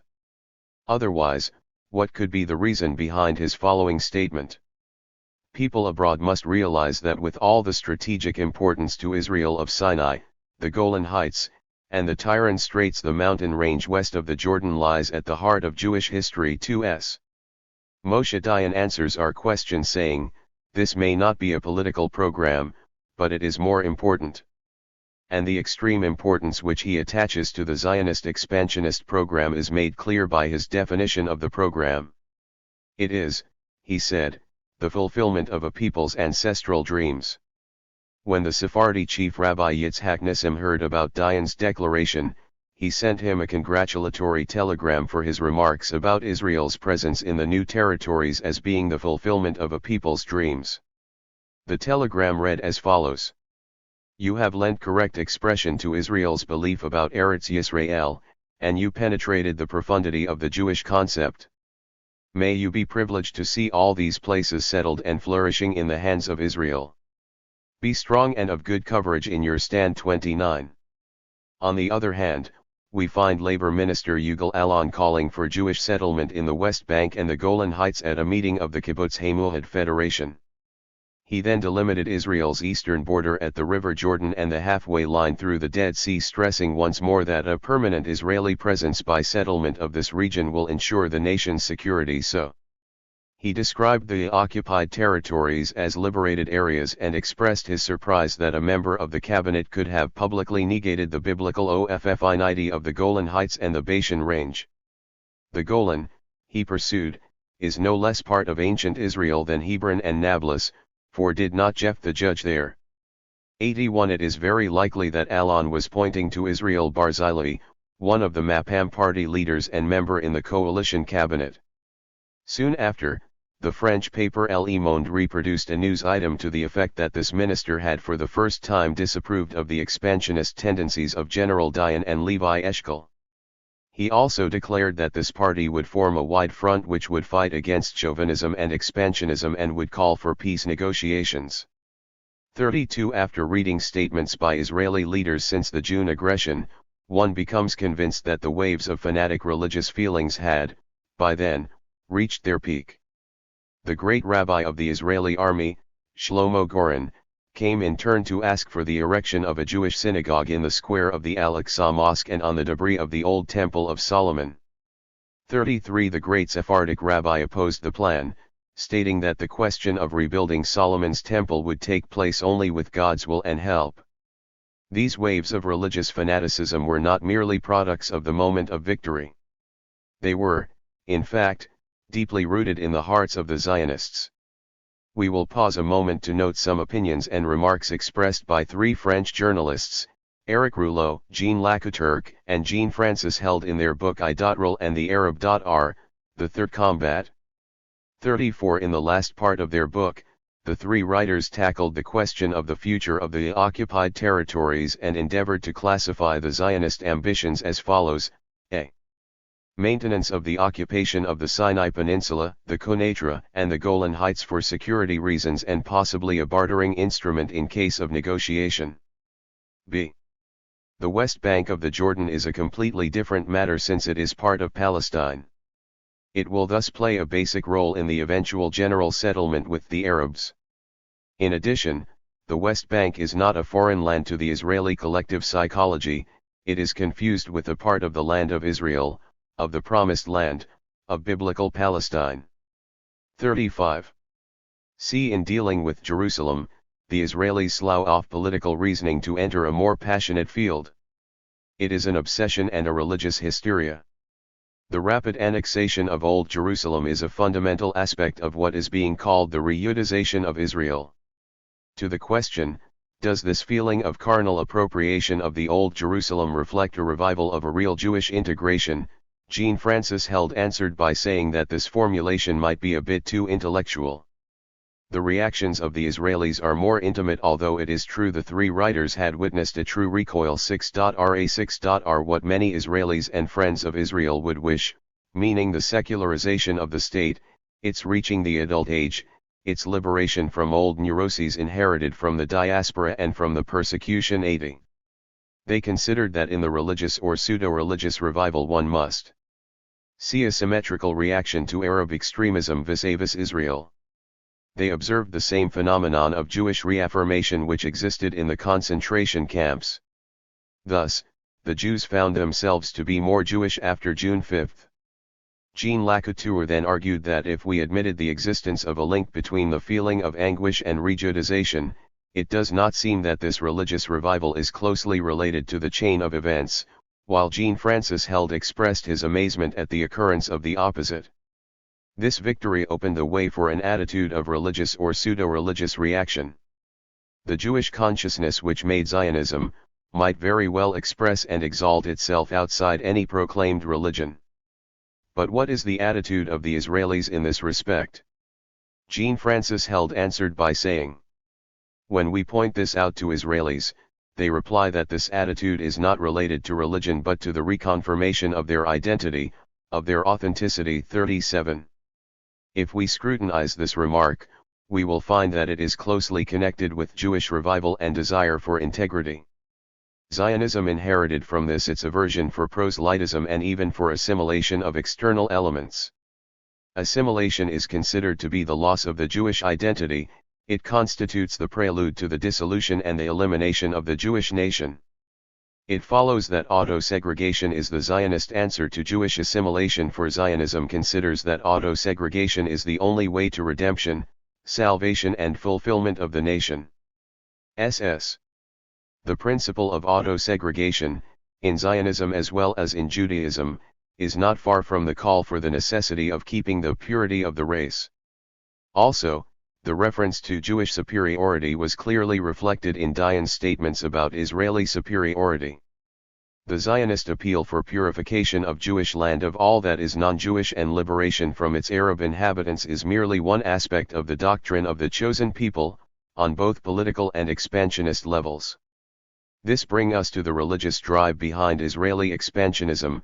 Free from the mirages of propaganda and misguidance, we find this odd racism, nourished by religious fanaticism, in its most obvious form. The characteristics of the special Jewish destiny, which Zionism seeks to realize after the ingathering of the Jews of the world and their uniting in the promised land of Israel with its historic frontiers, are also made clear to us. Those who waged the June War were transformed suddenly into descending from Maccabean offspring. On June 11, Moshe Dayan declared that the absorption of the Arabs of the occupied territories is incompatible with our aims for the future, since it would make Israel a state with dual nationalism or a state of joint Arab and Jewish character. He continued, "What we want is a Jewish state." 89 To the New York Times correspondent's question, is it essential in your opinion to preserve the Jewish character of the state and maintain it this way? Dayan replied, "Certainly, certainly. We want a Jewish state just as the French people have a French state." When, in the Hebrew University of Jerusalem, a student asked Moshe Dayan's opinion about the frontiers of the country, the defense minister answered the following: "The links between the Jewish people and its historic country cannot be measured in kilometers. It would be difficult to separate Samaria, Judah, and Gaza from the Jewish land." 40 There is no doubt that the chauvinistic feelings make use of the Jewish religion to bring enthusiasm in the hearts and exploit religious beliefs to fulfill the expansionist dreams. It would be enough to point out, In this respect, the skill of Zionist propaganda in choosing the title of the books and articles published after the June War. In West Germany, for instance, titles such as these were chosen. And they Vank 11 isht on the seventh day, or the Holy War of Israel, or David and Goliath, while the title of the book Strike 2 Ion, which was published in the United States, became And Throw Them into the Sea were feet sie ins Meer. Furthermore, the Leaflet 41, which was recently circulated in America under the title, The Feud 11 Re of Israel and the World, is nothing but the reflection of Rabbi Samuel Hillel Isaac's opinion, which was expressed in his previously mentioned book, The True Bow 11 Enderies of the Holy Land. As to the pamphlet which was distributed free of charge entitled The Holy Plans for History, it was a copy of various other attempts at misguidance aiming at demonstrating that Israeli expansionism emanates from the will of God, since it fulfills the promise made to the chosen people and undertakes to come ahead of events to make them coincide with the religious texts and prophecies of the Old Testament of the Holy Bible. The publication of this leaflet and the pamphlet attached to it could very well be the result of Gentile Zionists. In fact, Gentile Zionists do not hesitate to picture the events as being the fulfillment of what is written in the holy texts and prophecies. Besides, the maps drawn to the side of the leaflet on Israel of yesterday, Israel of today, and Israel of tomorrow are the best evidence of the attempts to justify expansionism by considering it the confirmation of the texts of the Old Testament and the actual fulfillment of the written religious texts. What also attracts attention is that the leaflet refers to Israeli expansionism, past and future, while exhibiting it as the necessary result of the meeting of the genius of the Israeli military and the will of God. The British Zionist, Herbert Sidebotham, had written 30 years ago under the title The New Boundaries, if we may liken the land of Palestine to the floor of a church, Jordan is the nave and Esdrelon the transept. 42. Yet, Gentile Zionism is not alone in presenting the religious interpretations aimed at justifying Zionist expansionism. It is very likely that its importance is confined to the value of the propaganda from which Israel takes advantage through the existing institutions in the Western world in particular. In Israel itself, we find this effervescence of religious feelings after it was materialized in its most obvious form since June 5, and it has reflected itself in successive statements and in measures taken by the Israeli occupying authorities. The great rabbi of Israel, Yitzhak Nissim, declared in the morning of June 5, 1967, "The land of Israel is a holy legacy to every Jew, and no temporal or religious authority possesses the power to reduce this claim or depreciate it." 48. The religious zeal for expansion was aroused to an extent never reached before. The official Israeli authorities decided to pursue the activities begun 100 years earlier by the Palestine Exploration Fund and started to dig the land of the occupied territories on the pretext of excavations and the delimitation of the old historical locations or of archaeological surveys in the West Bank of the Jordan and in the Golan Heights. Recently, the chairman of the Israeli Archaeological Council issued the following statement: "The map of the Kingdom of Israel, which was mentioned in the Torah, is being drawn up again on the basis of the results of the archaeological surveys in the areas of the mountains of Samaria and Judah, and in the Golan Heights." 14. The survey operations of the Israelis took about 4 months and were nearly completed in the middle of April 1968. The occupation authorities issued the following declaration: "A group of archaeologists carried out the examination, the recording, and the confirmation of 2,500 locations prehistorical and of the following periods, more than 1,000 of which were still unknown and unrecorded." 45. The recording or authentication implies the inclusion of the desired locations in the map of the Kingdom of Israel and the justification of such an inclusion on the basis of certain texts of the Old Testament. Furthermore, the discovery of the unknown locations of the land of Israel is merely another step in the implementation of the expansionist policy on the basis of the claim that the mentioned locations and places were, in the past, on the map of the Kingdom of Israel, which did not last more than 70 years in the old history of the Near East. and the excavations carried out by the Israeli authorities near the Wailing Wall are aimed at discovering the lower layers of Solomon's Temple according to Benjamin Mazar_, and this is the excavation which the Palestine Exploration Fund tried to carry out in the second half of the 19th century for religious ambitions and goals which, essentially, do not differ very much from the Jewish religious drive to the Israeli expansionist policy. If the Israeli Prime Minister, Levi Eshkol, declared in his speech to the Zionist Women's Organization in America that the Jordan River is the natural frontier of the State of Israel, 46 Menachem Begin does not allow the callers for moderation in Israel to overbid his own bloc insofar as extremism and the implementation of the expansionist policy are concerned. He recently started reiterating the official Zionist allegations, that the restitution of the occupied territories constitutes a threat to our national security, and went on to speak, in the manner of Ben-Gurion, Dayan, Alon, and the great rabbi, of what he described as the Jewish people's right to the land of Israel from which he was exiled by force for 1898 years 47. He stressed that the Jews did not forget their homeland during the 2,000 years of exile and persecution since the destruction of the Second Temple in 70 AD and the beginning of the diaspora. He forgot, however, or pretended to forget, the extraordinary events which history witnessed during the 2,000 years which he wished to disregard as if they did not belong to the history of mankind. Early in 1968, more than 1,600 rabbis and laymen gathered at Solomon's Palace in occupied Jerusalem for the First World Conference of Orthodox Jewry. We know that about a quarter of the 5,600,000 Jews in the United States are Orthodox and that of Israel's 6,000 synagogues, only 9 are non-Orthodox. Besides, this important branch of Judaism, the other branches being Reform and Conservative Judaism, insists on ritual observance. It accepts every word of the Hebrew Bible as divinely inspired and insists that the God-fearing Jew must keep every one of the 613 rules of the Halakha 48. The conference dealt with the questions of how to preserve religious tradition, the Jewish spiritual revival, and how to reach out to the religiously alienated Jew. At this conference, differences between the modern Orthodox Jews and the conservative ones emerged from the discussions and led to internal struggles and divisions. At the end of the session, the delegates created a permanent committee to coordinate further Orthodox efforts to make tradition compatible with contemporary life.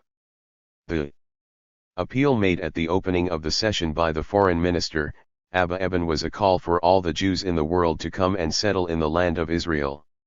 He said, "Israel is in need of more affection and support, it is in need for Jews to consolidate its ranks, it is also in need of more inhabitants." 49. We do not need to examine more statements and deeds to absolutely confirm the role of the religious factor in justifying the Israeli expansionist ambitions and giving them the landmark of holiness and historic right. Besides, the call for Greater Israel is not only due to the religious, the revisionist, and the extremist elements. It is a collective feeling in Israel which has been inculcated with pseudo-religious content, to condition it and make it a link between the religious incentives and the expansionist ambitions of the Israeli state. The Canaanite myth. We are Canaanites, living in the land of our ancestors. The Bible is our history book. We are Canaanites, or Israelites or Hebrews, one and the same thing but not Jews. In our research of underlying factors of the Zionist expansionist complex, we feel compelled to examine certain important doctrinal aspects to which Zionism has resorted since the end of the 20s to justify expansion as well as demonstrate its historic and ethnic basis. By that, we mean Canaanism, which was advocated by a group of enthusiastic Zionist youth who soon described themselves as Canaanites. Zionist Canaanism grew and developed in the fanatic nationalist atmosphere of revisionism. Among its spiritual leaders of the 30s, we find a Polish-born poet who had taken the name Jonathan Radosh. At 19, he went to Paris to pursue his studies. In his book The Deed 5 Degree, Gerald Frank related that the young Radosh had met in Paris a number of French Orientalists, among them one Adolphe Gurevitch, who preached that the biblical story of the Exodus was a vast exaggeration. 51. He argued that the Exodus referred to a thin trickle of Hebrews who had gone into bondage in Egypt and had found their way back to Palestine, but he maintained that these few refugees never formed the nucleus of the Hebrew nation, and when they returned to Canaan, they found their own kinfolk there Hebrew-speaking, resembling them in physical characteristics their own people. 52. Thus, Gurevich put forward his Canaanite theory: the Hebrews and Canaanites were one. The majority of the Canaanites had never left the land of Canaan, the Hebrew religion evolved among them, the Hebrew language was, in fact, actually a Canaanite dialect. 53. Razzouk, deeply influenced by Gurevich, returned to Palestine where he developed the Canaanite thesis, emphasizing the identification of the people with the land and the role of the land in the struggle for Jewish independence. Inspired by his teachings, his followers repeated what Eliyahu Betzuri had written to a friend: "We are not Zionists. We are the natural sons of the soil of Israel. Our war against the British is the natural war every patriot wages against one who will not let him be free. We suffer with the Jews of Europe as brothers in humanity, but we are a free nation, formed and created on this soil through generations of time."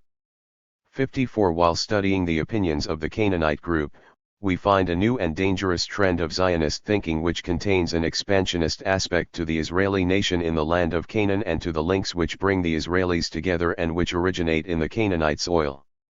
Zionist Canaanism seeks to repress the religious feelings and maintains that biological origin has nothing to do with the Canaanite descent, and that nationalism is Israeli nationalism and not Jewish nationalism.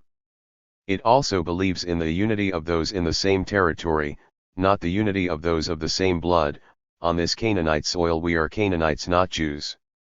A Canaanite leader once said, "Here in Palestine, we are a nation, emerging with every sign of a nation, a common language, a common culture, a common ancestry stemming from a common soil.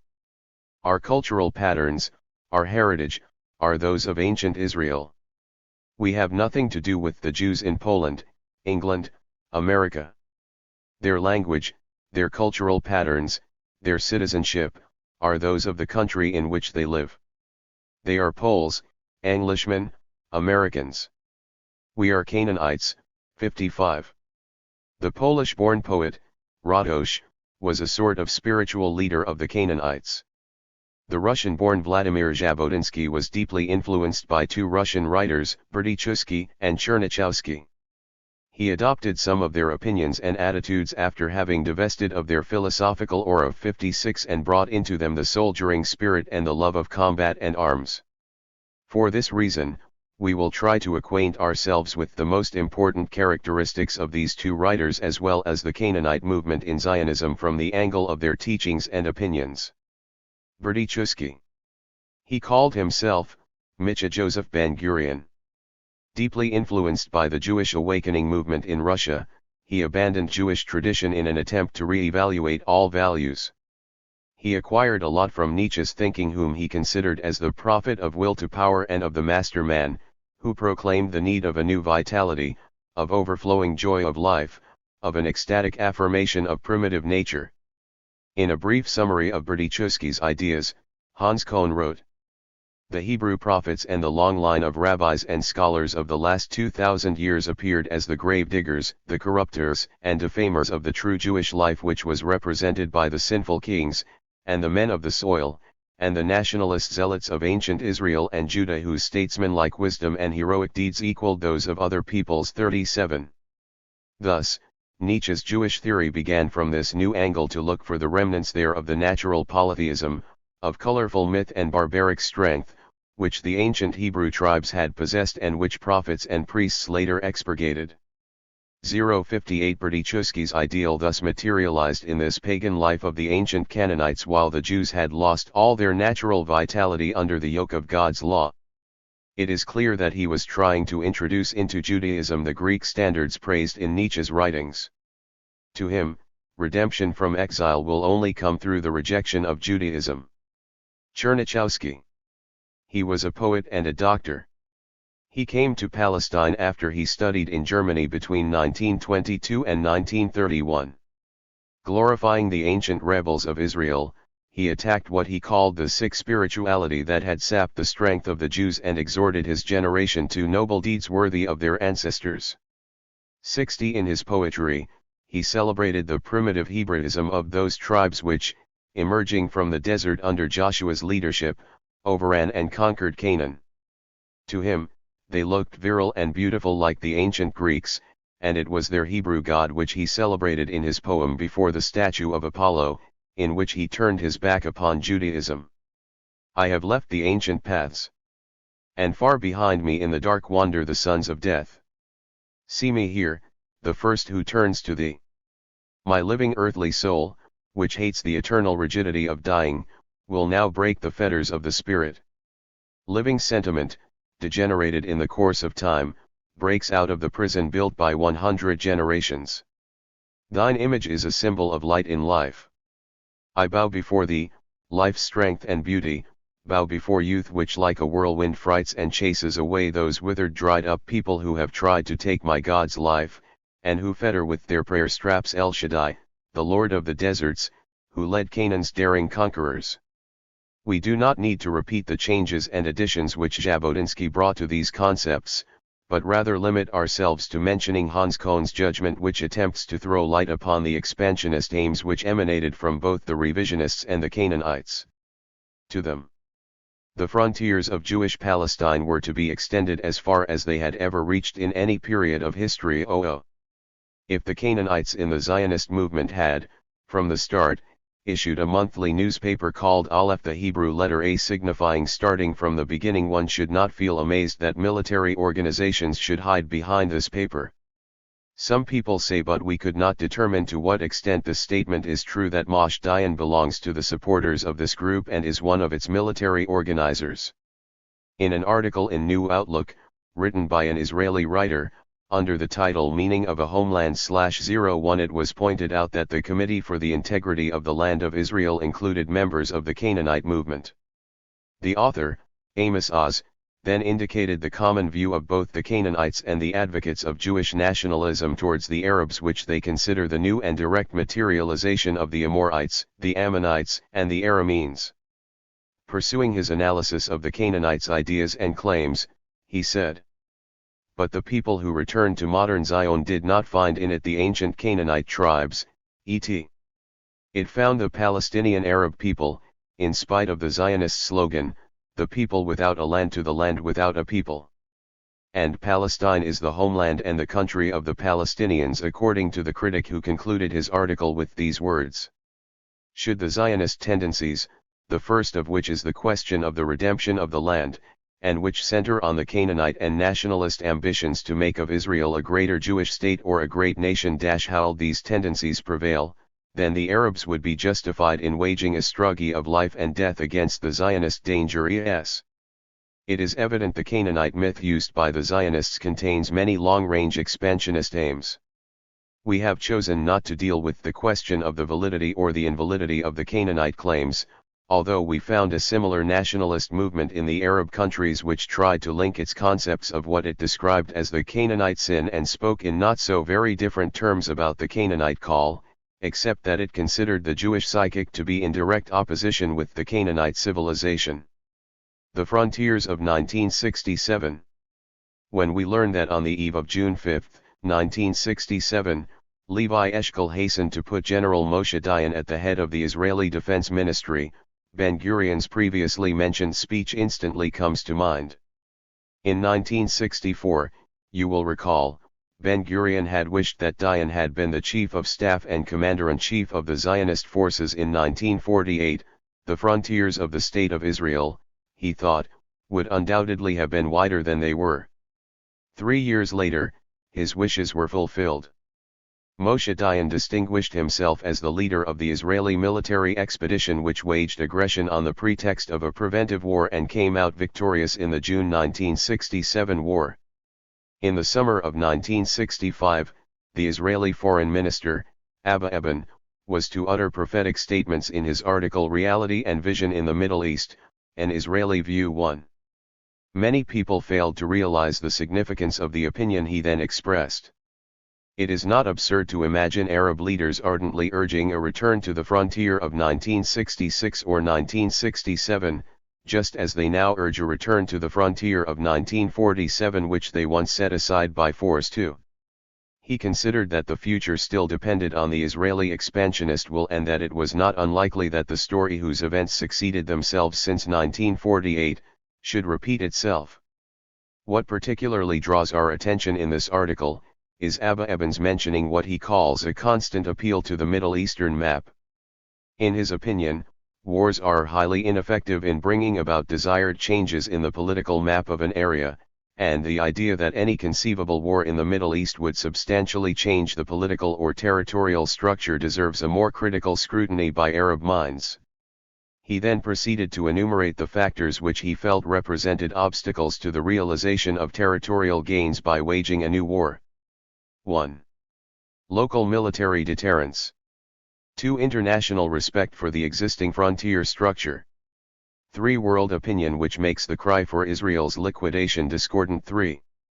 Yet, it is primarily the Israeli will for expansion which transformed the foreign minister's vision into reality, when Israel carried out its aggression on the morning of June 5, 1967. Nearly 2 years after Abba Eban declared his decision to stick to the status quo in the Middle East and to seek to preserve it, this foreign minister issued the following statement to the information agencies and the press on June 16, 1967. Should the United Nations vote it with 121 votes against 1, we will not withdraw from the territories we occupy. Soon after, General Moshe Dayan expressed frankly and clearly the Israeli expansionist intentions and gave free rein to the official position of the government with respect to what could be designated as the open strategy of expansion. Early in August, the Knesset members met to vote on a motion regarding Israel's policy vis-a-vis the occupied territories. The motion was passed by an overwhelming majority of the House, the coalition and Agudat Yisrael. Only the two communist factions voted against, whereas the Free Center, Uri Avneri, abstained from voting. The operative part of the motion reads as follows. The Knesset approves the stand of the government in favor of steps leading to direct talks between Israel and the Arab countries on the signing of peace agreements, and reaffirms that so long as peace is not attained Israel will continue to maintain unaltered the situation created by the ceasefire arrangements following the Israel Defense Forces' successful repulsion of enemy aggression. 4. The next part of the resolution said that the Knesset expected the Jewish people to carry out the supreme national injunction of Aliyah to Israel. 5. Since then, Israeli military leaders and politicians began issuing one statement after another to express their intentions with respect to the territories occupied by the Defense Army. At a symposium of the Habonim youth movement on the problems of attracting immigration of Jewish youth, Mr. Levi Eshkol declared that the occupied territories must help us to ensure that in the future we shall not again have the kind of borders that invite attack by our neighbors. Zero voices were raised in Israeli circles from the military to officials and the majority of the population, and from organizations to parties and religious associations to reiterate in chorus, no return to the frontiers of 1948. In the beginning, this chorus was led by Moshe Dayan and Yugal Alon in the midst of the enthusiasm of the revisionist and the religious groups and to the embarrassment of the Israeli left which was on the verge of turning to the right. And Moshe Dayan began issuing arrogant statements such as the following with the enthusiastic approval of the overwhelming majority of the population. We need to consider the reality of 1967 and the map of 1967. We need not only permanent borders but borders that will ensure peace. Peace does not depend on Arab wishes alone, but on the kind of borders Israel has. The solution to the Arab refugee problem does not lie in Israel's hands alone, but must be tackled on a regional basis. He, then opposed facile theories that supposed the entire solution lay within our means. There is not room for 1 million Arab refugees within Israel. The solution does not lie in our restricted area and with us alone, but in the region as a whole. Then he said, we are in Jerusalem and the West Bank because our security demands it, we are not colonialists and this is not Aden, we have our own bus drivers, our own shopkeepers and our own inhabitants to run things. they should know their opposition will decide nothing. If they want to cooperate, well and good, but if they do not, we will manage without them. 7. What, in Dayan's statements which soon became threats and demands our attention, is the persistent emphasis on the question of frontiers needed by the Israeli state, 20 years after the partition plan and the creation of the state in the land of Palestine. What are these frontiers which the Zionists seek to obtain through their aggression aimed at consecrating the reality of 1967, and how does Zionism wish to draw up its expansionist map 20 years after the establishment of the state? Moshe Dayan resorted to making a distinction between permanent borders and borders that will ensure peace. He also confirmed that peace in the area also depends on the kind of borders Israel has. He was not the only one in Israel to stress the difference between the armistice lines and the ceasefire lines on one hand, and the natural, secure, and historic frontiers on the other. It would suffice for us to remember, in this connection, Israel's concept of the territories it intended to occupy by force as the occupied portions of the Jewish national home, or the complementary parts of the historic land of Israel, then they're counting them among the territories whose liberation had not yet been completed. As soon as the aggression was completed and the occupation was consolidated, reference was made to the liberated territories while voices were raised to demand natural frontiers which would secure peace and meet economic needs, which coincided with Zionism's picture derived from the distortion of historic facts under the cover of God's promise and the holy boundaries. The student of the nature of Israeli strategy and its peculiar logic with respect to the question of desired frontiers, will find an outstanding similarity between the Zionist movement's demands and the ambitions of the Israeli state since their early stages. Official Zionism proceeded along the lines of the slogan "the legal frontiers" or the frontiers of the homeland guaranteed by international law as it occurred in the Basi program nearly 70 years ago. According to Zionist allegations, the Balfour Declaration was to guarantee in 1917, the legal borders, although controversial views were held later on by both kinds of political Zionists, the practicalists and the revisionists, about the size of the area which these legal borders should include. When the partition plan was adopted, Zionism accepted it reluctantly. Yet, it chose not to respect the frontiers of the plan but occupied more of the Arab territories, giving as a pretext Arab rejection of the partition plan at times, while at others claiming that the Arabs had violated it by attacking the Israeli state in 1948. When the armistice agreements were signed, the Israeli officials began speaking of the boundaries of the state which were established on a portion of the promised land of Israel, or of the frontiers of the nation which should coincide with the sacred historic frontiers. Thus, Israeli strategy fluctuated deliberately between the slogan of legal frontiers, and secure frontiers which will ensure safety and stability while protecting Zionist schemes which are based on expansionist possibilities and the realization of the vital space necessary for increasing Jewish colonization. Then came the June aggression after the failure of the tripartite aggression of 1956, which was to offer Israeli militarism the opportunity to fulfill its expansionist plans, the first phase having been the transfer of the battlefield into the enemy's territory. As a result, the future of the occupied territories was dealt with. Voices were raised to demand permanent and secure frontiers while the Israeli authorities were setting up military colonies in strategic areas of the West Bank, in the Golan Heights and the Syrian area of Banias, or in the Egyptian area of El Arish and the Gaza Strip. 8. These kibbutzim were all set up in accordance with the overt expansionist strategy which Israel has chosen to follow. Yet, the new slogan which was raised high by Israel during the period succeeding the last aggression suddenly transformed into a slogan demanding the holy boundaries. In reality, Zionist expansionist schemes keep using the three mentioned slogans one after the other on some occasions, while on others it amalgamates all three together. One should further note that the Israeli expansionist chorus includes the voices of the revisionists, the religious group, the Pole Zion and the parties of the center. Besides, the statement made by the great rabbi which was considered as a religious decree cannot be separated from its political meaning on both external and internal levels. This decree causes a great deal of soul-searching for any Jew who is willing to relinquish an inch of the occupied territories. Why?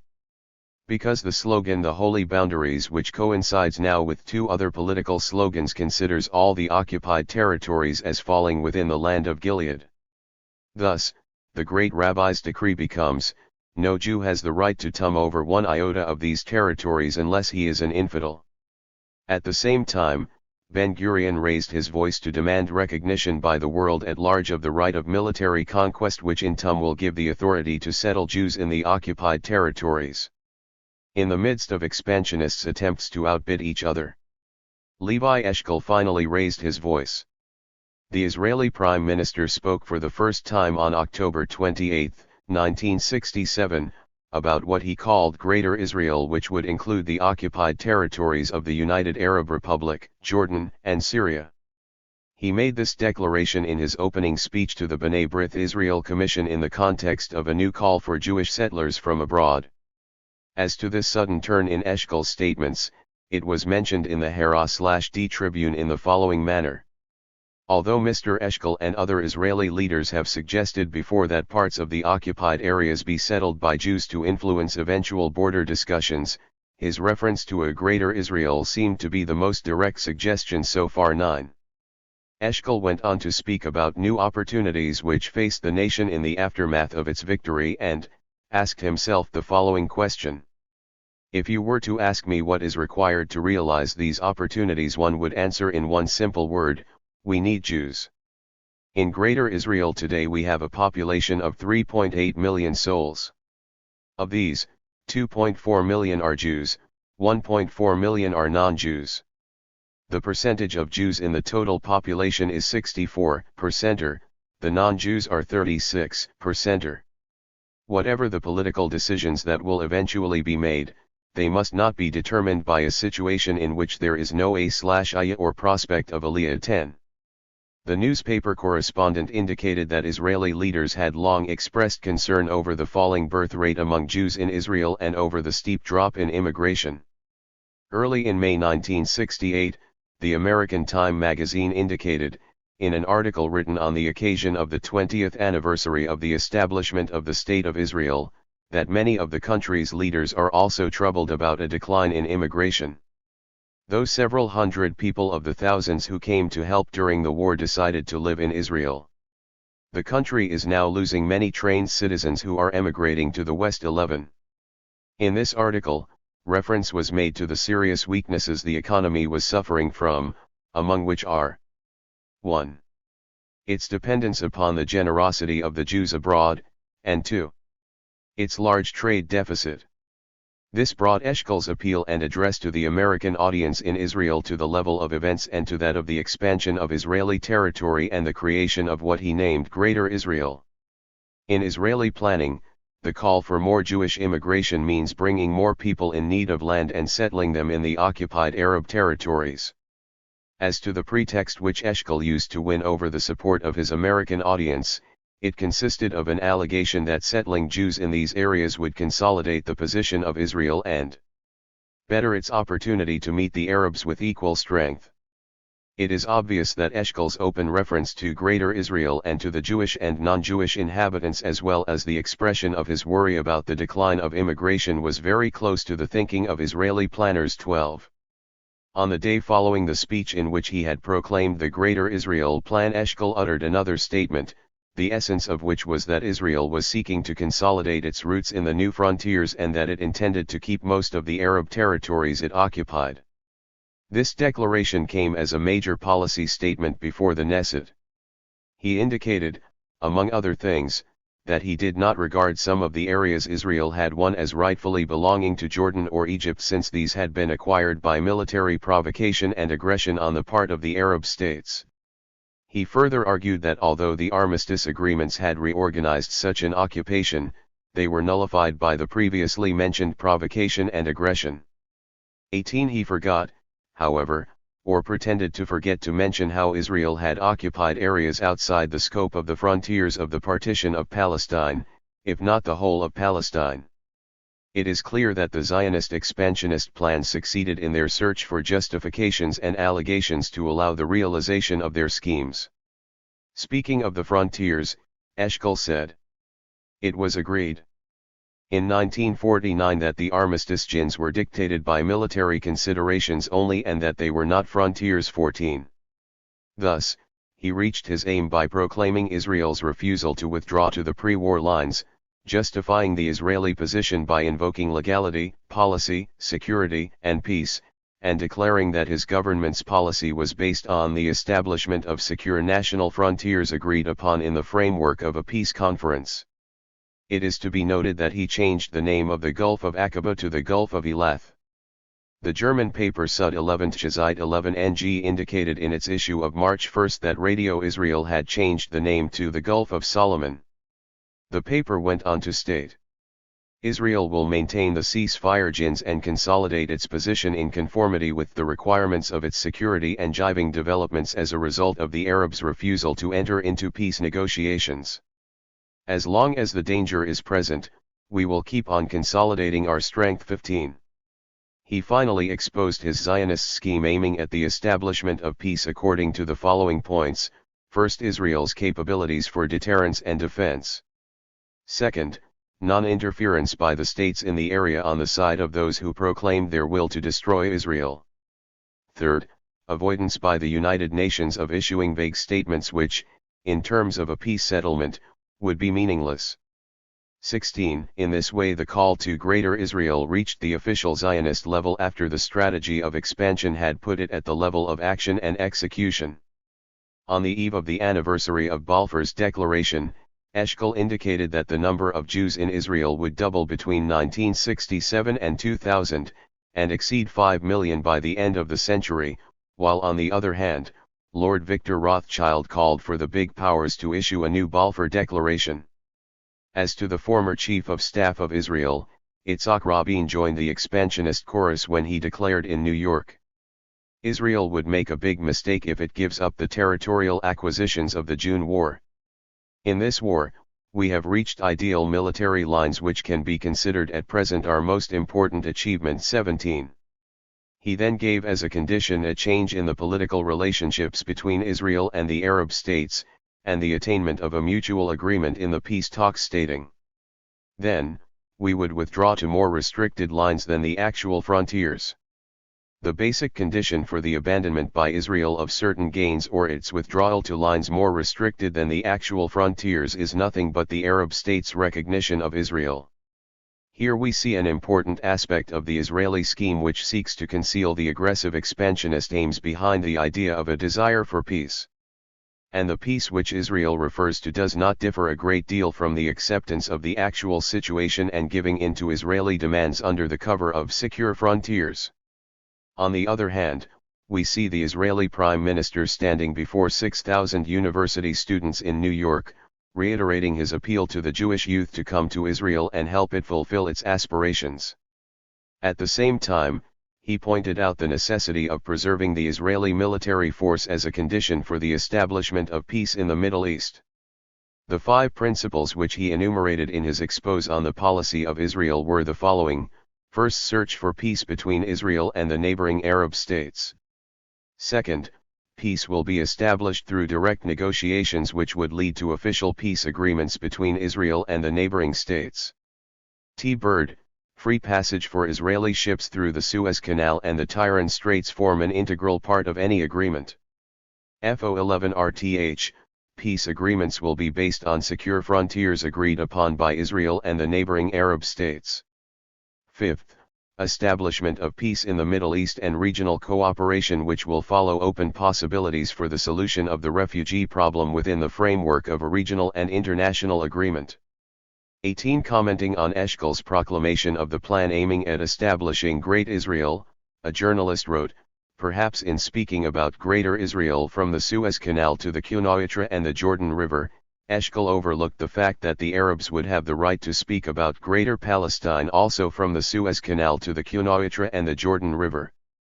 The wider Israel becomes by including non-Palestinian land, the greater the Palestine question becomes until it becomes the problem of the Egyptian country, the Syrian country, the Jordanian country, and thus the Arab country. 19.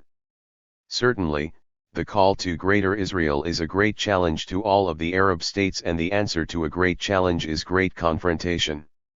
Let us remember Lord Curzon's statement in his book, Bo 11 Enderies, in which he expressed his conviction that the frontiers are like Moses' sword, they form the basis of the outbreak of the war or the establishment of peace, that of the life of the peoples or their extinction. The occupied territories and the liberated territories. In the first flush of victory, Israel's press referred to these conquests as the captured territories. That phase, however, soon gave way to occupied territories, which in turn was replaced by liberated territories. And, more recently, Israeli Premier Levi Eshkol has begun to talk blandly of Greater Israel. The Israelis did not wait for Prime Minister Eshkol's call for Greater Israel. 2 days after the June War, the students gathered before the Knesset building repeating the slogan "Do not return the occupied territories," and when the government decided to return the building of the International Truce Committee in Jerusalem to the United Nations officials, hundreds of Israelis demonstrated to express their disapproval of this measure. It was reported that these demonstrators belonged to the Action Committee for the Preservation of the Territories Israel Occupies. 1. In its issue of December 25, 1967, the American magazine Newsweek indicated that Israel did not have any expansionist plan at the outbreak of the June aggression, and that these came rather as a result of the Arabs' refusal to attend a peace conference. The Israeli greed started to grow day after day as the Arabs continued to adhere to their refusal. However, the history of Zionism and the past of Israel do not correspond with the opinion expressed in the magazine. The voices that were raised calling for the annexation of the occupied territories and their inclusion in Greater Israel did not need an Arab refusal to express their intentions. The expected refusal came as a pretext to justify their ambitions. One should not overlook the religious motives which grew sharper after Israel decided to annex East Jerusalem and ignore the United Nations decisions while the Gahel bloc was represented in the government by the terrorist leader, Menachem Begin, and Minister Pinhas Sapir. Thus, Eshkol's speech at the end of October 1967, and his reference to the Greater Israel Plan came to encourage expression of expansionist aims on the organized public popular level. On the 1st of November, a group of political writers and leaders as well as army officers convened a meeting for the foundation of the movement, which was named Movement for the Integrity of the Land of Israel. Among those who made speeches at that meeting, we can cite the poet Nathan Alterman, General Abraham Jani, and Tasser Harsel, formerly chief of the Secret Services. The French paper, Le Monde, confirmed then that the speakers presented religious arguments as well as arguments related to security. 2. In reality, the movement for Greater Israel had appeared on the public scene before Eshkol's speech and statements. The manifesto, which was signed by 54 leading writers, poets, and scientists, was published in the form of an advertisement in Haaretz on September 29, 1967. This movement for Greater Israel soon developed into a formidable force and an organization on the Israeli political scene. It brought more enthusiasm into the hearts of those who wished the annexation of the occupied territories and met the leaders' expansionist biddings on the same level. Then came the great rabbi's decree about those who were thinking of renouncing 1 inch of our promised land. Between summer and autumn, Israel became an expansionist chorus, while politicians and party leaders started wooing voters by citing biblical chapter and verse to prove Israel's historic claims to Sinai, the Gaza Strip, the Syrian Heights and the West Bank of Jordan. The labor parties called for unification of their ranks and formation of a unique party, which led to Ben-Gurion's dismissal for his opposition to the merger scheme, and to the joining between Eshkol, Dayan, and Alon into a new labor party. On the other hand, the supporters of the Greater Israel Plan were getting stronger every day and succeeded in getting adherents from all classes. It grouped representatives from all the Israeli political parties, in addition to personalities belonging to non-religious bodies or economic associations. The influence of the movement for Greater Israel reached such a degree that its leaders requested the Israeli government, towards the end of February 1967, not to enter into negotiations with the Arab states and to settle a large number of Jews and Israelis in the occupied Arab territories. 5-0 indicated the strength of this group as much as Eben's change of policy after he had criticized the supporters of the idea of Greater Israel, knowing that before the demand made by the proponents of Greater Israel, the Israeli authorities had settled Jews in the newly occupied territories and provoked the departure of the Palestinian inhabitants. It should be noted that, while speaking about our concern for our existence as a Jewish state, Eben had declared that the policy aiming at including the occupied Arab territories does not have much support. On the other hand, the cabinet did not include one member wishing to return all of the occupied territories. Its members were divided, according to the American Time magazine, into two groups, the one group wanting to return none at all and the other willing to give part. Besides, the results of a poll by Israel's Dachshaf agency showed that an overwhelming 87% approved the government's policy of refusing to give back any territory until the Arabs agree to direct talks with Israel. 78% are willing to give back one or more pieces once negotiations begin, while only 21% want to keep the sandy wastes of Sinai, 95% favor retaining Jerusalem, 88% the Golan Heights, 61% the port city of Sharm el-Sheikh and 47% the West Bank of the Jordan. 6. In addition to the support enjoyed by the policy of the Israeli government in the popular circle, the decisions taken by the Israeli parties in the secret Congress convened in February, 1968, came to canonize this position of the government. These decisions uncovered the expansionist intentions which Israel tries to fulfill through the negotiations. The Al-Hurriya magazine reproduced the text of these decisions calling for the retention of part of the occupied territories and the extension of Israeli influence on the remaining part. It is worth noting that these decisions contain the lines along which the negotiations were to be carried. We cannot help but fear a second Israeli plan aimed at realizing the territorial gains and expansionist schemes through working on the consolidation of a new form of partition after a little more than 20 years have elapsed since the first partition decision of the United Nations. Nothing persuades us to believe that Israel intends to abandon its expansionist plans which it conceals behind the demand for permanent and secure frontiers. The reality confirms for us the Zionist intention to accomplish the Greater Israel plan through various means, whatever the solution. The idea is inherent to Zionism, and the reference to the liberated territories reminds us of the war for liberation and independence which Israel invoked in 1948, to occupy Palestine. 20 years have elapsed since the establishment of smaller Israel. Greater Israel is the great challenge. No doubt our destiny has come to depend on our capability and our determination to meet the Zionist challenge. Will we raise ourselves and our actions to the level of that greater responsibility? Appendix I. Priority for the establishment of Jewish colonies in the liberated territories. The Jewish masses received, with great satisfaction, the news of the creation of pioneer colonies in the new territories of our liberated country.